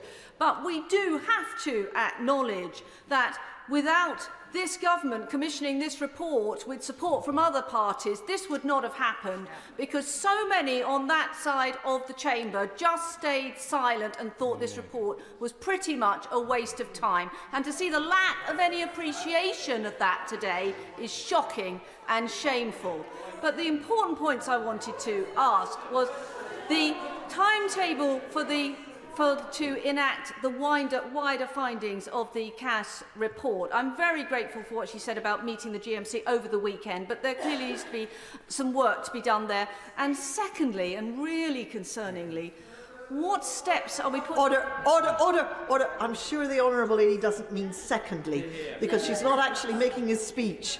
She has one question to ask, and I'll be grateful if she would just ask one question, please. Steps, the emotional and psychological support for those who've already undergone this treatment with irrevocable consequences. What are we going to do for them, please? Yes, well, may I thank my honourable friend.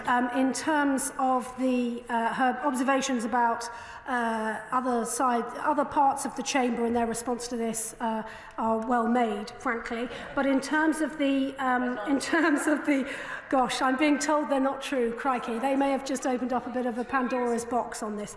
The point she makes about supporting people who have gone through this process and who are trying to detransition, she is absolutely right that, that they need particular care, and I'm actively looking into what NHS England needs to provide in order to look after these very, very complex needs that such people have. Ben Bradshaw. Has she seen today's very sad interview with Judge Victoria MacLeod, Britain's only senior transgender judge, who has been driven from her job because of anti-trans hate, and particularly the trend among some politicians and opinion formers to describe being transgender as an ideology? She has used the term ideology, as have a number of her colleagues, during this statement. Could you please clarify, for the benefit of this House and trans people, that she does not believe being transgender is an ideology? I genuinely thank the Honourable Gentleman for giving me the chance to re-emphasise that. When I've talked about ideology, it is the ideology influencing the provision of services, the assumption that any child or young person who is questioning their place, questioning their sexuality, questioning their identity and their future path in life, the ideology is that influenced those services which Dr. Cass has set out so very well. But of course, if an adult chooses to live their life in a transgender, as a transgender adult, then they must do so, and they must do so freely. And I would hope also with compassion and understanding from all of us, because I have always said, by the way, I've been talking about this now for many years. When I was Minister for Women, I talked about this. We must deal with this issue in a caring and careful way, and that is what Dr. Cass emphasises in her report. Robin Miller. Thank you, Madam Deputy Speaker. I welcome this statement. The Cass report highlights the error of prescribing untested and irreversible drugs as puberty blockers to young people. But in Wales, the pathway for young people diagnosed with gender dysphoria includes referral to gender services in England. The Cass report also warns against teachers being forced into making premature and effectively clinical decisions about affirmation, such as social transitioning, and yet this is implicit throughout the Welsh Government's own LGBTQ+ action plan and their compulsory relationships and sexuality education curriculum.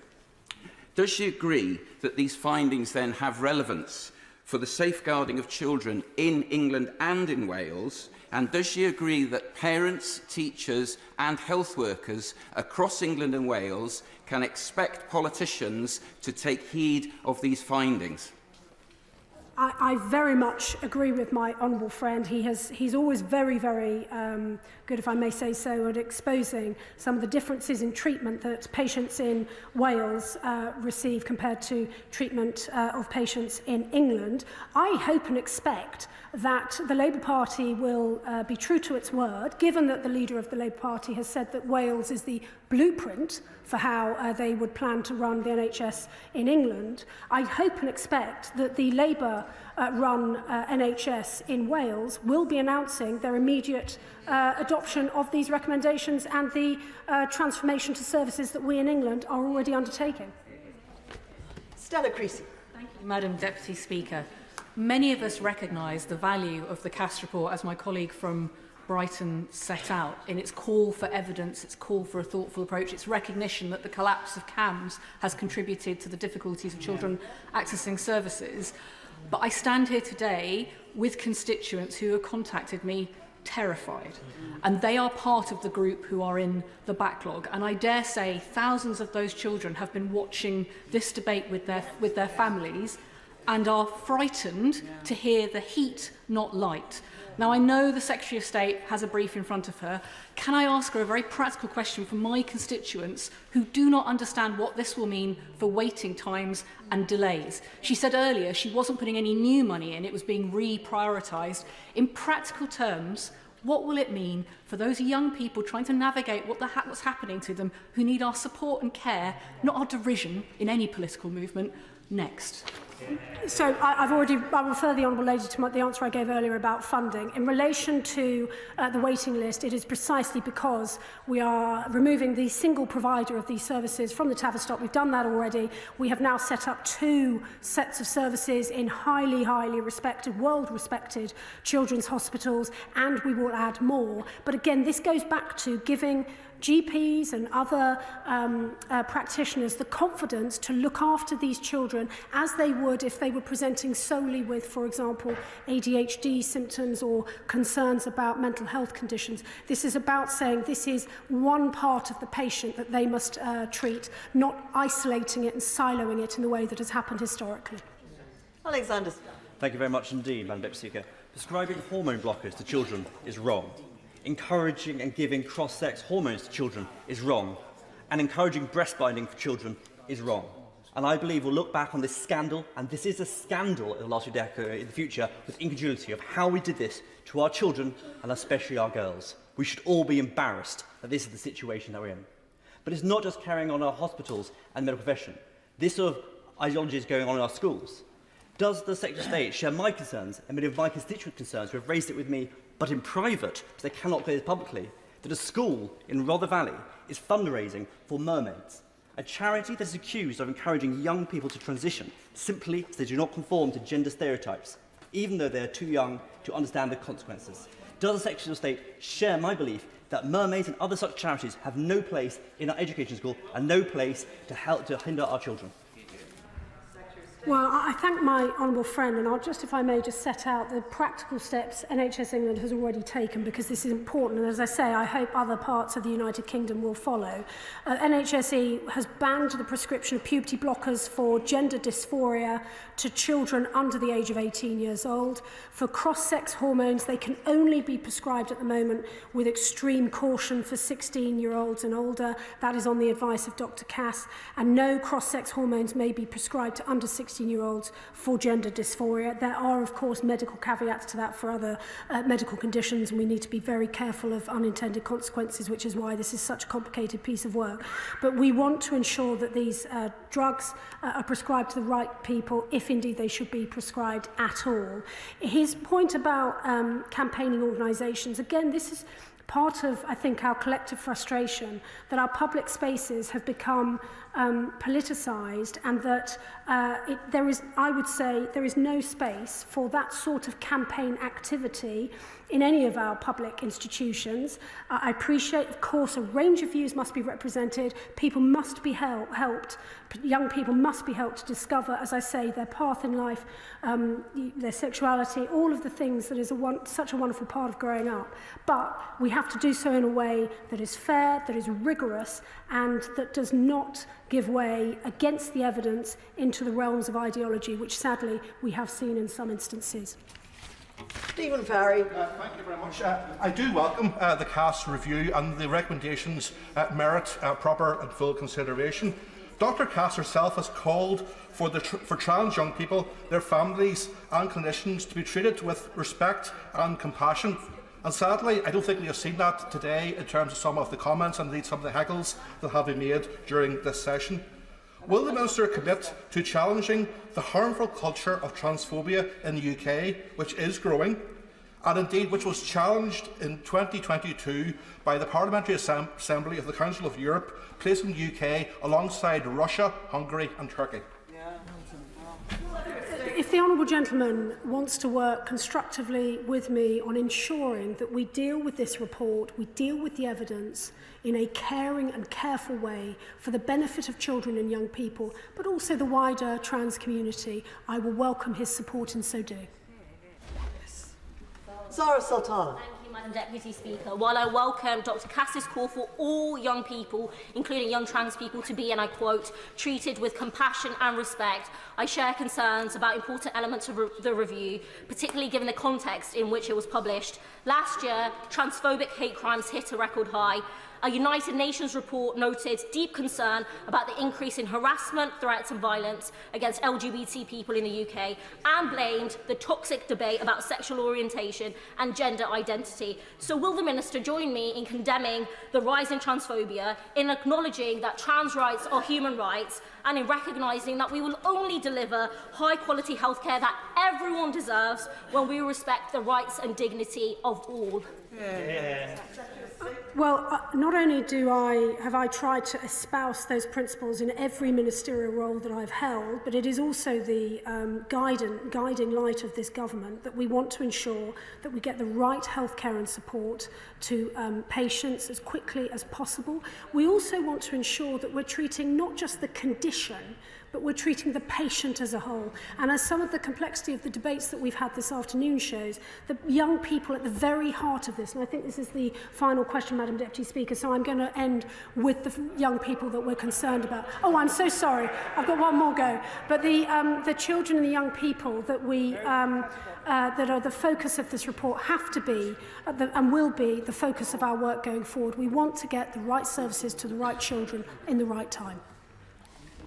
No, I wouldn't like to say that the Secretary of State would ever be wrong, but on us judgment, the show is never over until the member for Strangford has spoken. Thank you, Madam Deputy Speaker. You're most kind, and the Secretary of State already knows that anyway. Can I thank the Secretary of State very much for her fortitude, for her determination, and for Dr. Cass for all of her endeavours. Both ladies, honourable ladies, I believe, have been incredibly impressive and very capable. Dr. Cass's report is one that we should be taking on board for Northern Ireland. Indeed, I will make it my business, Madam Deputy Speaker, to ensure that the Minister takes this, and I'll send him a copy of the report as well.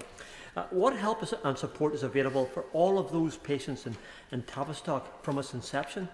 And importantly, what steps can be taken by government to stop this malpractice, and what some have described as tantamount to abuse of the vulnerable from moving into private funded abuse, and how quickly can protection be put in place? Thank you. My sincere apologies to the honourable gentleman. I'm out of practice. I should have known he'd be the last question. I genuinely look forward to working with my Northern Irish counterparts on this, and as we have worked on other matters already. The point he makes about private practices, this is one of the areas that I'm working on at pace, because what we don't want is to have any idea forming that somehow people can get round, if you like, the NHS rules, very strict rules that they are setting the system in order to get these drugs to young people and children. I will come back, I've made this promise, I will come back and update the House when I have more news on that, but he is right to identify that, and it shows perhaps the complexity and the real need for detail, and also a very clear principled approach to this issue in order to help reform our NHS to make it faster, simpler and fairer. Thank you. That does now conclude proceedings on the statement. Point of order, Mr. Gavin Newlands. Thank you very much, Madam Deputy Speaker. I rise to seek your advice on a matter relating to my constituent who, in a short break to Spain, was savagely beaten by a new, now ex-partner, resulting in significant bruising all over her body, several teeth knocked out and a broken jaw. Indeed, it's possible that the only reason she's still here is thanks to the intervention of 5 Newcastle men who incapacitated the perpetrator. My constituent has received excellent consular service, but that's more than can be said for the Spanish police, who, I'm told, have closed the case without taking statements from any of the 6 witnesses to the attack, allowing the thug to plead not guilty, as it is now a he said, she said, and we all know it's usually very difficult for convictions in such cases, meaning he may well now be free back in Scotland to harass and terrorise my constituent. This situation is unacceptable. So can I ask the Chair to advise me how best to proceed as an MP in this place to raise urgent casework like this with overseas governments? Well, I thank the honourable gentleman for his point of order. I'm afraid that there is not very much that I can say from the Chair, as it's not a matter for the Chair. But may I express my own sadness at what has happened. What a dreadful thing for his constituent to have to suffer. I can understand his concern on her behalf about how the matter is being dealt with. I can only advise that the honourable gentleman should write to the Foreign Office Minister, who will undoubtedly take the case up. But as the honourable gentleman says, there has been a good service from the consular authorities. That is good news. I think that's really the only route that I can suggest that the honourable gentleman goes down. But he might wish to consult the Table Office. Certainly he has brought the matter to the attention of the House, and the whole House will be sorry to hear about what has happened. Thank you. The clerk will now proceed to read the orders of the day. Safety of Rwanda, Asylum and Immigration Bill, consideration of Lord's message. Now, before we move to consideration of the Lord's message, I can confirm that nothing in the Lord's message engages Commons financial privilege.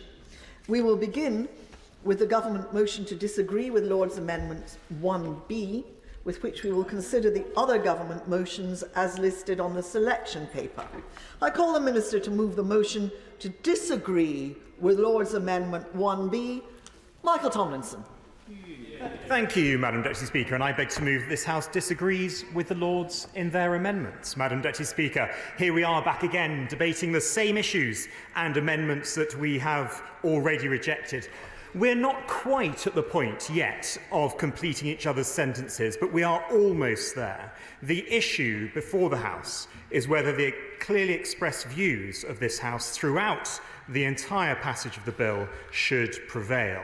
We simply cannot accept amendments that provide for loopholes which would perpetuate the current cycle of delays and late legal challenges to removal. We have a moral duty to stop the boats. We must bring an end to the dangerous, unnecessary and illegal methods that are being deployed. We must protect our borders and, most importantly, save lives at sea. Our partnership with Rwanda is a key part of our strategy.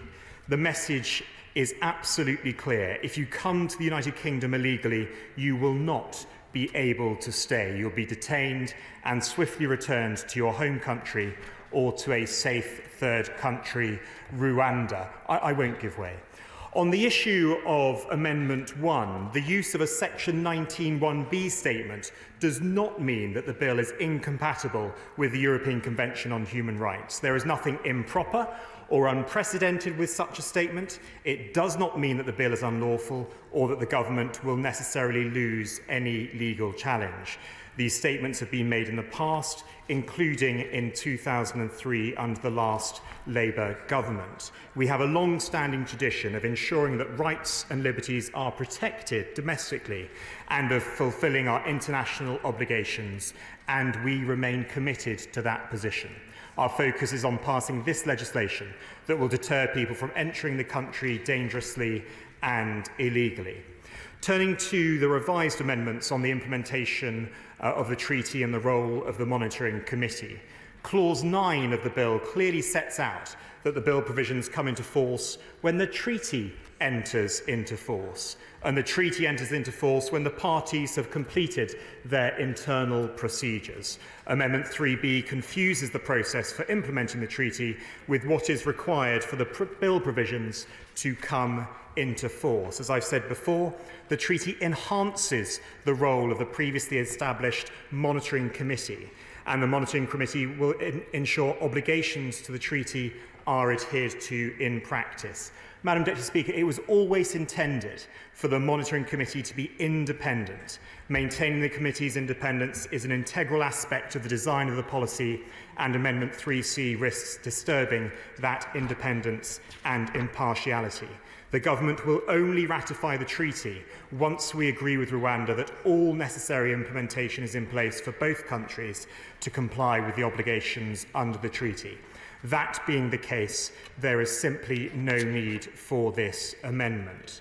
Despite the refinements made, Amendment 6B is still a wrecking amendment which seeks to reverse the bill's intent. The purpose of the bill is to invite Parliament to agree with the assessment that the Supreme Court's concerns have been properly addressed and to enact the measures in the bill accordingly. This bill reflects the fact that Parliament is sovereign and can change domestic law as it sees fit. The evidence that we have provided and the commitments made by the government and the government of Rwanda through this internationally binding treaty shows that Rwanda is in fact a safe country and enables the bill to provide for Rwanda to be deemed a safe country. Madam Deputy Speaker, as I'm sure those who support and vote for this amendment know, the amendment would render the bill utterly pointless and would not enable us to create the deterrent that we need to stop the boats and get flights off the ground. Turning to Amendment 7B, we know assessing age is inherently difficult, but it is important that the government takes decisive action to deter adults from knowingly claiming to be children. There are obvious safeguarding risks of adults being placed within the care system. It is crucial that we take steps to safeguard children and avoid lengthy legal challenges which prevent the removal of those who have assessed to be adults. This amendment would result in treating those who are to be removed to Rwanda under the Illegal Migration Act differently from those removed to another country under the very same act. There is simply no justification for this differential treatment. I'm going to make some progress. Amendment 9 undermines provisions in existing legislation and is completely unnecessary.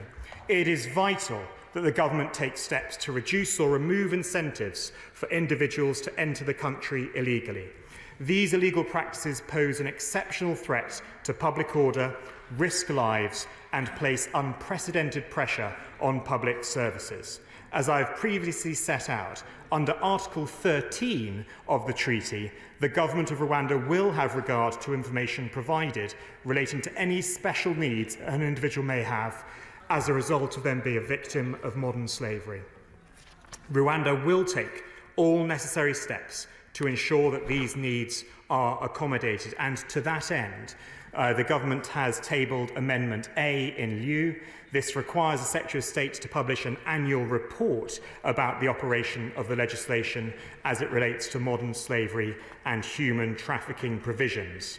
And with that in mind, I'd invite the House to reject the Lords' Amendments 9 and agree with the amendment in lieu.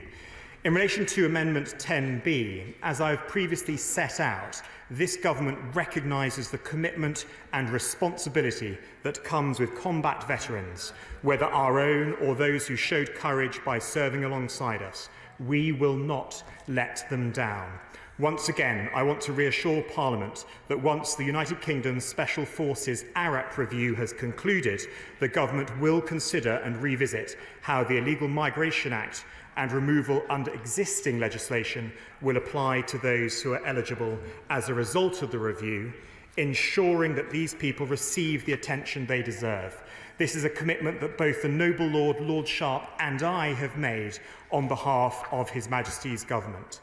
Madam Deputy Speaker, the elected House has voted to give the bill a second and third reading and voted down each of the Lords' amendments. I invite all right honourable and honourable members to stand with the government in upholding the will of the House of Commons and to support the government motions. The question is that this House disagrees with the Lords in their Amendment 1B. Shadow Minister Stephen Kinnock. Thank you very much indeed, Madam Deputy Speaker. Well, it's just over 2 years to the day almost since the Rwanda scheme was first announced from that dispatch box. So it would be remiss of us not to take stock of progress to date. Well, hundreds of millions of pounds of taxpayers' money have been sent to the Rwandan government. Civil servants, courts, parliamentarians and journalists have spent countless hours, days and weeks discussing and writing about it. And not one, not two, but 3 Home Secretaries have been flown down to Kigali. But apart from that, I have to say there's not a great deal to report, Madam Deputy Speaker. The boats have kept coming, the backlog has kept growing, and the people smugglers are still laughing all the way to the bank. 2 years of headline-chasing gimmicks. 2 years of pursuing a policy that is fundamentally unworkable, unaffordable and unlawful. 2 years of flogging this dead horse. Madam Deputy Speaker, I am an inveterate optimist, so I truly believe that one day the benches opposite will come to understand that hard graft and common sense are always more effective than the sugar rush of a tabloid front page. And they will come to accept that they should have adopted Labour's comprehensive plan to restore order to our border, by redirecting the vast amounts of money set aside for the Rwandan government into a new cross-border police unit and a new security partnership with Europol to smash the criminal gangs upstream. Analysis conducted by the National Audit Office has revealed that if the government manages to send 300 asylum seekers to Rwanda, which is just 0.5% of the 60,000 people currently earmarked for the scheme, then it will cost the British taxpayer a truly staggering £2 million per person. Now, it is crystal clear that the scheme is doomed to fail on its own terms because people who are prepared to risk life and limb crossing continents are not going to be deterred by a 0.5% chance of being sent to Rwanda. But, Madam Deputy Speaker, the mind-boggling costs of the scheme are quite difficult to grasp. So I've done a bit of homework, a bit of research into what else you could get for £2 million. Now, my honourable friend, the member for Bermondsey, who's not in his place this evening, got the ball rolling on this one by pointing out that during our last debate on this bill, the £2 million will get you 5 trips to outer space on the Virgin Galactic spacecraft. But I've calculated, Madam Deputy Speaker, you look impressed, and suitably so, but I've calculated that you can live for 3 decades on one of the world's most expensive cruise liners. You could charter the Lady M yacht for a year. That is, of course, the yacht that belongs to the noble Baroness Mons. It's her vessel of choice, as some of those on the opposite benches may be aware. Or you could even fly the Prime Minister's favourite helicopter to Australia and back. And speaking of the Prime Minister, I noticed that during the Easter recess, he found time to offer his services as a financial advisor to small businesses via Zoom.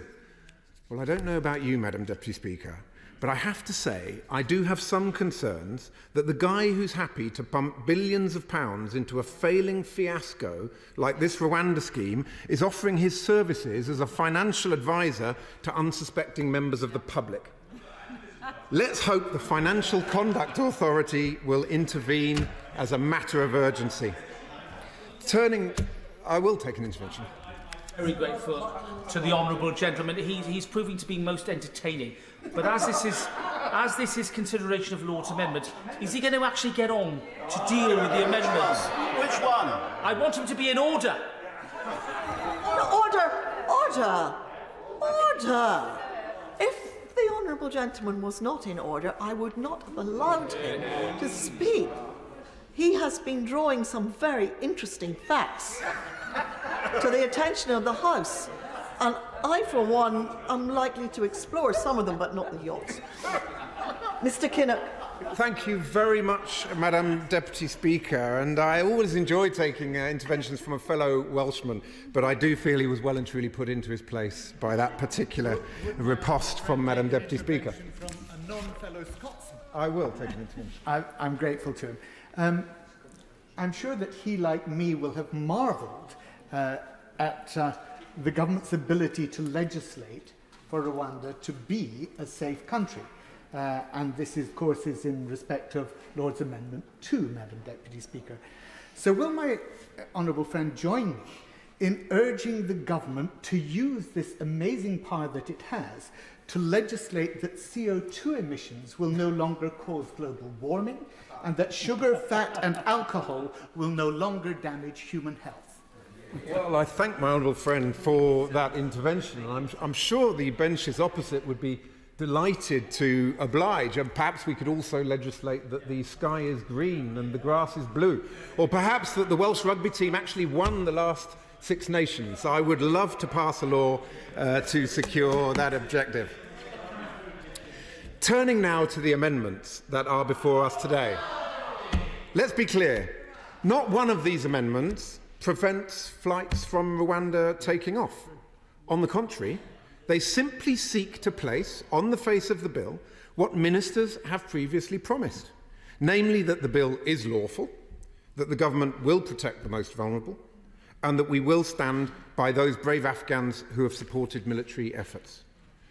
Addressing each amendment directly, Madam Deputy Speaker, I'd like to first focus on Lord's Amendment 10B in the name of the noble Lord Brown.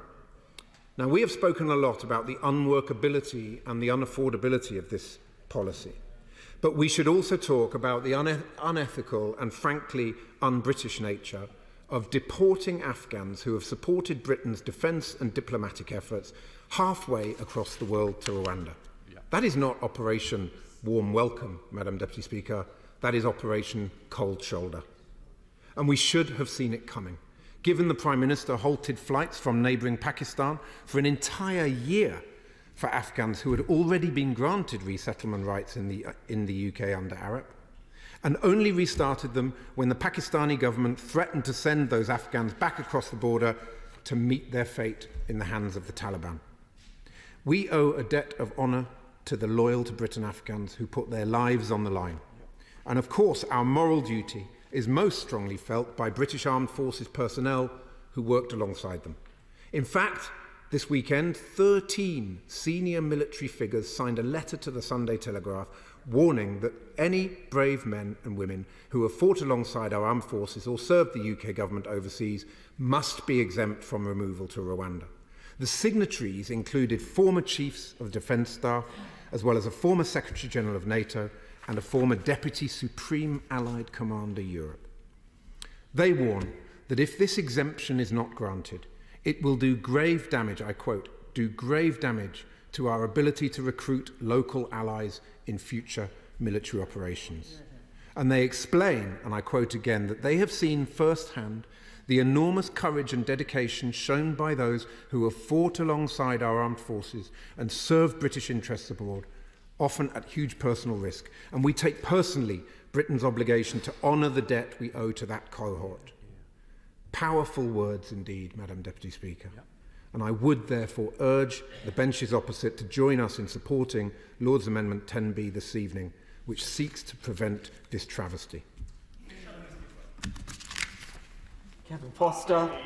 Minister for giving way. The key issue, as he and I will know, is not about Arab people coming via small boats, but unbunging the resettlement programme.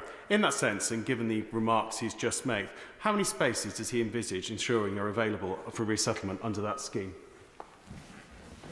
Well, we know that a number of those who served the British defence, development and diplomatic efforts have been identified for resettlement. So what I would say to him is that those people should be being resettled in the United Kingdom. Let's get that bit of this scheme unblocked before we get into speculation about the quantum, because the key point here is they have already been accepted into the resettlement programmes, but they are being left high and dry in Pakistan. Madam Deputy Speaker, my honourable friend was accused of levity earlier, but this House has so many things to discuss. There are good policies and sensible, workable policies to deal with unchecked migration. He knows that, I know that. But this, the Rwanda scheme, reminds me, and he's probably too young to remember, the Monty Python dead parrot sketch. This scheme is a dead parrot, and the sooner this government wakes up that it's dead, the better. Well, I thank my honourable friend for that point, and he is right that there are so many practical, pragmatic and sensible measures that could be taken to deal with the crisis in the Channel, the Tory small boats chaos.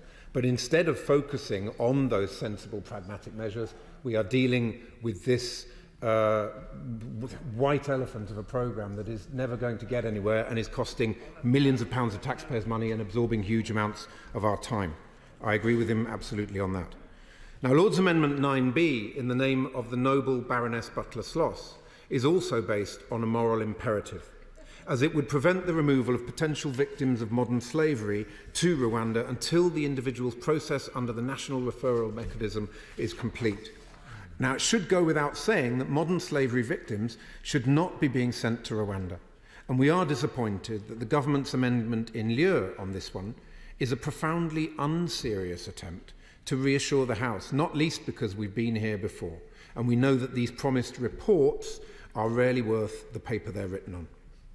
We on these benches are also deeply concerned about unaccompanied children being inadvertently sent to Rwanda. We therefore support the noble Baroness Lister's Lord's Amendment 7B, which recognises the government's reasoning for rejecting her previous amendment, by this time proposing that an age-disputed person who is appealing their decision can only be removed to Rwanda if a local authority has agreed and stated that this person is not a child.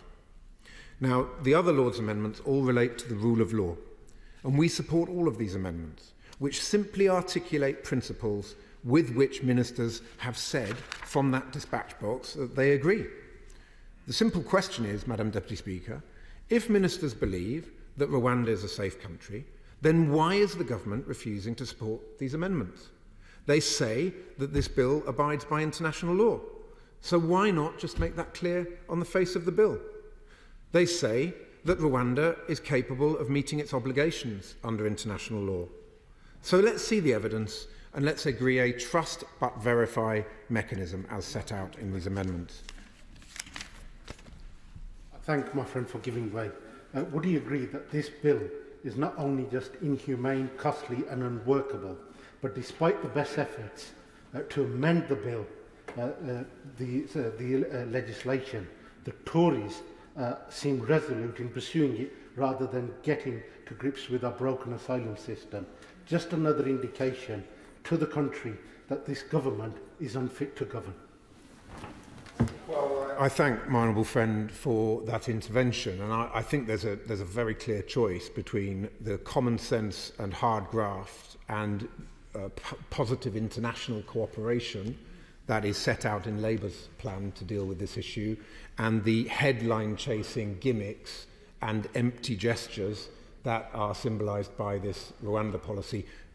Politics is about choices. The government's taken its choice, and we have taken ours. So in this spirit, Lord's Amendment 1B is a Labour frontbench amendment which places a responsibility on the government to have due regard for its current obligations under domestic and international law. Lord's Amendments 3B and 3C, in the name of the noble Lord Hope, together state that Rwanda may only be considered to be a safe country if and when the measures set out in the Rwanda Treaty have been fully implemented and when the Monitoring Committee has established that this is the case. The government claims that the measures in the treaty address concerns in the Supreme Court's recent unanimous ruling. So there is absolutely no reason why ministers should refuse to accept Lord Hope's amendments. Finally, Lord's Amendment 6B, in the name of the noble Baroness Chakrabarti, allows government ministers, officials and courts to consider whether Rwanda is safe on a case-by-case basis. Given that the government has accepted that some appeals will be allowed, we see no reason for the government to reject this amendment. Madam Deputy Speaker, I hope that colleagues across this House will join me and these benches in voting to support all of these amendments this evening. But of course, these amendments are no more than an exercise in damage limitation, because the fundamental problem is that this harebrained Rwanda policy is breaking all records for being the most unworkable and the worst value for money policy in the history of the Home Office. But there is an alternative, Madam Deputy Speaker. In addition to our policy to go after criminal smuggler gangs, we will also deliver our backlog clearance plan to get asylum seekers out of expensive asylum hotels by surging decision makers and caseworkers to the Home Office, and by creating a new returns and enforcement unit with 1,000 dedicated staff focused on the faster removal of those with no right to be here, including failed asylum seekers and foreign criminals. Madam Deputy Speaker, the benches opposite are failing on all fronts. Despite their misleading boasts about progress, the Immigration Minister today admitted that there are still almost 300 asylum hotels in operation. They are returning 44% fewer failed asylum seekers compared to the last Labour government leaving office in 2010, and 27% fewer foreign criminals. The number of small boats crossings has gone up again, year on year, January to March, and they have no plan for the 99% who cannot be sent to Rwanda. So we need Labour's plans to smash the criminal smuggler gangs, save lives in the Channel and strengthen our border security. We need Labour's plan for faster processing, the end of hotel use and the removal of people who have no right to stay in the UK. And we need a Labour government to deliver a firm, fair and well-managed asylum system that works for Britain. Thank you. Sir William Cash. Madam Deputy Speaker, I don't really feel that there's anything terribly useful I can say at this stage. I've heard all this. I've heard all this before. The honourable member who speaks from the front bench is simply repeating what he said before. And not only that, perfectly apparent that these amendments are just wrecking amendments. And thirdly, the fact is that he doesn't even address the arguments about international law when he knows perfectly well, because he can't answer my questions on this, that we have a dualist system, and if we decide to legislate in our own legislative way, in our own courts, in our own parliament, the courts themselves will implement that legislation. So the real question now is, let's get this bill done. Let's get the House of Lords to calm down a bit. And let us also, at the same time, wait for what is inevitably going to be another claim, and then see what the judgment of the Supreme Court is on the wording, providing it is clear and unambiguous, of this bill. That's all I need to say. I may come back again, however, if there is another insistence by the Lords on these ridiculous amendments. SNP spokesman Alison Thewlis. Thank you very much, Madam Deputy Speaker. Well, here we are again debating this outrageous and unworkable bill. We're no further forward, and the government will fail to get any further forward, really, because this is a complete waste of time and money. It is a ruse only to get tabloid headlines, and I'm not even sure at this stage if they have any intention that this plan will actually work at all, given the incompetence that they've showed so far. They are scrabbling around this week trying to find airlines, because not one single responsible air carrier wants to be associated with the government's state-sponsored people trafficking plans. They've been trying to find other countries that they can try and send places to as well. Armenia and the Ivory Coast and Costa Rica or Botswana might be interested, but far, far more countries rather sensibly told them to go and get raffled. And I'm not convinced that even Rwanda believes that this plan will work, or that people will be sent, because they've gone and sold off the housing that they built, that the former Home Secretary so admired. So, in fact, if they do send people, there's not even going to be the facilities to put them in, unless the government intends to stack them high, as they do often in hotels in this country, treating people as human cargo that they can so easily dispose of. It is absolutely despicable. And so far they've sent Home Secretaries, they've sent civil servants, even the Joint Committee on Human Rights has gone to Rwanda, along with some hand-picked journalists, and yet no asylum seekers, and nor is there much prospect of them going. And yet, while all of this has gone on, dozens of Rwandans have actually submitted asylum claims here in the UK. And in Rwanda itself, there is still concern over Rwanda's sponsoring of the M23 rebels, who are engaged in conflict with their neighbours, the Democratic Republic of Congo, last month, wounding UN peacekeepers in the DRC and controlling roads and mining sites in the DRC, displacing 1.7 million people. And Vava Tampa in The Guardian last week has questioned international support for the Kagame regime. Vava Tampa says, the UN, Human Rights Watch and Amnesty are clear that without Rwanda's backing, the M23 couldn't have killed, raped, tortured and displaced as many as it has. So I would ask the government why it wants to pursue deals with such a regime. It is quite worrying indeed. Moving to the Lord's amendments, and I will go through them in turn. And the first of the Lord amendments asks that the government have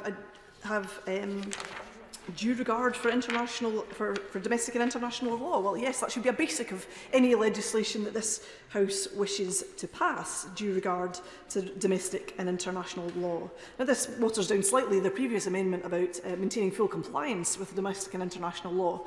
Clearly too hard an ask for the government, even to having due regard to domestic and international law is too much for this government, clearly. Obligations like the ECHR, which is tied up with the Good Friday Agreement, with the devolution settlements in this country, international law, the Refugee Convention, the UN Convention Against Torture, the UN Convention on Civil and Political Rights. Now, why would the government not want to abide by these international agreements? I thank my friend for giving me for all the points that she's making. isn't it a concern that if the UK government thinks it can just ignore all of these international commitments to which it has already been signed up, in fact, which it already helped to found, such as the ECHR, how on earth can it then turn around to other international, how on earth can it turn around to other countries who might be breaching their international obligations under international law and say that they should comply with these treaties? Hypocrisy goes even yet further than just that. They expect Rwanda to uphold all of its agreements internationally and domestically, and its laws internationally and domestically, while specifically setting out to breach its own laws here and its own obligations here in this legislation. It is absolutely ludicrous. Moving to the next of the Lord Amendments 3B and 3C, they ask that Rwanda will be a safe country when the arrangements provided for in the Rwanda Treaty have been fully implemented and for so long as they continue to be so. And I think this question of how long they continue to be so is just as critical as whether they meet the measures just now, because what this government is legislating is that Rwanda is safe forever, in perpetuity, in this legislation. Nobody can say that of any country in the world at any point. So to legislate specifically that this country uniquely should be safe forever and ever is really quite bizarre in this legislation. And I think it's quite reasonable, really, of the Lords to say that the Rwanda Treaty will cease to be treated as fully implemented if Parliament decides, in the advice of the Monitoring Committee, that the provisions of the treaty are no longer being adhered to in practice, and there should be a check on that. The government should not fear that. If it believes truly and deeply that the agreement will be adhered to, surely there is no harm in scrutinising that agreement. But yet the House of Lords International Agreements Committee has said that the treaty is unlikely to result in fundamental change in the short term. And the UK Supreme Court pointed out in its judgment at paragraph 87, I believe, that Rwanda refouled at least 6 people while the treaty was under negotiation. Now, if this does not raise alarm bells to the government about the ability of Rwanda to adhere to this treaty, I don't think anything will. Moving further to 6B, and I think this really is when it comes to actually some of the domestic law, and it's not about international courts and foreign judges as if that was a bad thing and we don't actually send people to sit on that court ourselves. It's about the integrity of our own courts and tribunals and of UK-based judges and decision-makers that the Home Office employs to do their job, which this legislation undermines. And the amendment says that Section 2 does not prevent the Secretary of State or an immigration officer from deciding whether the Republic of Rwanda is a safe country for the person in question or her groups of persons to which the person belongs. And I think that is quite reasonable. We should look at the evidence before coming to decisions. And this is asking for the courts and tribunals to be able to do their job, not to ignore the evidence, not to engage, as others have described, in a legal fantasy, that they cannot look at the evidence, they cannot see, that they cannot hear, that they cannot speak out about what they know to be true. And I think that is quite unreasonable. And if he thinks that our own domestic judges should not be allowed to make decisions on this, I'd be very interested to hear his point. If I may, Madam Deputy Speaker, that if you look at Section 57 of the Immigration Bill, the Immigration Act to which he refers, 2023, what it does say is a perfectly reasonable point, which is that the courts must take account of the facts. That is the key question. I didn't hear her say that because that is something which is indisputable and, in my opinion, unassailable. If, with regard to the question of age or any other matter which falls within the framework of this particular amendment, there was a question of fact, then surely it must be the case that the courts should be entitled to deal with facts, but not to deal with the questions that the Honourable Lady has just been referring to. Well, this legislation inhibits the ability to look at facts, and I think that's really quite a dangerous road to go down, and I don't think that is really what the government ought to be doing in any circumstance. No matter how much they might wish their will upon the courts, they should not be doing this in legislation. It is completely wrong. Turning to 7B on the age assessment of unaccompanied children, and this again asks quite reasonably that there should be that a relevant authority, a local authority, should have an expert assess, carry out an age assessment on people that they consider to be children. The Children's Society have repeatedly said that they see unaccompanied children being incorrectly assessed by immigration officials to be adults on arrival in the UK. So I think calling for a proper assessment here is perfectly reasonable, rather than sending children off to Rwanda and then trying to retrieve them later. The harm that that could cause is really quite significant. And in the government's own figures, in the first 6 months of 2023, 485 children were wrongly assessed to be adults. And the Home Office gets this wrong quite regularly. Headland Bamber's Foundation has found that over an 18-month period, 1,300 children were wrongly assessed to be adults, the majority being incorrectly assessed. So the government really needs to admit that it does get this wrong, and that it shouldn't be sending children to Rwanda and then trying to retrieve them at some stage later if, oops, somehow we got it wrong. Do it properly, do the assessment at the beginning, rather than causing young people who have already suffered a huge amount of trauma yet more pain.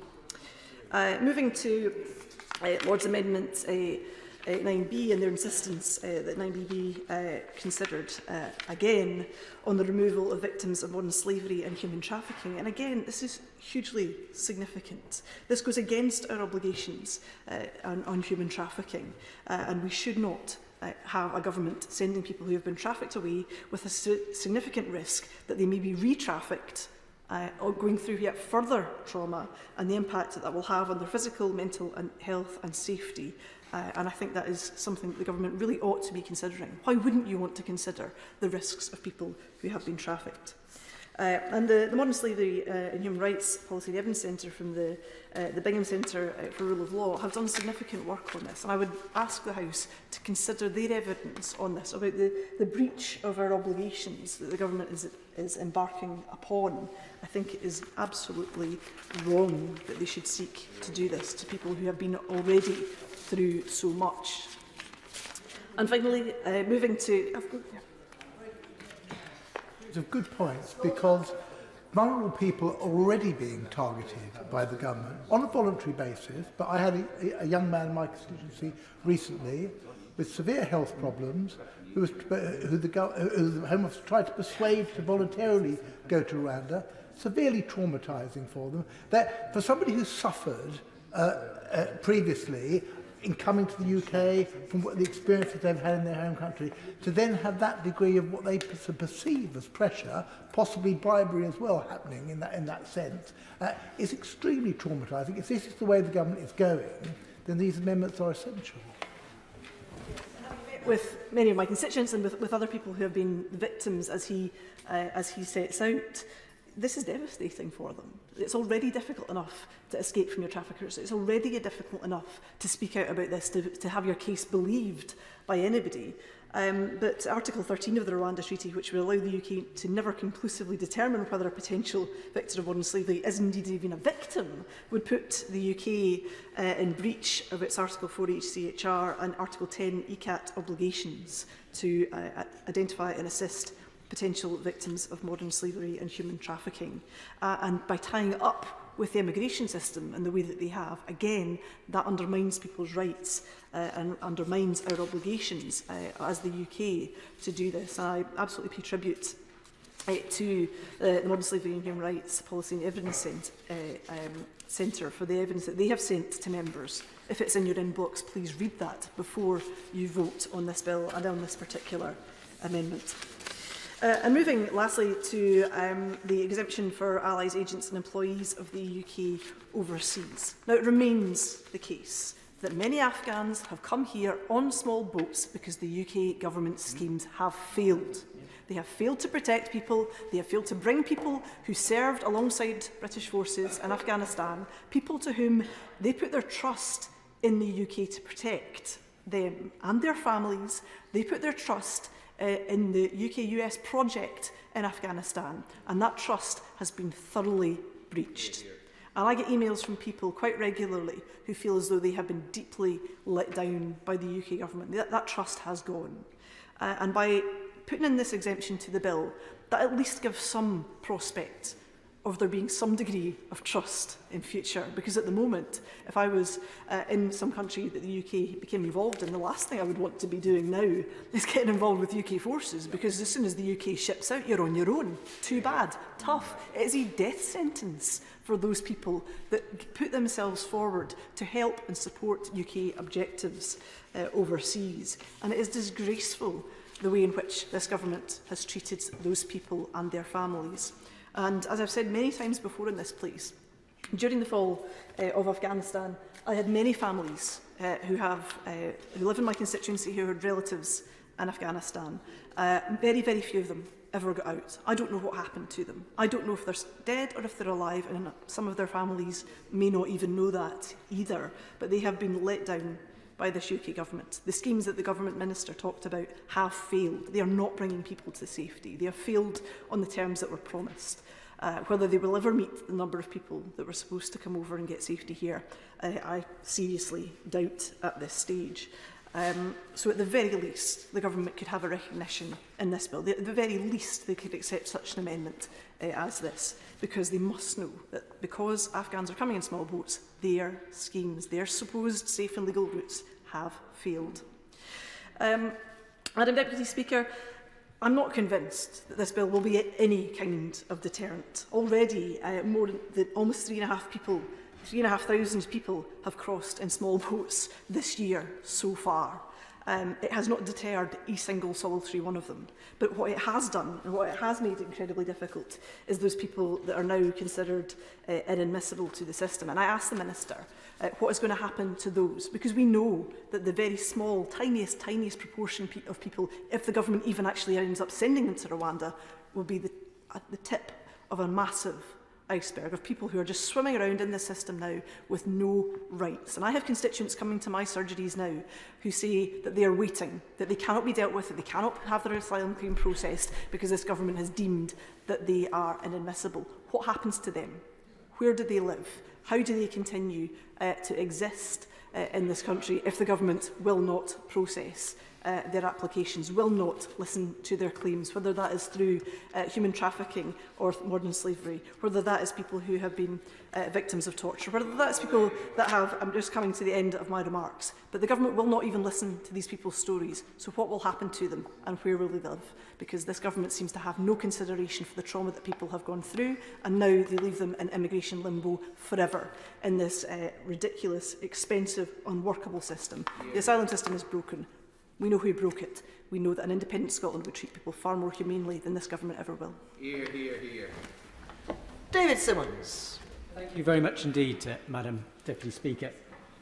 Very grateful to the Minister in his opening remarks for setting out in detail the changes and amendments that the government has made, both in terms of what is on the order paper and what is a matter of approach in response to the concerns that have been raised by many and the points that have been made by many in earlier stages of this debate.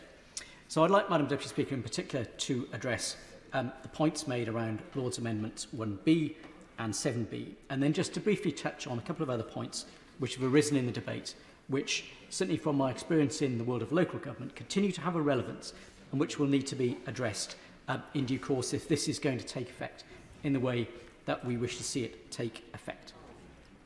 Madam Deputy Speaker, I'm a great enthusiast for the European Convention on Human Rights. And I think it is important to acknowledge in the context of this debate that since this House previously considered and debated this particular piece of legislation, there has been further development in respect of the Rule 39 interim orders. In fact, the various bodies that are concerned with the operation of that convention, including the court, have recognised the concerns that were caused to the UK government and other member states of the ECHR by the way in which those judgments had been handed down, and have confirmed that they will be updating their procedures to ensure that the operation in future is different and in a way that reflects the concerns which were expressed by many in this House. And I see that as evidence both that the ECHR remains a living document, but also that the concerns which the UK government has expressed are being taken seriously. I think many members will have been slightly alarmed, I think, by the recent judgment that was handed down in respect of environmental legislation. I note that the British judge Tim Icke, whose commentary on that particular judgment, which was a dissenting commentary, has been publicised very widely. And he set out in a great deal of detail why many of the issues that have been raised by members of this House in respect of this particular piece of legislation were also relevant in that context, that the risk of perceived overreach, of developing a living document to the point where it went beyond the level of consent which the original contracting parties had in mind, that remained something which the court needed to be alive to. And I'm very conscious that because of the way the convention operates in practice, that it is an accountable process, accountable to the Parliamentary Assembly, to the Congress, to the Council of Ministers, ultimately to the Member States, that the, of course, Prime Minister and the former Home Secretary and various others on his benches to continually refer to the European Court of Human Rights as a foreign court.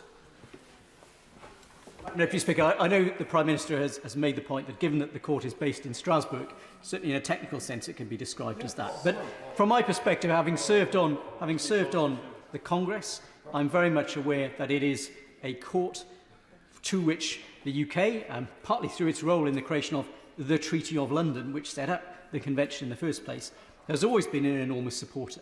And we need to ensure, through the input that members of this House, amongst others, have, through the Parliamentary Assembly and the Council of Ministers, and other parts of the British political family, through things like the Congress have, that we continue to play a part in ensuring it develops in the way that we would wish to see it develop. Of course. Well, I'm a member of the Parliamentary Assembly of the Council of Europe, and I'm not aware that I'm a foreigner. But it has many difficulties, but I think we're missing the essential point. What concerns me is that in the absence, and I support this bill for what it's worth, but in the absence of these people who land here being detained, if they are threatened with being deported to Rwanda at some stage in the future, they're simply going to bugger off into the community. Perhaps the honourable gentleman means they might disappear into the community. I think that would be preferable. I was using rather colourful phraseology just to make my point, Madam Deputy Speaker, but I take my ticking off. I'll forgive the right honourable gentleman on this occasion. They will disappear into the community. Mr Simmons. Well, thank you very much indeed, Madam Deputy Speaker. I'm grateful for my honourable friend for highlighting that in a way that I'm sure many of our constituents would choose to highlight it as well. But just in order to finish, Madam Deputy Speaker, the point around the Convention itself and Amendment 1B, I think it is absolutely clear, as the Minister said at the dispatch box, that when we cannot be certain of a future potential legal challenge, that it is appropriate that the statement is made as it has been made in respect of this. But it remains my view, and I think the view of many others, that we have many channels of influence, both diplomatic and political, that this is a living convention. We know that it is embedded in many different parts of our constitution, not just the Good Friday Agreement, but our withdrawal agreement from the European Union, and therefore our adherence to it remains incredibly important.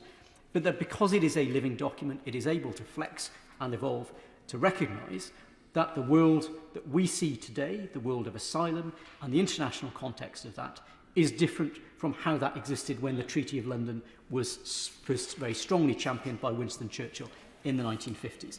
And therefore I am very much persuaded that the Minister is correct in the way that he seeks to reject these amendments, but to acknowledge the spirit and the tone of what is being said behind them. Madam Deputy Speaker, I'd like to move on to address some of the issues that arise in Amendment 7B. And again, I am persuaded by what the Minister has said about that. But I do think that there is an issue which is a long-standing one in respect of the way in which unaccompanied children are treated. The Children Act 1989 sets up the legal framework, and that sets out in some detail that a child who is not accompanied by a person who has parental responsibility for them, by operation of law becomes the responsibility of a local authority. And whether that local authority goes through any process at all to bring that child into the care system formally, for example by seeking a care order or not, it remains the responsibility of the local authority where that child arises to take care of them. And if they return later on in early adulthood and are able to make a case that they have been present in that local authority as a child, then they are also entitled to care leaving responsibilities from that local authority under the Leaving Care Act 2000. And the reason why that is significant is that it does set a potential conflict between the impact of immigration legislation and the impact of Department for Education Children Act legislation. Now, we know that this has been an issue, and I know there's at least one other member who represents the same local authority which sits in a substantial part of my constituency, where Heathrow Airport means that a single local authority has had very large numbers, the London Borough of Hillingdon, of unaccompanied children coming in over the years, has been responsible for carrying out age assessments, and often challenged by those young people and their advocates in a way that can result both in judicial reviews going in one way or another, with significant cost implications to the public purse and safeguarding risks both to children and to others that they might be with, where those may arise. So I'd simply urge the Minister to make sure that when pressing the point that it remains the Home Office that is the decision maker as to whether a person is a child or not, that as far as the law is concerned, it is a Merton compliant, so-called Merton compliant age assessment that is the gold standard for determining whether a young person is an adult or not.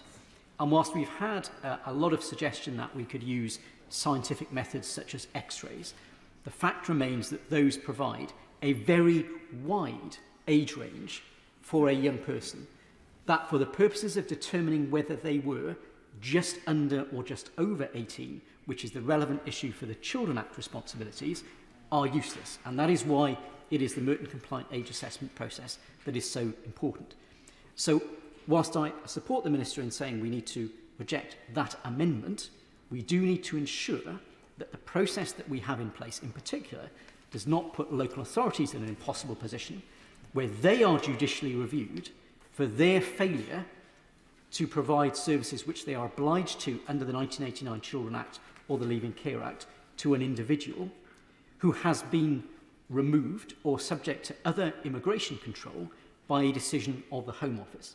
Because we could certainly open up the prospect of what is in effect proxy judicial reviews to challenge the government's immigration position by using the Children Act or the Leaving Care Act legislation. Finally, Madam Deputy Speaker, I just wanted to address two other points which arise. One in respect directly of the amendment, and the other in response to the point that was made by, I think, the member for Glasgow Central about what in practice happens to people. It is, in my view, very welcome that the government has brought forward what it has to say about the treatment of people who are victims of modern slavery. And again, many of us will have had individuals in our constituencies who've been affected by that, both the impact it has on our local public services, our police forces, our local authorities, our housing authorities of identifying people and providing appropriate support, but also very keen to ensure that given the progress that we've made in this House on that issue, that we do not fall back through the impact of other legislation. And I think we'll be watching closely to ensure that the report that's proposed as an alternative to the Lord's amendment on that is going to work in practice as well as the Minister has set out it will. But just finally, the point has been raised about what happens in practice by a number of members. And I think many of us will be conscious that this has, again, a very significant impact on local authorities, going back to the 1948 National Assistance Act, which says that a local authority must provide support to someone within its area who is destitute, regardless of any other considerations about their status. Now, in practice, that is the reason why local authorities will be required to step in and provide emergency temporary accommodation to families with children in particular, where their asylum claim has been refused, but they remain here in the United Kingdom.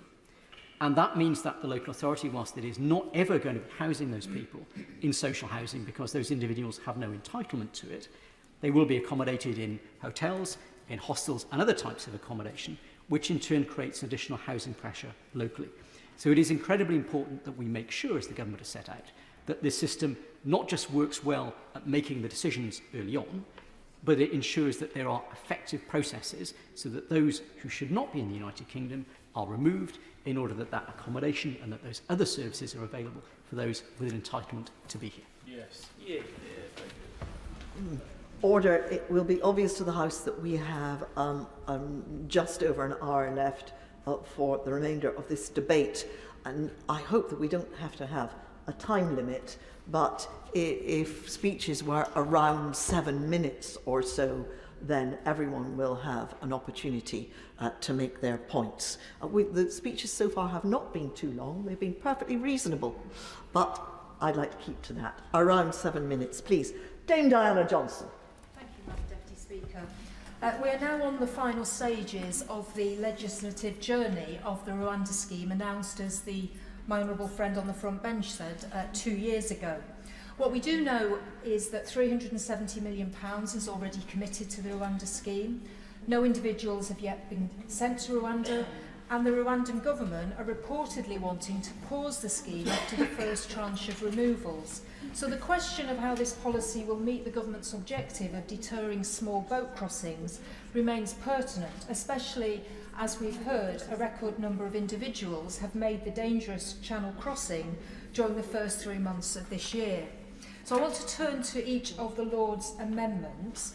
I also just want to say to the Honourable Member for Stone, who's not in his place, that when I went along to the other place to hear the debate on the Rwanda bill, the Safety of Rwanda bill, I was very impressed with the debate, with the points that were being raised by the other place.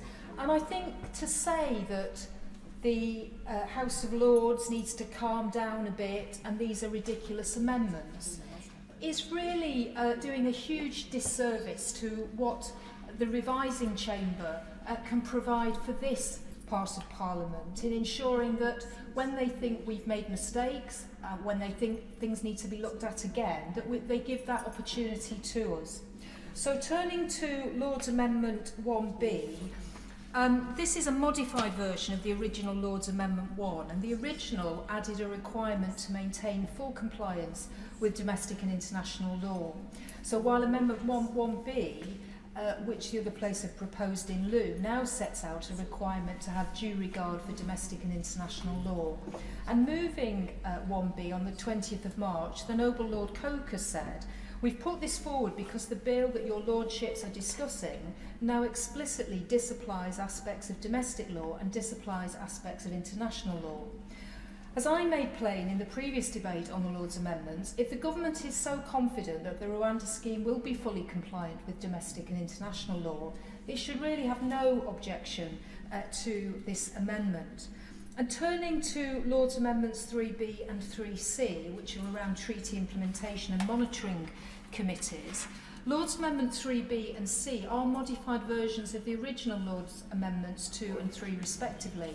Amendment 3B, like the original Lord's Amendment 2, states that the Rwanda will be a safe country when the arrangements provided for in the Rwanda Treaty have been fully implemented and for so long as they continue to be so. The wording has changed slightly and there's no longer a reference to the arrangements in the treaty being adhered to in practice, but the effect is the same. Lord's Amendment 3C, like the original Lord's Amendment 3, sets out what full implementation would look like and gives the Independent Monitoring Committee a significant role. Unlike the original Lord's Amendment, there is no requirement on the Secretary of State to consult the Monitoring Committee every 3 months. Instead, Amendment 3C states that the treaty will cease to be fully implemented if Parliament decides, on the advice of the Monitoring Committee, that the provisions of the treaty are no longer being adhered to in practice. So in moving Amendment 3C, the Noble Lord Hope of Craighead said it was an attempt to respond to a point made by the Right Honourable Member for Kenilworth in the Commons debate on the 18th of March, and he said that my Amendment 3C in lieu does my best to make it clear that the authority lies with Parliament and not with the committee. Now, the Home Affairs Select Committee has argued that the House of Commons be given an opportunity to debate the treaty prior to ratification in light of how critical its implementation is to the Rwanda policy. Given that this opportunity to scrutinise the treaty was denied, Amendment 3B would at least provide some reassurance to members that its provisions will be implemented and applicable to anyone relocated to Rwanda, while Lord's Amendment 3C would enable Parliament to review the treaty's implementation and respond to facts on the ground if and as they change. These Lord's amendments speak to the practicalities of implementing the Rwanda policy and how too often, sadly, the government have sought to skate over them. So take the issue of an airline. For this policy to function, the government has got to be able to transport people to Rwanda, yet ministers have still not confirmed they have secured an airline, with Rwanda's own state-owned airline reportedly declining a request to use their planes. Then there's the issue of where migrants will live if they're deported to Rwanda, if they're sent to Rwanda.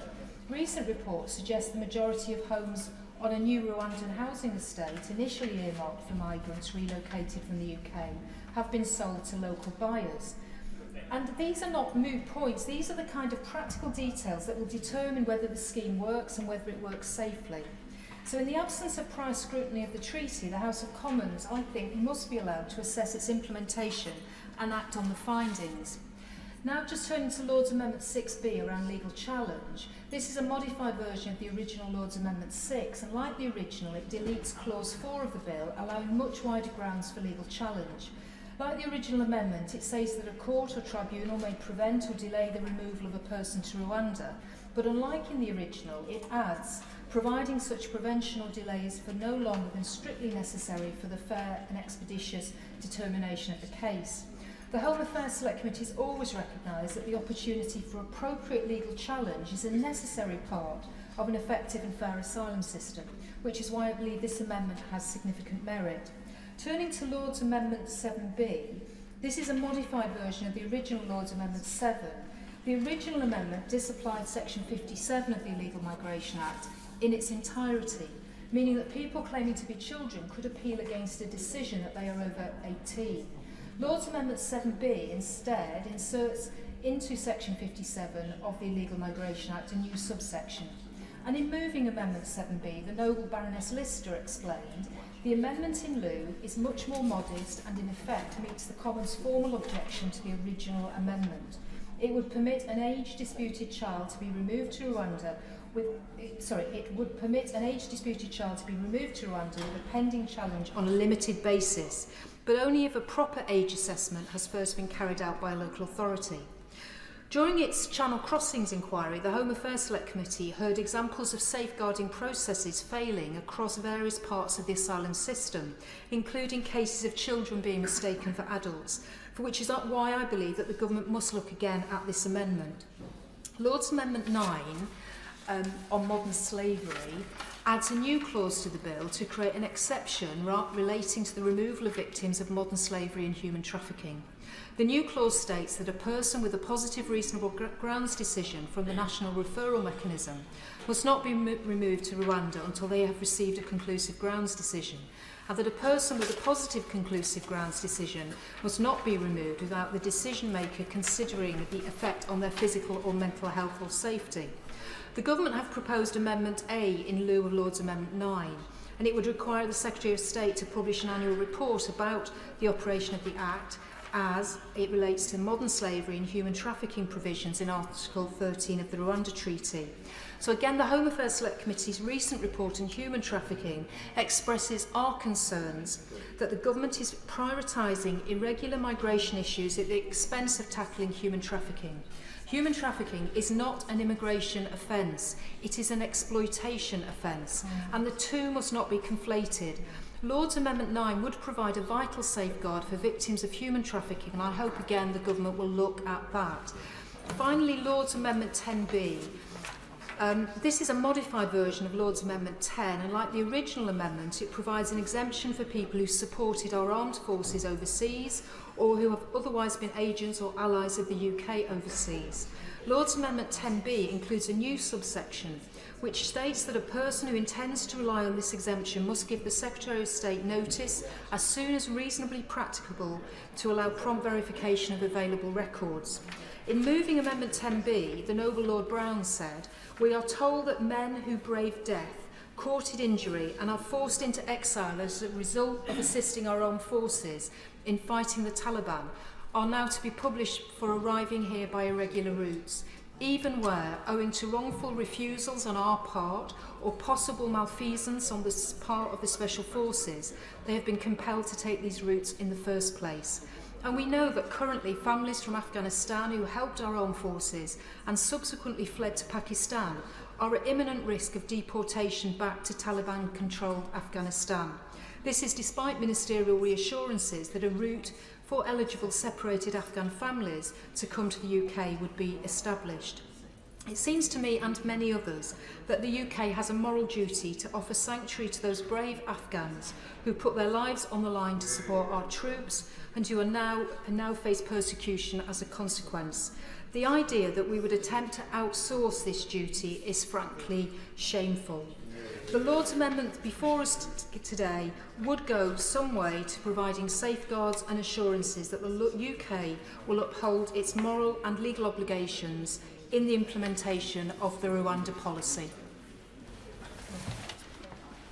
Sir Robert Buckland. Thank you, Madam Deputy Speaker, and I will try and beat the record, the extraordinary record of my honourable friend, the member for Stone, who spoke for a princely 2 minutes today. I'm grateful to him for setting that new record, his personal best, I think.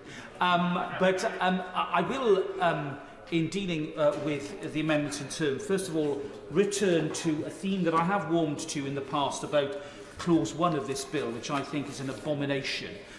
It's exactly the worst sort of legislative drafting that we should be discouraging, because it at best is declaratory legislation, which I think is never helpful, and at worst sets up all sorts of potential legal arguments. I think the attempt by the Lords to amend it further probably makes the situation even worse, which is why I will not be supporting Amendment 1. Having said that, I will give way to my honourable friend. Back especially to hear my right honourable friend, and I was delighted to hear what he just said. At last he's seen the light. I've always walked in sunlight, Madam Deputy Speaker. It is others, perhaps, who have walked through a veil of shadows. But we will draw a veil over that. What I would say to my honourable friend, in the spirit of his helpful intervention, is that on a previous occasion I mentioned to him how I thought that Clause 5 of this bill was unnecessary. It's even more necessary now because the reforms that I referred to in a previous speech on this bill about Rule 39 have now, of course, been clarified by practice direction. And the threshold that the European Court will apply will be, again, a much higher one. And I think, therefore, the occasions where we could see it invoked in the Rwanda case will be vanishingly small, because, in fact, non-existent, because it seems to me that any harm that might be adjudged to have been caused is clearly revocable in the form of a return of those individuals from Rwanda in the first place. That, frankly, should have been the position last time round. I think that the reforms of the European Court make it even clearer. But that makes, I think, a very powerful general point which supports the excellent arguments made by my honourable friend from Rise Up Northwood about the direction of travel of the court. And I agree with him strongly about the recent climate change decision. I think it was a wrong turn. I think we should be going back very much to fundamental human rights, not talking about socio-economic rights or trying to create everything into some form of right. Surely it is better to legislate in the form of statutory duty and obligation by public bodies rather than creating nebulous rights that then become the province of the courts. But herein lies the difficulty I think we still encounter in the second batch of amendments, namely the amendments that now form in the form of the Lord's Message, amendments 3, B and C, which I am still minded to support. Whether we like it or not, the Supreme Court was in a position where it assessed evidence and substituted its own view for that of the decision makers. Now, the noble Lord Howard of Lympney made a very powerful speech in the other place about the wisdom or otherwise of going down that road. I agree with a lot of what the noble Lord said. I do not like it when I see courts of higher record, in effect, relitigating matters of evidence, which is what the Supreme Court did. But that is the situation that we live in. That is why this bill has come forward. And my abiding concern about a deeming provision, although it is not unprecedented, I accept, is that it should be matched by reality. And that is why I do press my right honourable friend to answer some of the points made in the other place about the progress being made by the government of Rwanda to legislate not only its treaty obligations, I know it's a modest system, so the treaty is already in force, but to carry out the obligations that it agreed to in the treaty, namely the reform of its appeal system, the use of trained advisors, all the measures that will go a huge way, not just to reassure me, but to reassure any court that might be seized of this matter in the near future, that indeed all is proceeding well. And indeed, I have to say that the noble Lord, the Lord Advocate, the Scottish Lord Advocate, seemed to concede the point in the other place about there needing to be full treaty implementation before the treaty itself is ratified. And if that is the case, then I really think we're arguing over very little at all here, which is why I still commend those particular amendments. Now dealing then with the next questions, Madam Deputy Speaker, which relates to the arguments, I think, again, very trenchantly put by my honourable friend from Ruislip Northwood.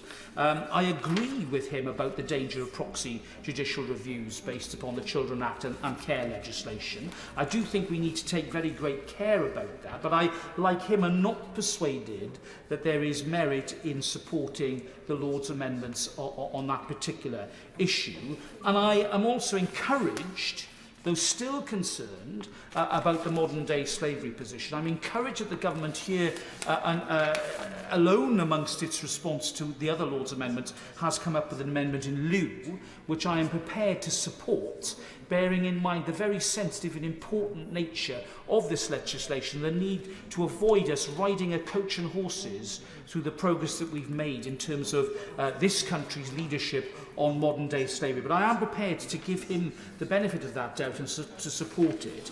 But latterly, I still have concerns about a class of people who served our country, who endured great danger in Afghanistan, who still find themselves in danger in a third country, namely Pakistan, and who may well fall foul of, I think, an entirely unintended consequence, but one that could occur as a result of this legislation, however well-intentioned it may be. And my abiding concern about those people who have made a sacrifice for our country, I'm afraid, remains, which is why I'm still not persuaded on 10B. I do think the government has moved. This is the iterative process that we are in with the Lord's messages, and I agree with the Honourable Lady the Member for Hull North in reminding us of the invaluable role that the deliberative chamber has in making sure that legislation is tested and that it is up to the level of events. And I don't think we should ignore what was said in the Lords about the evidential situation in Rwanda. That is the reality. And that is why I think that when we pass legislation here, we should do everything we can to avoid legislative fiction. It's not good law. It creates a glass jaw, frankly, that can be broken by litigation and by judicial challenge. And once again, the courts are back in a position where I don't think any of us, least of all Conservative constitutionalists, want to see them put. Let's legislate with care on this matter, and let's get it right. Thank you. Just to just to remind the House that due to the pressure of time, the debate on hospices is now not taking place tonight, and I know that there's a lot of interest in that, so we will hope that that will be reprogrammed as soon as possible. And also that just to remind everybody that we're trying not to put a time limit on, but Madam Deputy Speaker did encourage 7-minute contributions, no more, so please could you tailor your speeches accordingly. Beth Winter. Deputy Speaker. I rise in support of the Lord's amendments, which I will be voting to retain this evening, and I will keep my comments brief. And in particular, I want to express the need for the House to support Lord's Amendment 6B. It has already been discussed how, under the Government's preferred wording of Clause 4, a court still cannot consider the risk of refoulement by Rwanda in contravention of any of its international obligations, even though this was the very risk highlighted by the UK Supreme Court. Lord's Amendment 6B reinstates the protection that the Government wishes to remove. The Amendment 6B would omit Clause 4 and replaces it with a clause which seeks to restore the ability of decision makers to consider whether Rwanda is a safe country, and restores jurisdiction of domestic courts and tribunals to grant interim relief, a temporary injunction preventing a removal. I wanted to note in particular, during the most recent Lord's stage, the previous version of the amendment rejected by this House was changed. It now adds the stipulation that any interim relief be for, and I quote, no longer than strictly necessary for the fair and expeditious determination of the case. The lead member on this in the amendment in the other House, Baroness Chakrabarty, said, "This is a significant concession and that it is a genuine legislative olive branch to the executive." Mr Deputy Speaker, the executive, the government, should accept that it is an improvement to the bill, and rather than neutering the powers of decision makers or the courts, it will allow for better decision making in the asylum process. Mr Deputy Speaker, it remains my firm view that the Rwanda bill is an affront to international law, human rights and the rule of law more widely, and it really does set a dangerous precedent to other nations who wish to ignore the law, cause harm, demonise and exploit vulnerable people who are in need, desperate need of our... Yes, I would give way. I thank my friend for giving way. She will be aware that there are many people all over Europe, particularly in the Council of Europe, that have expressed grave concern about this piece of legislation, which in effect is outsourcing our international obligations under all aspects of humanitarian law. And if we pass this legislation into law, many others will follow, and Europe will be turning its back on refugee problems it has often helped to create. Yes, I fully agree that this does really set a dangerous precedent. And I just wanted to add that I'm pleased to say that the disgracefulness of this piece of legislation is recognised in Wales by the Welsh Government, who have withheld legislative consent on similar draconian pieces of legislation and describes this bill as cruel, inhumane, unworkable and unethical, and really does set a significantly horrific precedent for other countries to follow. And I am so proud that in Wales we are looking to establish a nation of sanctuary where we welcome, understand and celebrate the unique contribution that asylum seekers fleeing horrific situations can contribute to our country of Cymru. So this bill is an assault on our checks and balances, on our scrutiny of those powers, and quite frankly is unamendable and should be thrown out wholesale. But given that that is unlikely to happen, in a true attempt to make a bad bill less bad, I will support Amendment 6B and the other amendments before the House this evening. Diolch yn fawr. Tim Farron. The Deputy Speaker. I rise to support the amendments that the Government is seeking to overturn from the other place this evening. The issue of mass migration of people, refugees, people fleeing from the consequences of climate change, people maybe seeking just a better life themselves, people fleeing from war and persecution is a huge and serious global problem, and this bill is a deeply unserious response to it. The Rwanda bill has become, if you like, a byword for Conservative incompetence, for waste of public money, and indeed, at times, deep and unpleasant cruelty. The Minister didn't take any interventions, as his entire right to do, I think basically because he was suggesting he'd heard all this before, and in more detail, more explicitly, the Right Honourable Member for Stone said this was just a debate all about repetition. Too right, it's all about repetition. If the government keeps coming back here with ridiculous legislation, we'll keep opposing it. And the Lords are well within their rights. As somebody who passionately believes in democratisation of the House of Lords, nevertheless, this is a piece of legislation that was not in the government's manifesto at the last general election, and which the House of Lords has every right to seek to amend and to scrutinise. And the amendments that we're looking at are hardly deeply radical and shocking. I mean, so Amendment 1B, for instance, asks that the government and this legislation should have due regard for international and domestic law. That's colossally revolutionary. No, it isn't. No, the fact that the government has somehow a problem with any having due regard for international or domestic law is deeply problematic to me, and should be deeply problematic to most people who would consider themselves to be conservative. We think about the issue of safety. There are a variety of amendments here in front of us, 3B, 3C, 6B, which allude to this and which are all important, and I would seek to support all of them. As has been said by others, it is a nonsense for this government, or any government, to seek to try and make something so just by saying that it is. We've had many other colourful examples as to what other things we could just will to be the case. I declare Blackburn Rovers back in the Premier League and Chris Sutton and Alan Shearer both back in their 20s. This is not how the world works. And we must recognise that if the government now believes it has evidence to suggest that Rwanda is a safe place, fair enough. Present the evidence to the court. That's what you do if you're behaving like a normal, constitutional, conservative, or indeed a constitutional Democrat of any other kind.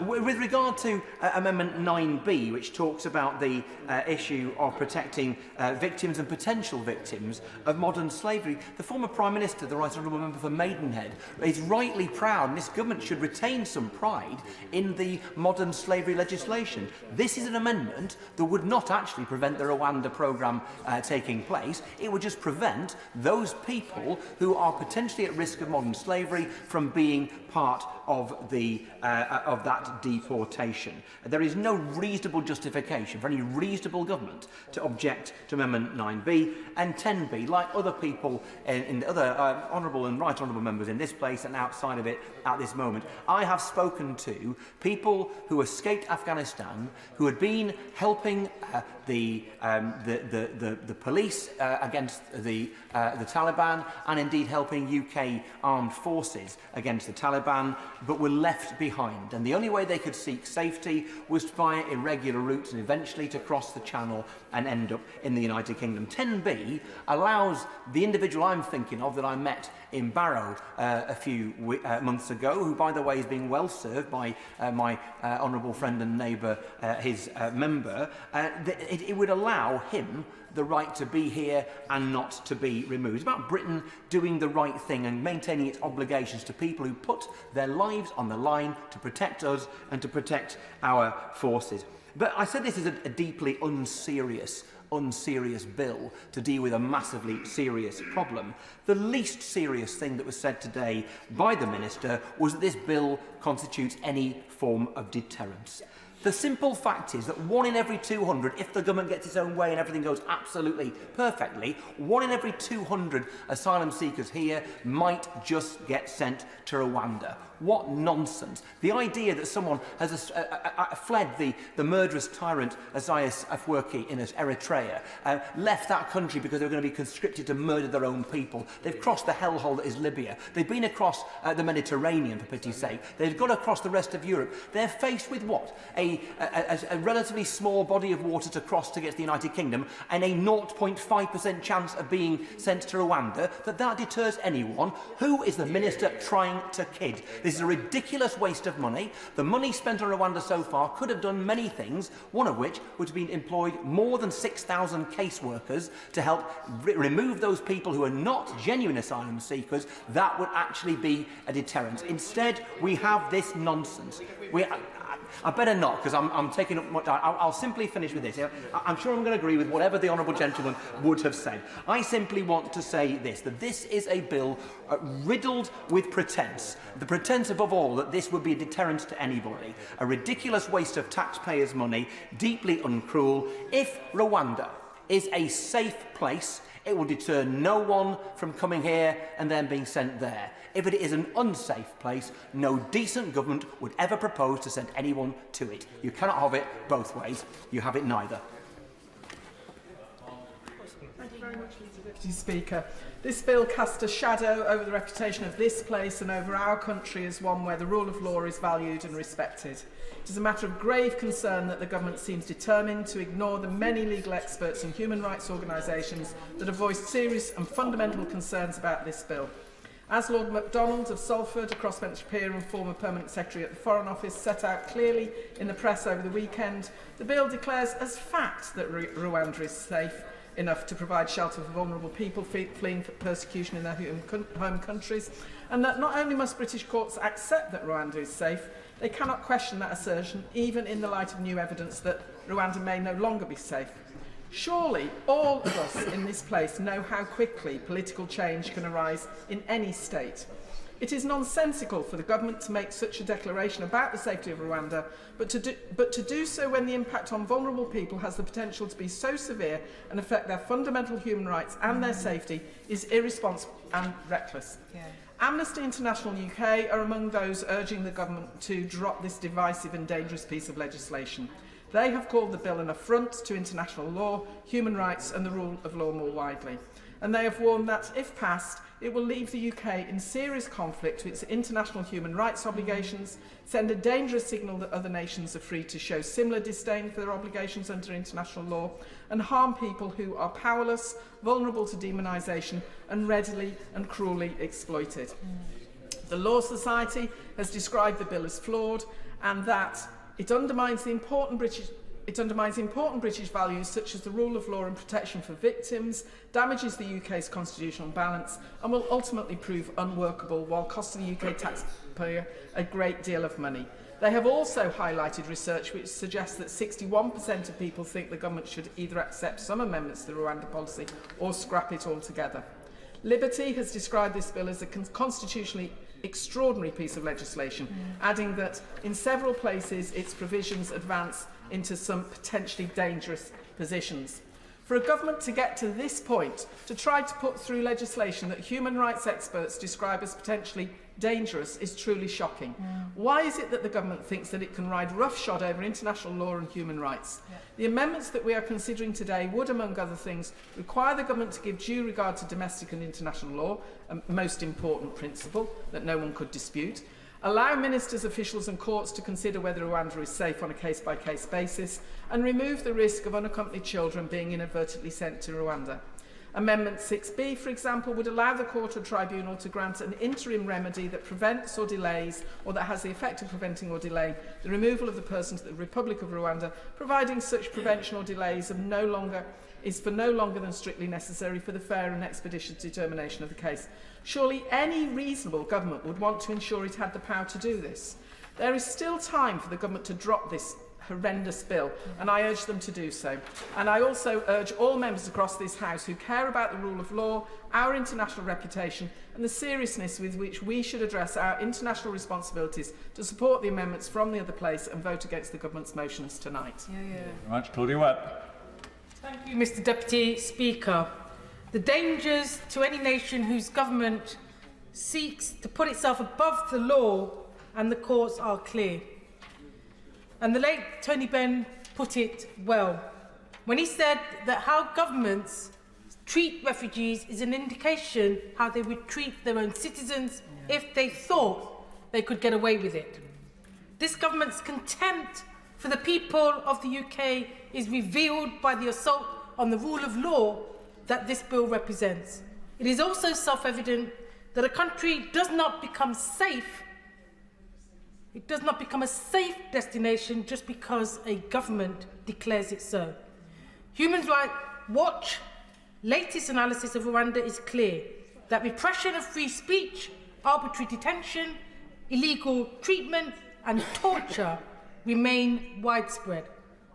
The Noble Baroness Chakrabarty's amendment is an attempt to remove one of the most damaging aspects of this bill and restore the primacy of law above the whims and ambitions of politicians in asylum applications, and to prevent the government simply declaring blanket fashion that Rwanda is safe because they wish it to be and want to deport those fleeing terrible dangers who reach our shores, including, let's not forget, children. By denying access to a court to challenge the safety of the Rwanda bill as not being compatible with the UK's international obligation is to shame our country. As I have said before, the only real solution to this malignant and discriminatory bill is actually to scrap it altogether. But at the very least, its worst aspects must be mitigated, and that includes the need to restore the jurisdiction of the domestic courts as to the safety of Rwanda and the power to grant interim injunctions, and, at the very least, to look at matters on a case-by-case basis. I therefore support Amendment 6B and all other amendments from the other place, and I urge all honourable and right honourable members in this House to do the same. Thank you, Mr Deputy Speaker. And following John MacDonald, with leave of the House, the Minister will respond. John MacDonald. I only want to make 4 brief points, really, and it's based upon my experience in my own constituency. I think at the height of the number of asylum seekers being placed in hotels, I think I had the largest number, and I think I still have. I had 2,500 asylum seekers in my constituency, and I welcome them. I welcome them into our community, and our community as I think, as always in Hayes and Harlington, they've risen to support people in need. So I was proud of the local community. And the lessons I've got from dealing with those asylum seekers, touring around the hotels, dealing with casework. In fact, one of the hotels was actually next to my constituency office. 4 points, really. One is the point that the Honourable Member for Westmoreland and Lonsdale made, is that these are desperate people. They are desperate people, and they will not be deterred to coming here, but having experienced what they have experienced back in their home country, and also in the way in which they've travelled here, and the desperate circumstances that they're in both instances. They will not be deterred by this legislation. And it just, for them, they know the same as we do, that this is a political stunt rather than anything else. Certainly.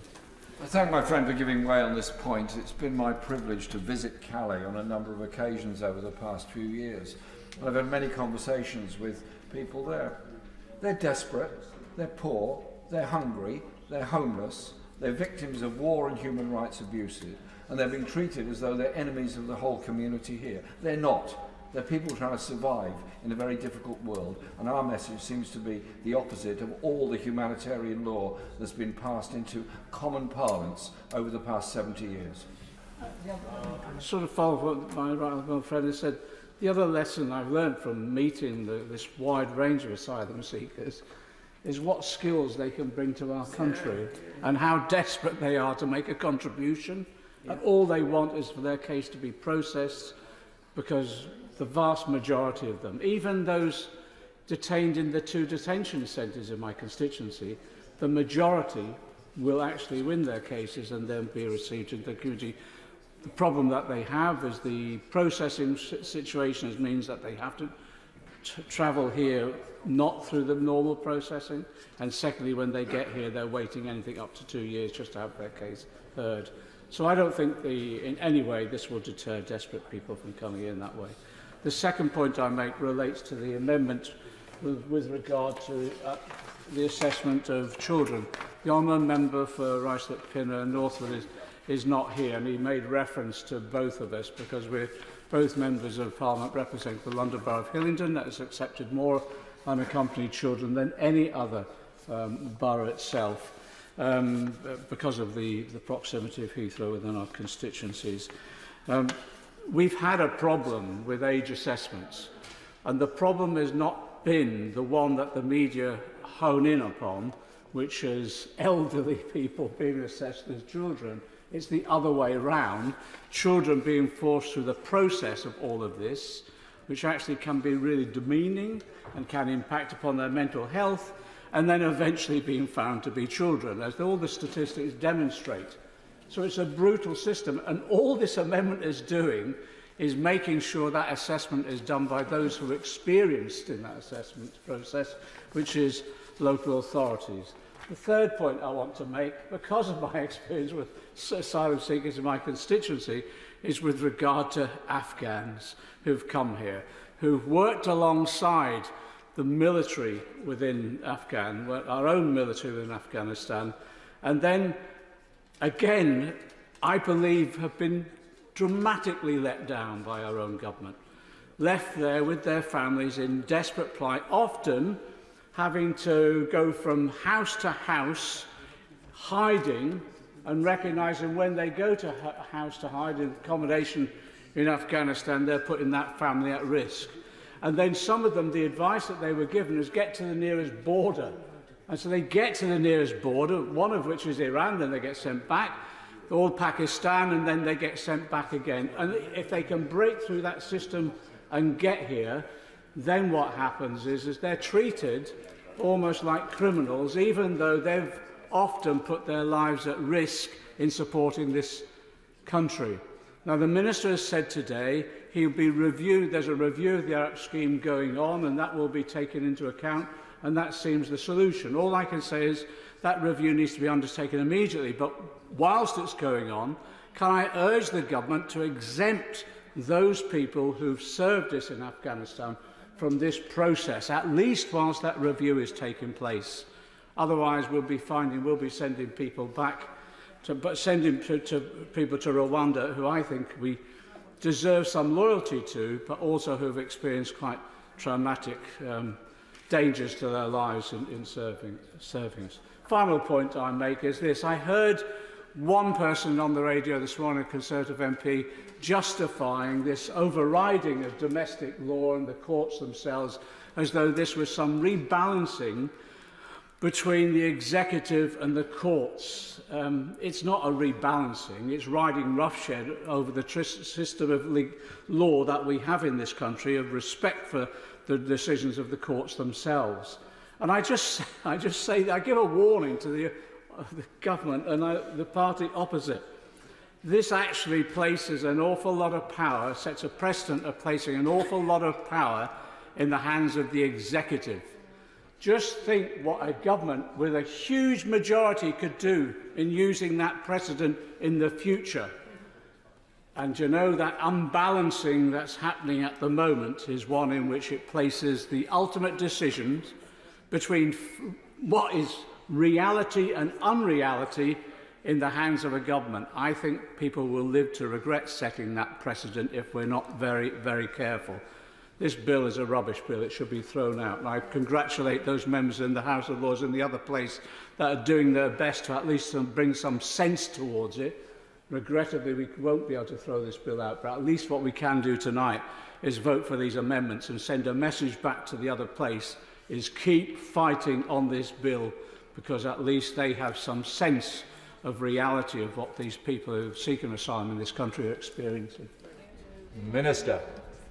Mr Deputy Speaker, with leave of the House, I would like to remind the House that I opened by saying that we were not quite at the point of completing each other's sentences, but perhaps Mr Deputy Speaker, we are there now. My honourable friend, the member for Stone, hinted that I might be in danger of repeating myself, and so I'll make sure that I keep my remarks to the point. Can I thank honourable and right honourable members for their contributions? I thank, as always, the honourable member for Aberavon for the way that he conducts himself. He reminds us that he is an inveterate optimist, as perhaps you have to be sitting on the Labour benches. But it's right to say that it has been a good-natured debate, despite some uncharacteristic heckling from the Shadow Secretary of State. And I had some gentle chiding from the honourable member for Westmoreland and Lonsdale, who gently chided me for not giving way. But I was pleased that I didn't give way to the honourable member for Brent North, not least because he said his intervention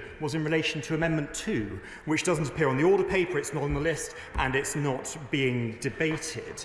The honourable member for Glasgow Central, I thank her as always for her contributions. She'll be pleased to know that we disagree again. That will reassure her, but I'm sure her campaign will continue. My honourable friend, the member for Ruislip, Norwood and Pinner, as always, made some serious points.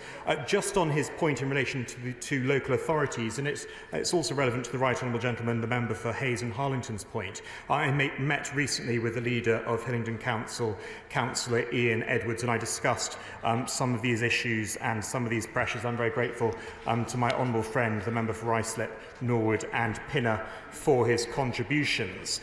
He tempted me to go down a certain path that's unnecessary, Mr Deputy Speaker, in relation to the ECHR and a recent judgment.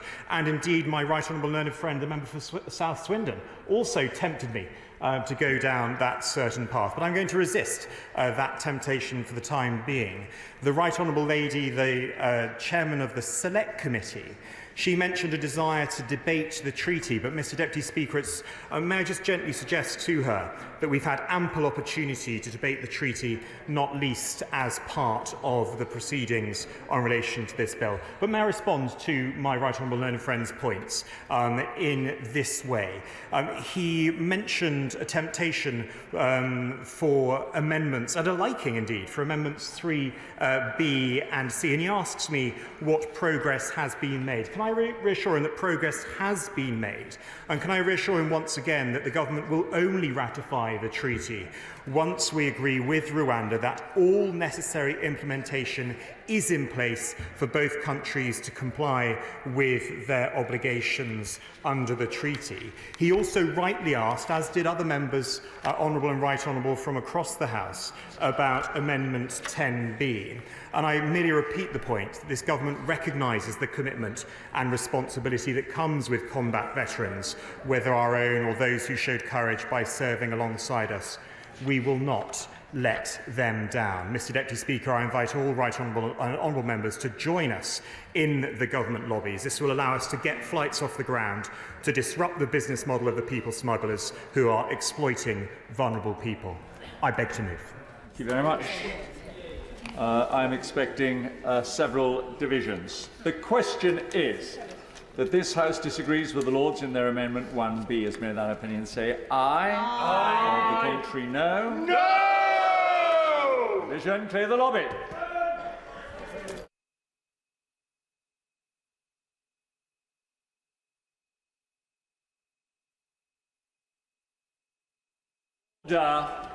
The question is that this House disagrees with the Lords in their Amendment 1B. As may that opinion say aye. Aye. Or the contrary, no. No. Tell us for the ayes, Mike Wood. Amanda Soloway, tell us for the noes. Andrew Weston, Tonia Antoniazzi.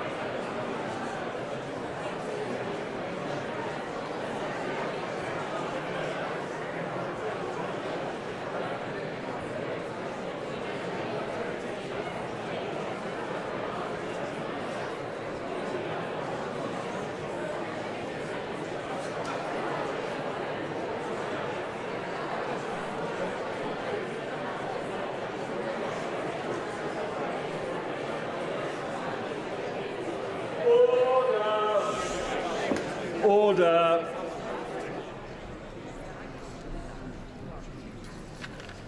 The ayes to the right, 315. The noes to the left, 250.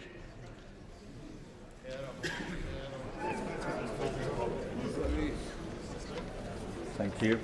The ayes to the right, 315. The noes to the left, 250.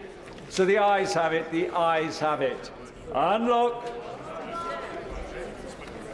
We now come to Lord's Amendments 3B and 3C. Minister, to move the motion to disagree formally. To move. The question is that this House disagrees with the Lords in their amendments 3B and 3C. As many of that opinion say aye. Aye. On the contrary, no. Division, clear the lobby.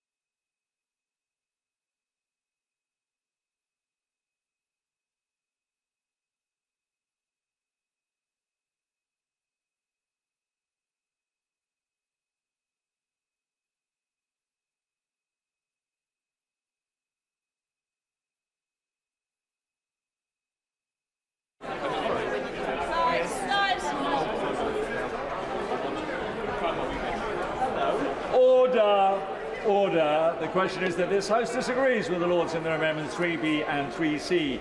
As many of that opinion say aye. Aye. Contrary, no. No. Tell us for the ayes, Amanda Soloway, Mike Wood. Tell us for the noes, Tonia Antoniazzi and Andrew Weston.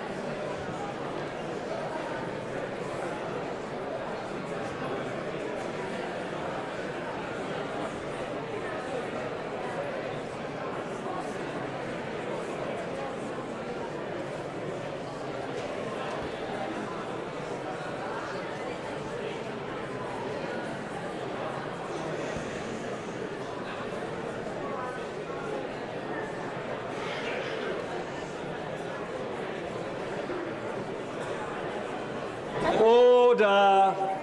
Order.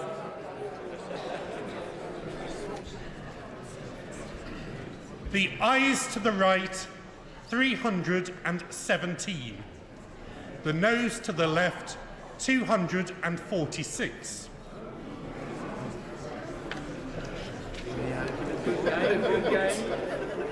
Thank you. The ayes to the right, 317. The noes to the left, 246. So the ayes have it. The ayes have it. Order. Order. Under the programme order of the 18th of March, I must now put the questions necessary to bring to a conclusion proceedings on the Lord's message. We now come to Lord's Amendment 6B. Minister to move the motion to disagree formally. Move. The question is that this House disagrees with the Lords in their Amendment 6B. As Melvin say aye. Aye. Of the contrary, no. No! Vision, clear the lobby.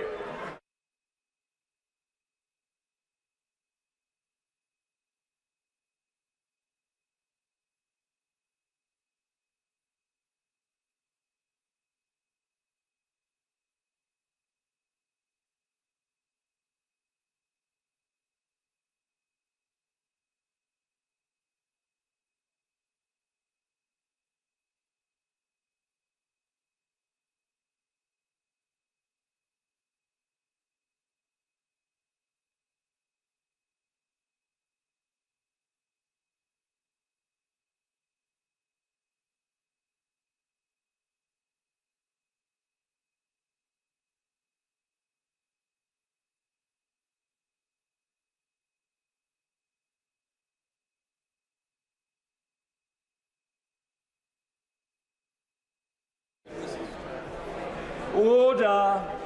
Order. The question is that this House disagrees with the Lords in their Amendment 6B. As Melvin say aye. Aye. Of the contrary, no. No. Tell us for the ayes. Mike Wood and Amanda Soloway. Tell us for the noes.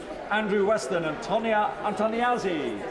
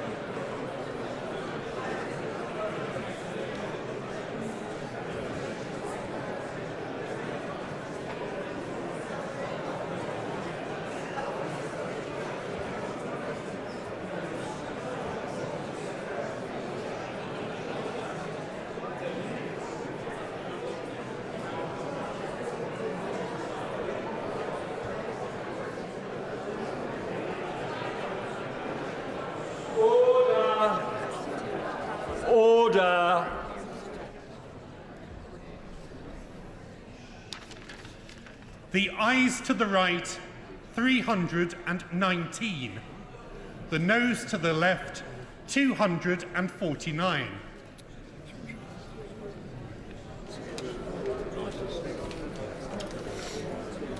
Thank you. The ayes to the right, 319. The noes to the left, 249. So the ayes have it. The ayes have it. And we now come to Lord's Amendment 7B. Minister to move motion to disagree formally. Move. The question is that this House disagrees with the Lords in their Amendment 7B. When that opinion say aye. Aye. The contrary, no. No. Vision, clear the lobby.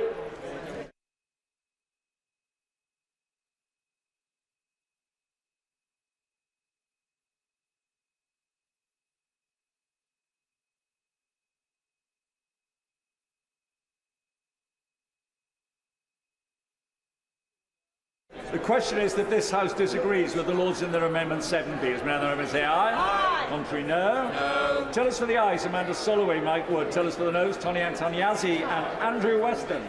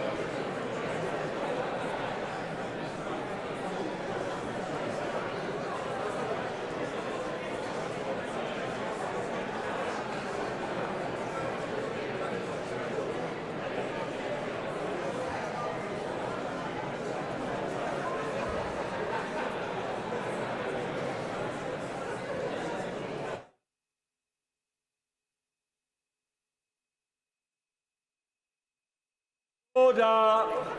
Order!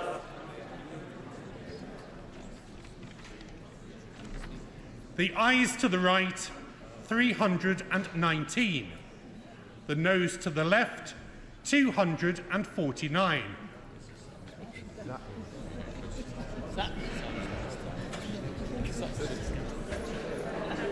Thank you. The ayes to the right, 319. The noes to the left, 249. So the ayes have it. The ayes have it. Unlock. 2 more to go.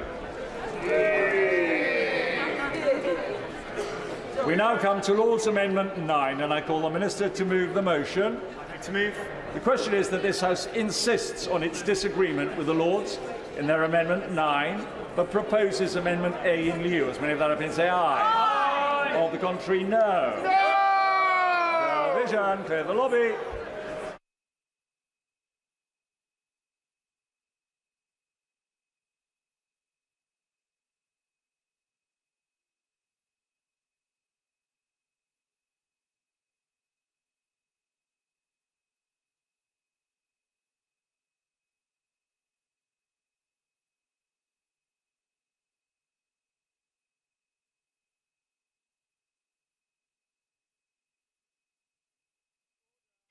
Order. The question is that this House insists on its disagreement with the Lords in their Amendment 9, but proposes Amendment A in lieu. As many of them say aye. Aye. Contrary, no. No. Tell us for the ayes, Mike Wood, Amanda Soloway. Tell us for the noes, Andrew Weston, Antonia Antoniazzi.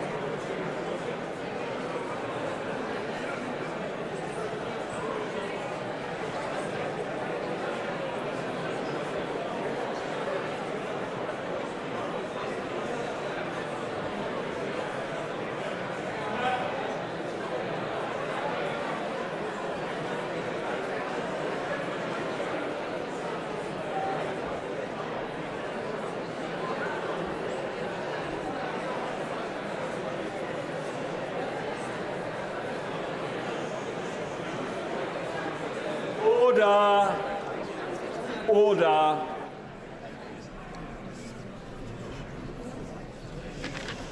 The ayes to the right, 320.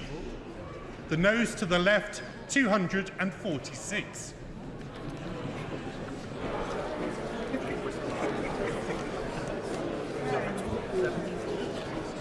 Thank you. The ayes to the right, 320. The noes to the left, 246. So the ayes have it. The ayes have it. Unlocked. And finally, we now come to Lord's Amendment 10B. Minister, to move motion to disagree. Paul. I beg to move. The question is that this House disagrees with the Lords in their Amendment 10B. As many of that opinion say aye, or the contrary no. No! Vision, clear the lobby.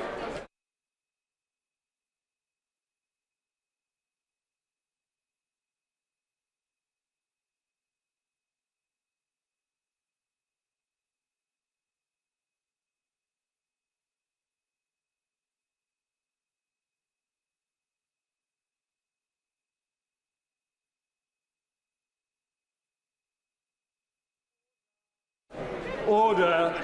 Members could resume their seats, please.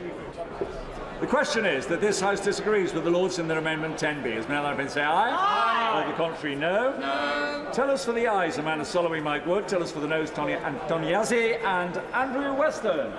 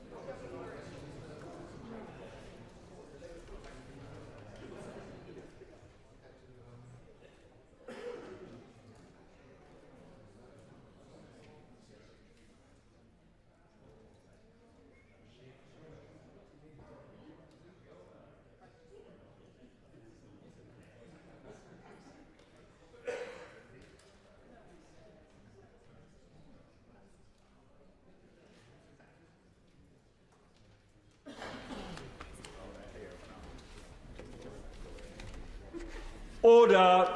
Order. The ayes to the right, 312. The noes to the left, 253.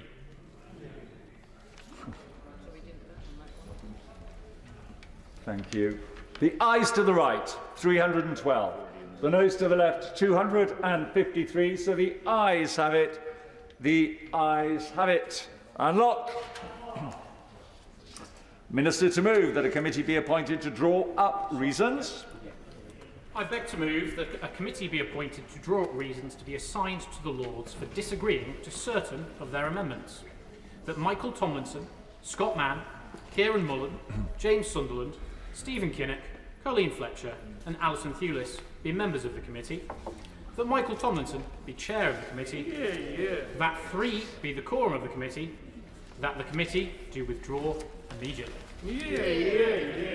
The question is that a committee be appointed to draw up reasons to be assigned to the Lords for disagreeing to their amendments 1B, 3B, 3C, 6B, 7B and 10B, that Michael Tomlinson, Scott Mann, Kieran Mullen, James Sunderland, Stephen Kinnock, Colleen Fletcher, Alison Thewlis be members of the committee, that Michael Tomlinson be the chair of the committee, that 3 be the quorum of the committee, and that the committee do withdraw immediately. As many other people say aye? Aye. I say no. I think the ayes have it. The ayes have it. That concludes consideration of the Lord's message relating to the safety of Rwanda asylum and immigration bill. I beg to move that this House do now adjourn. The question is that this House do now adjourn. Neil Hanley. Mr. Deputy Speaker, this debate, the subject of this debate has been thrust into the spotlight in recent weeks. On the 4th of March, Michael Sallenberger's WPATH Files report by Mia Hughes was published, swiftly followed last week by Dr. Hilary Cass's eponymous report. Both make this clear. Gender identity and sex are completely different things, but ideological capture has blurred the lines. Early in the 90s, I was asked a question by a relative who was volunteering for the Samaritans, and she was speaking to a transvestite male who was struggling with his mental health, and did I, as a gay man, have any advice? And I was bemused by the question, because the only advice I could muster was that I had absolutely no insight whatsoever into cross-dressing behaviours, as most transvestites were heterosexual males. The notion that there is such a thing as an LGBT person is ludicrous. Homosexuality is an innate sexual orientation centred on one's natal sex. I am neither lesbian, bisexual or trans. I'm a gay male. Working with others who are same-sex attracted on shared LGBT rights has always made sense to me. As I've illustrated, there was a time in the not-too-distant past when heterosexual cross-dressers were confused with what it meant to be a gay male. There is little evidence of any T in the LGB. As they were then, what we now call gender identity and sex remain completely unconnected concepts, and they must not be confused. I started working in the NHS when I was 19 years old, and since then I have had a continuing responsibility for child safeguarding, which continues to this day. In 2019, I assumed that professional knowledge and academic experience would have been of value to my then political party, the SNP, as it attempted to grapple with gender recognition reform legislation, but I was wrong. I was an SNP candidate and the chair of Fife Pride back then, when I then met my then friend Shirley Ann Somerville for a coffee to discuss my safeguarding concerns over gender recognition reform. In addition to her Cabinet Secretary role, she was also covering the Equalities Brief. This was someone who I had known for years, someone who knew my family. I covered all the bases, emphasising exemplar cases like local sex offender Lennon Dolatowski, also known as Katie, who had been accused of sex offences in Miss Somerville's constituency and convicted of sexually assaulting a 10-year-old girl in the constituency Kirkcaldy and Cowdenbeath, which I was contesting. Despite assuring me throughout that conversation that she fully understood the concerns I raised, she concluded telling me in no uncertain terms, this was Nicola's priority. So I would have to keep my views to myself. In other words, I was being told to be silent on safeguarding. I told her that's not something I would be able to do. I couldn't be silent on the matter of safeguarding children. Soon after that meeting, the attacks from the gender radical wings of the SNP, the Greens, Labour and the Lib Dems began. Since 2019, and indeed before that, people who have had concerns about LGBT rights and safeguarding of children and young people have been systematically silenced, and not just by the SNP. As recognised by the Secretary of State for Women and Equalities, and again today in the Chamber by the Secretary of State for Health, there has been a deep-rooted capture within our institutions, with senior leaders ignoring the actual law and ideologically captured groups like Stonewall who misrepresent it. I will give way. Can I commend Honourable Gentleman for Caldy and Cowdenbeath for bringing this forward? And it is an issue we touched upon in a statement earlier on today. Does the Honourable Member not agree that we have a duty, I believe, to protect children of all backgrounds from the lobbying groups who abuse the system to promote a harmful ideology, and that multinational companies like Starbucks, as an example, who have supported charities such as Mermaids? It is time that these and those types of charities advocating for those as young as 14 years of old should rethink their charitable endeavours, and they should sow instead into charities that help protect our children, and they must be left alone to let kids be kids. I thank the Honourable Gentleman for that intervention, and I made this point earlier today during the statement, but the tentacles and influence of Stonewall need to be rooted out of every institution across these islands. It has been my long-held view that the agenda Stonewall have pushed has seen queer theory-based policies insinuate their way into every public body, into policing, education. Order. We just have to go through the choreography, I'm afraid, because we've hit 10 o'clock. Can you move the agenda? I'd like to move this House to now adjourn. The question is that this House to now adjourn. Please carry on. I wonder why the mics were cutting out, Mr. Deputy Speaker.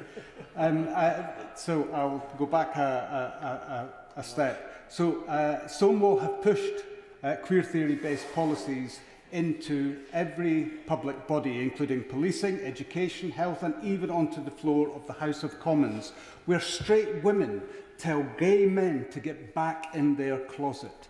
The decision by Stonewall to add the T and incorporate cross-dressing heterosexual males under the wide banner of trans, or the more recently added Q+, was directly responsible for the elevation of concern amongst LGBT people, women and transsexuals. The damage done by Stonewall has been immeasurable.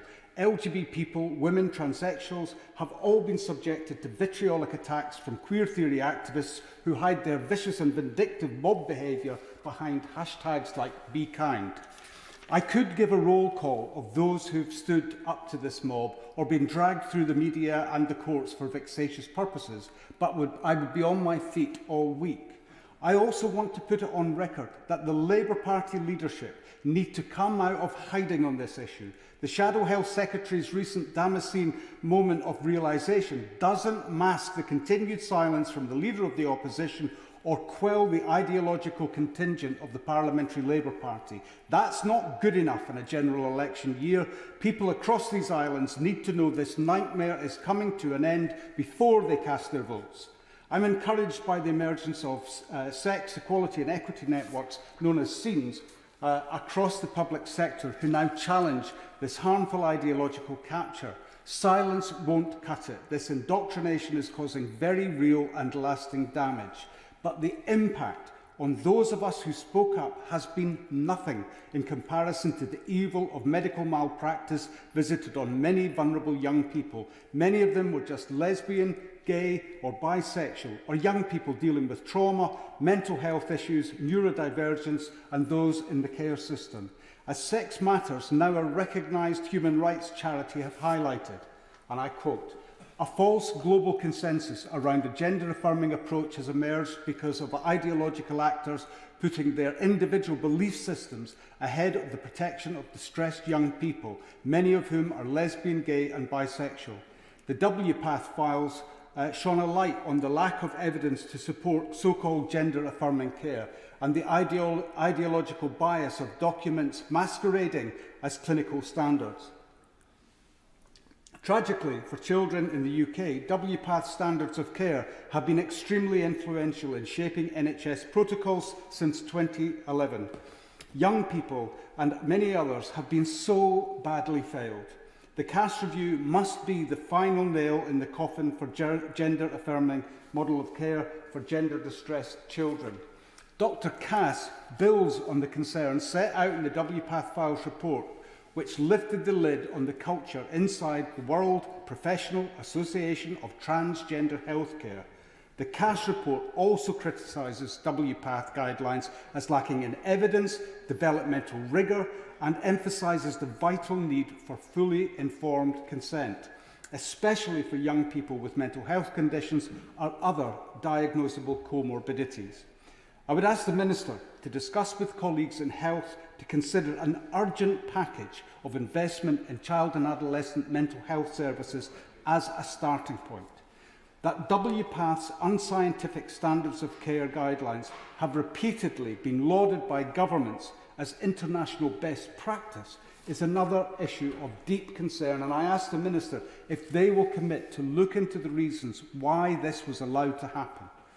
Dr Cass dismisses any notion that puberty blockers or hormones have any part in standard treatment for under 18s. The report explicitly states that the medical pathway will not be right for most young people with gender distress, and I quote, "The focus on the use of puberty blockers for managing gender-related distress has overshadowed the possibility that other evidence-based treatments may be more effective.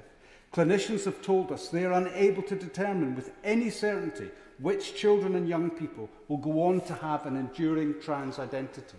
She decisively refutes the idea that suicide prevention is a reason for medicalising gender distress in youth, saying it has been suggested that hormone treatment reduces the elevated risk of death by suicide in this population, but the evidence found did not support this conclusion. Gender distress has been treated within the NHS in a way that is different from other sorts of distress to the detriment of vulnerable children.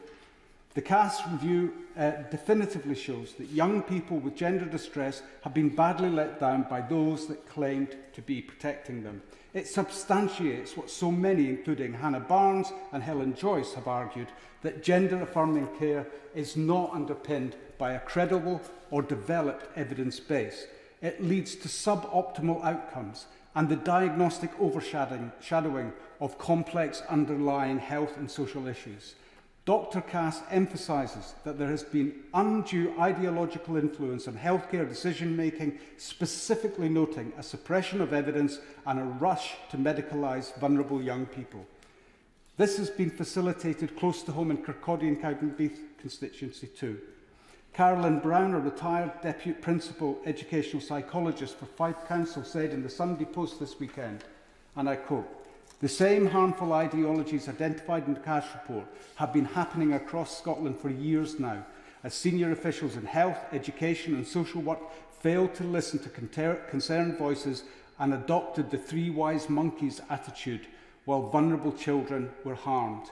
Many children going through puberty do question their gender, their identity and their bodies. That's just part of growing up. The danger comes when officials affirm those questionings and tell a child they can change their gender.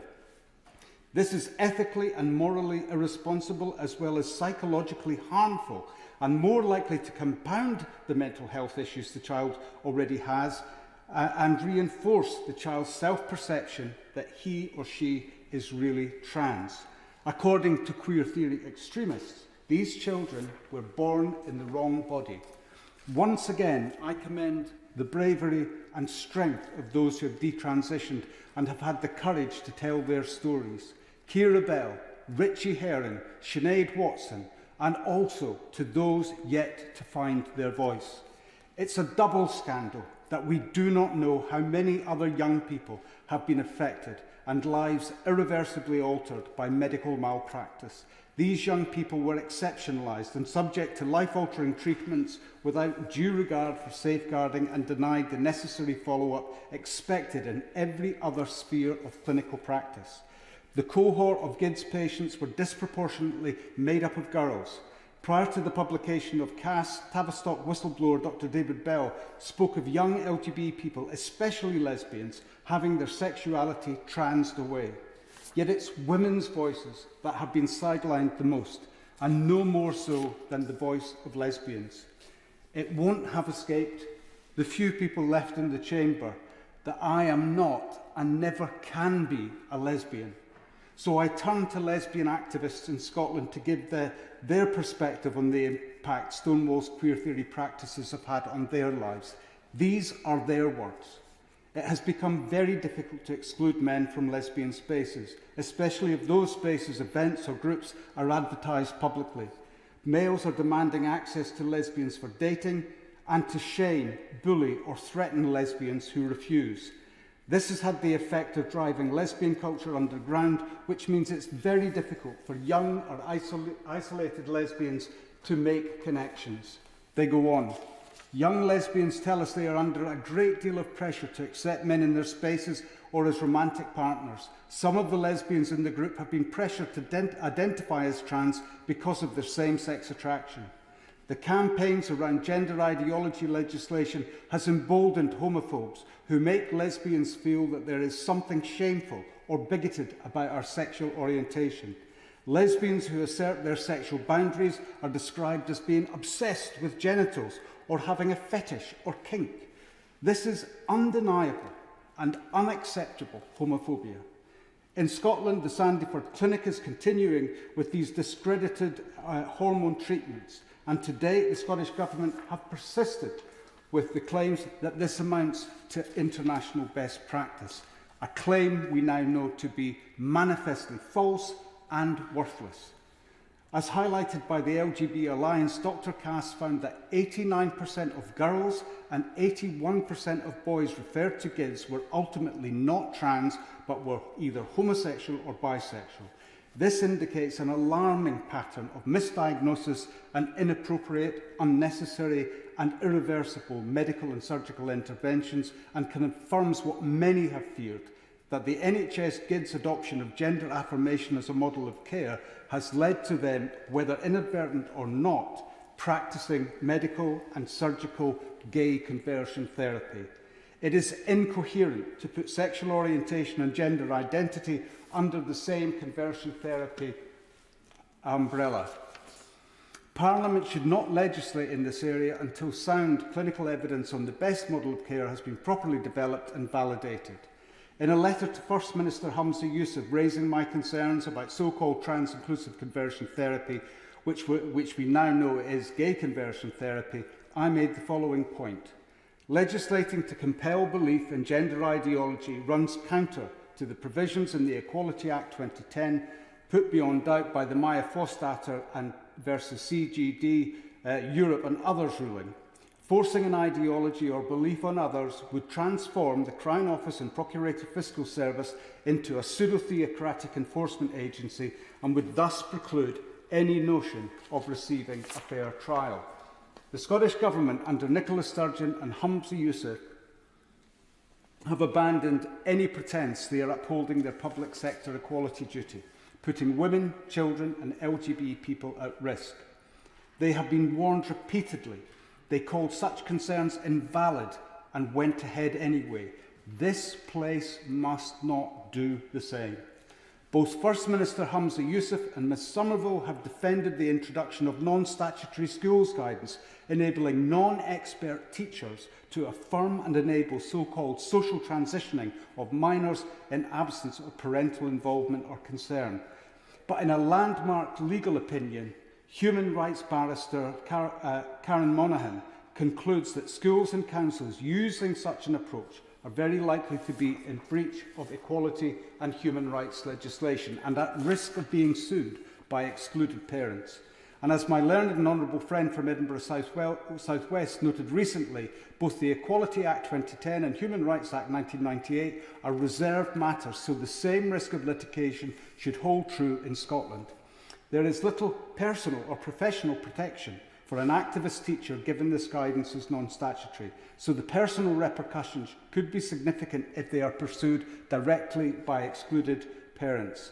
All of these warnings were stated long before CAS was published, but the virulent opposition to reason, fostered and facilitated by Stonewall's ideological capture across our public sphere, has kept too many silent about the unfolding tragedy.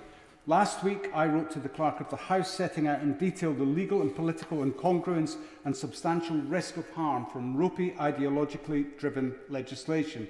Therefore, I am seeking confirmation from the Minister that any such legislation will be excluded from the up-and-coming Criminal Justice Bill, namely New Clause 37, given the weight of evidence Dr. Cass published about the dangers of embedding such practice in statute. When I read the Cass report and contrast its findings with the meticulous follow-up so carefully developed and provided to the children and young people I cared for during their cancer journey, it makes me furious and ashamed that clinicians could ever behave in such a cavalier manner. The LGB and other vulnerable young people who went to GIDS were subjected to life-altering treatments only to be cast aside without follow-up.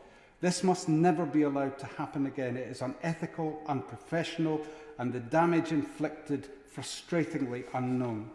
The evidence contained in the Cass report and the WPATH files is incontrovertible.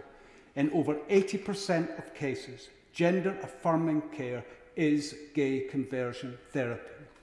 Ending the routine prescribing of hormone-suppressing treatments is very much to be welcomed, but I wish to press the Minister further on the steps the Government will take to ensure that clinicians operating in private clinical practice and online pharmacies adhere to the NHS clinical guidelines issued by NHS England.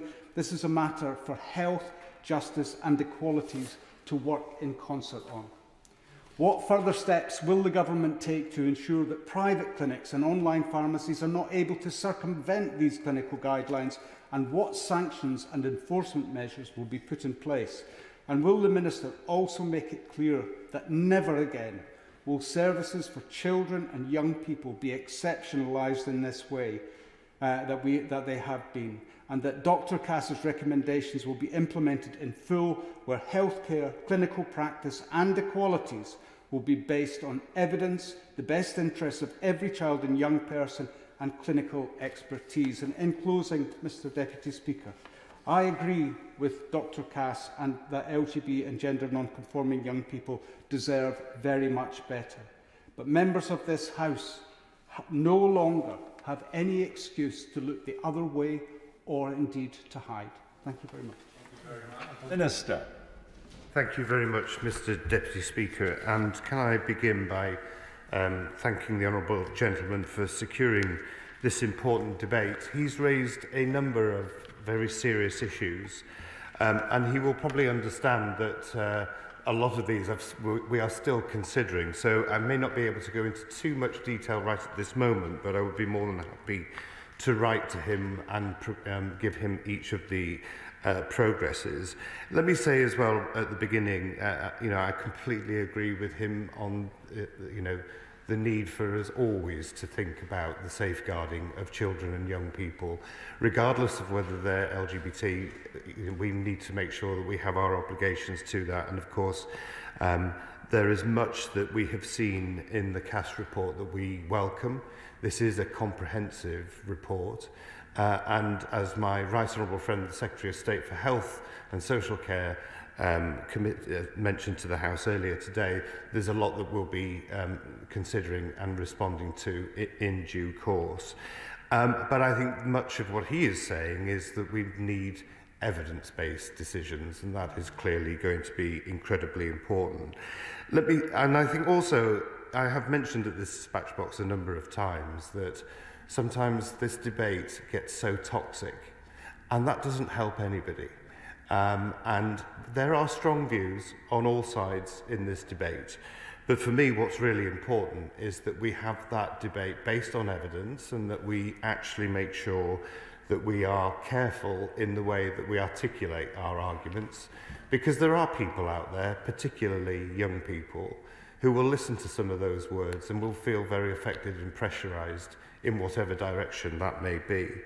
And that is why both myself and the government, we are absolutely committed to improving the outcomes of young people, especially recognising that LGBT young people in particular can face very specific challenges.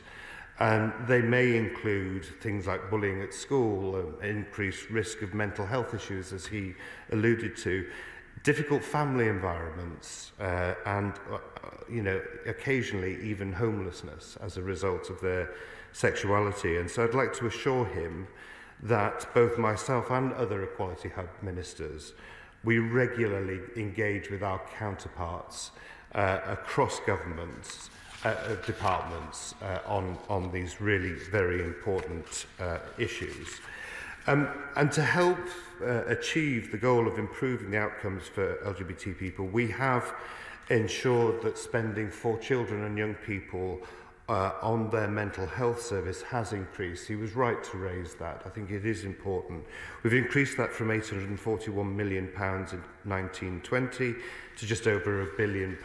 But I will ensure that I write to my colleagues in the Department for Health and Social Care, raising the points that he's raised with me this evening.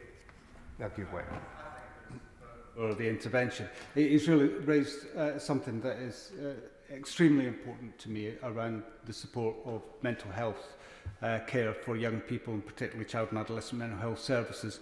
And I would reflect back on the statement this afternoon from the Secretary of State for Health and some of the comments that came from the opposition benches, which were decrying the long waiting lists for good services.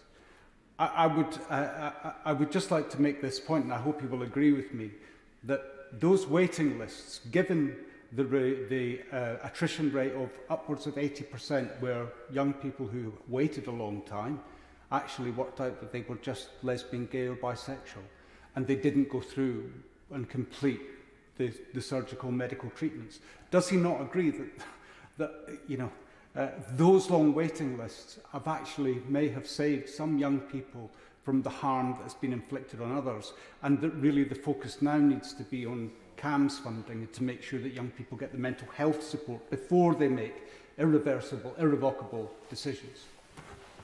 And I think this is exactly why the CAS report has been so important, because it's been a very carefully considered report, and of course we've got to take time now to consider that for the government response. But he is right that when young people are,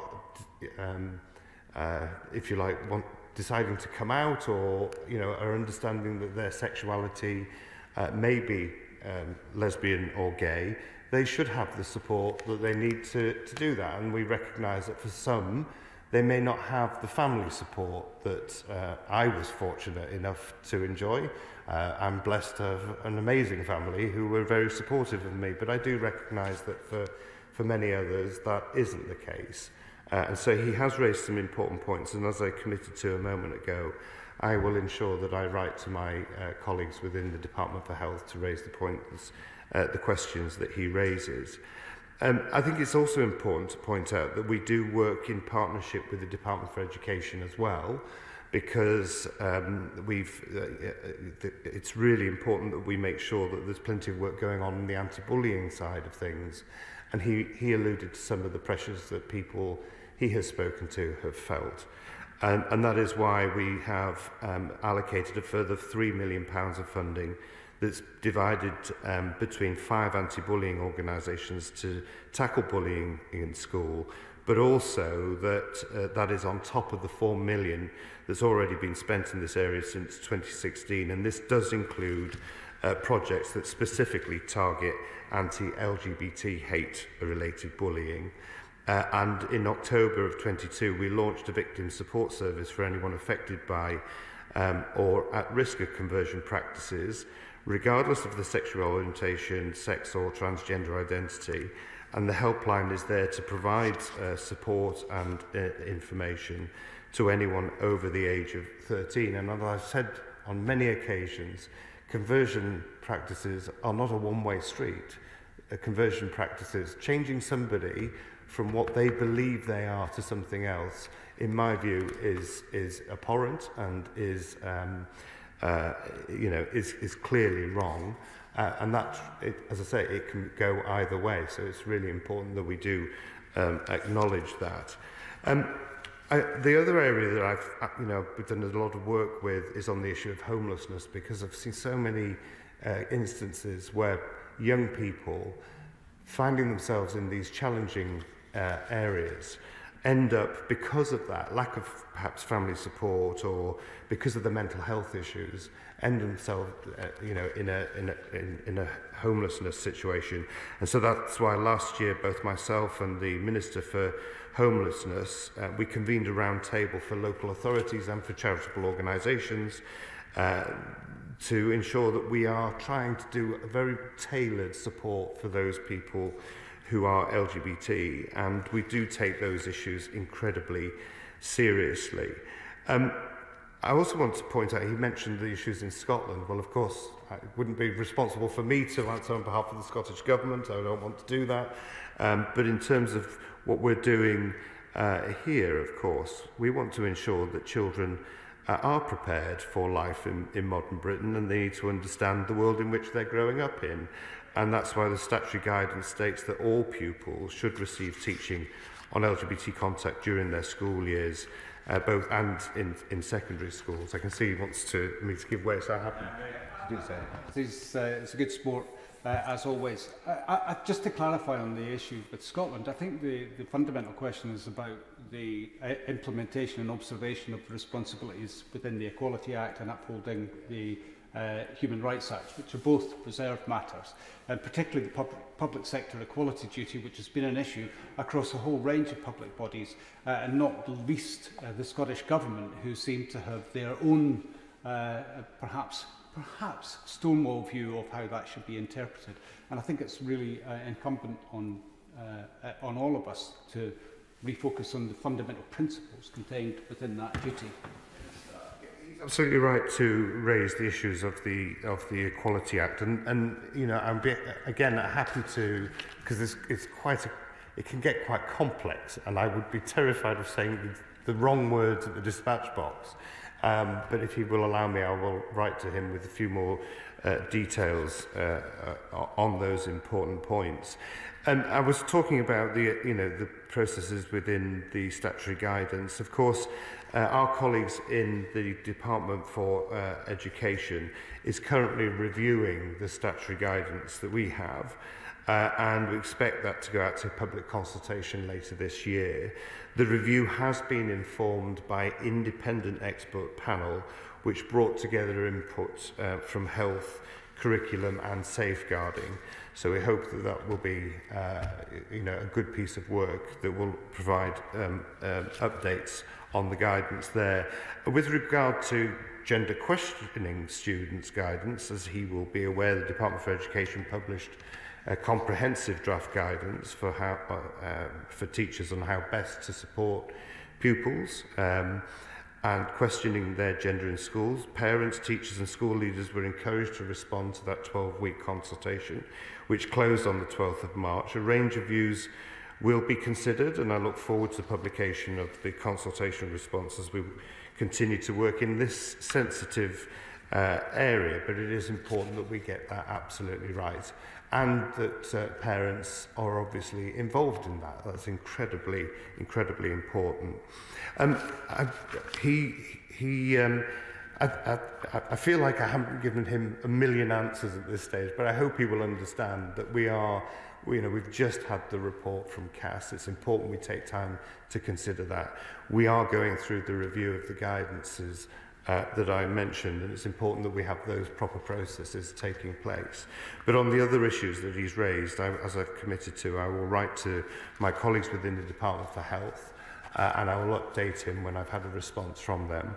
And in the meantime, can I thank him for bringing this important area of work. I think my view is that We all want to help people live their lives as they wish, without prejudice or without pressure. And I think there is a responsibility on all of us in this House to do that in a way that is humane and is compassionate. And I'm grateful for the opportunity to outline what we're doing as a government to support that. The question is that this House do now adjourn. May I let me say aye? Aye. Thank you, no. I think the ayes have it. The ayes have it. Order. Order.